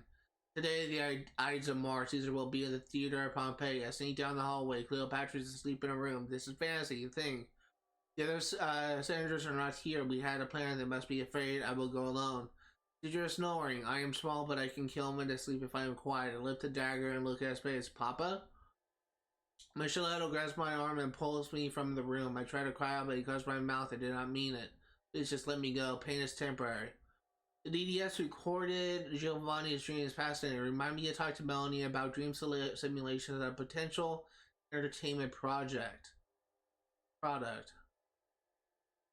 Huh. That does it for all the new entries. Thank you guys for watching, and before we wrap things up, let's go ahead and fast travel. Go ahead and fast travel here. And that's gonna do it for today. Thank you guys for watching, and I'll see you next time.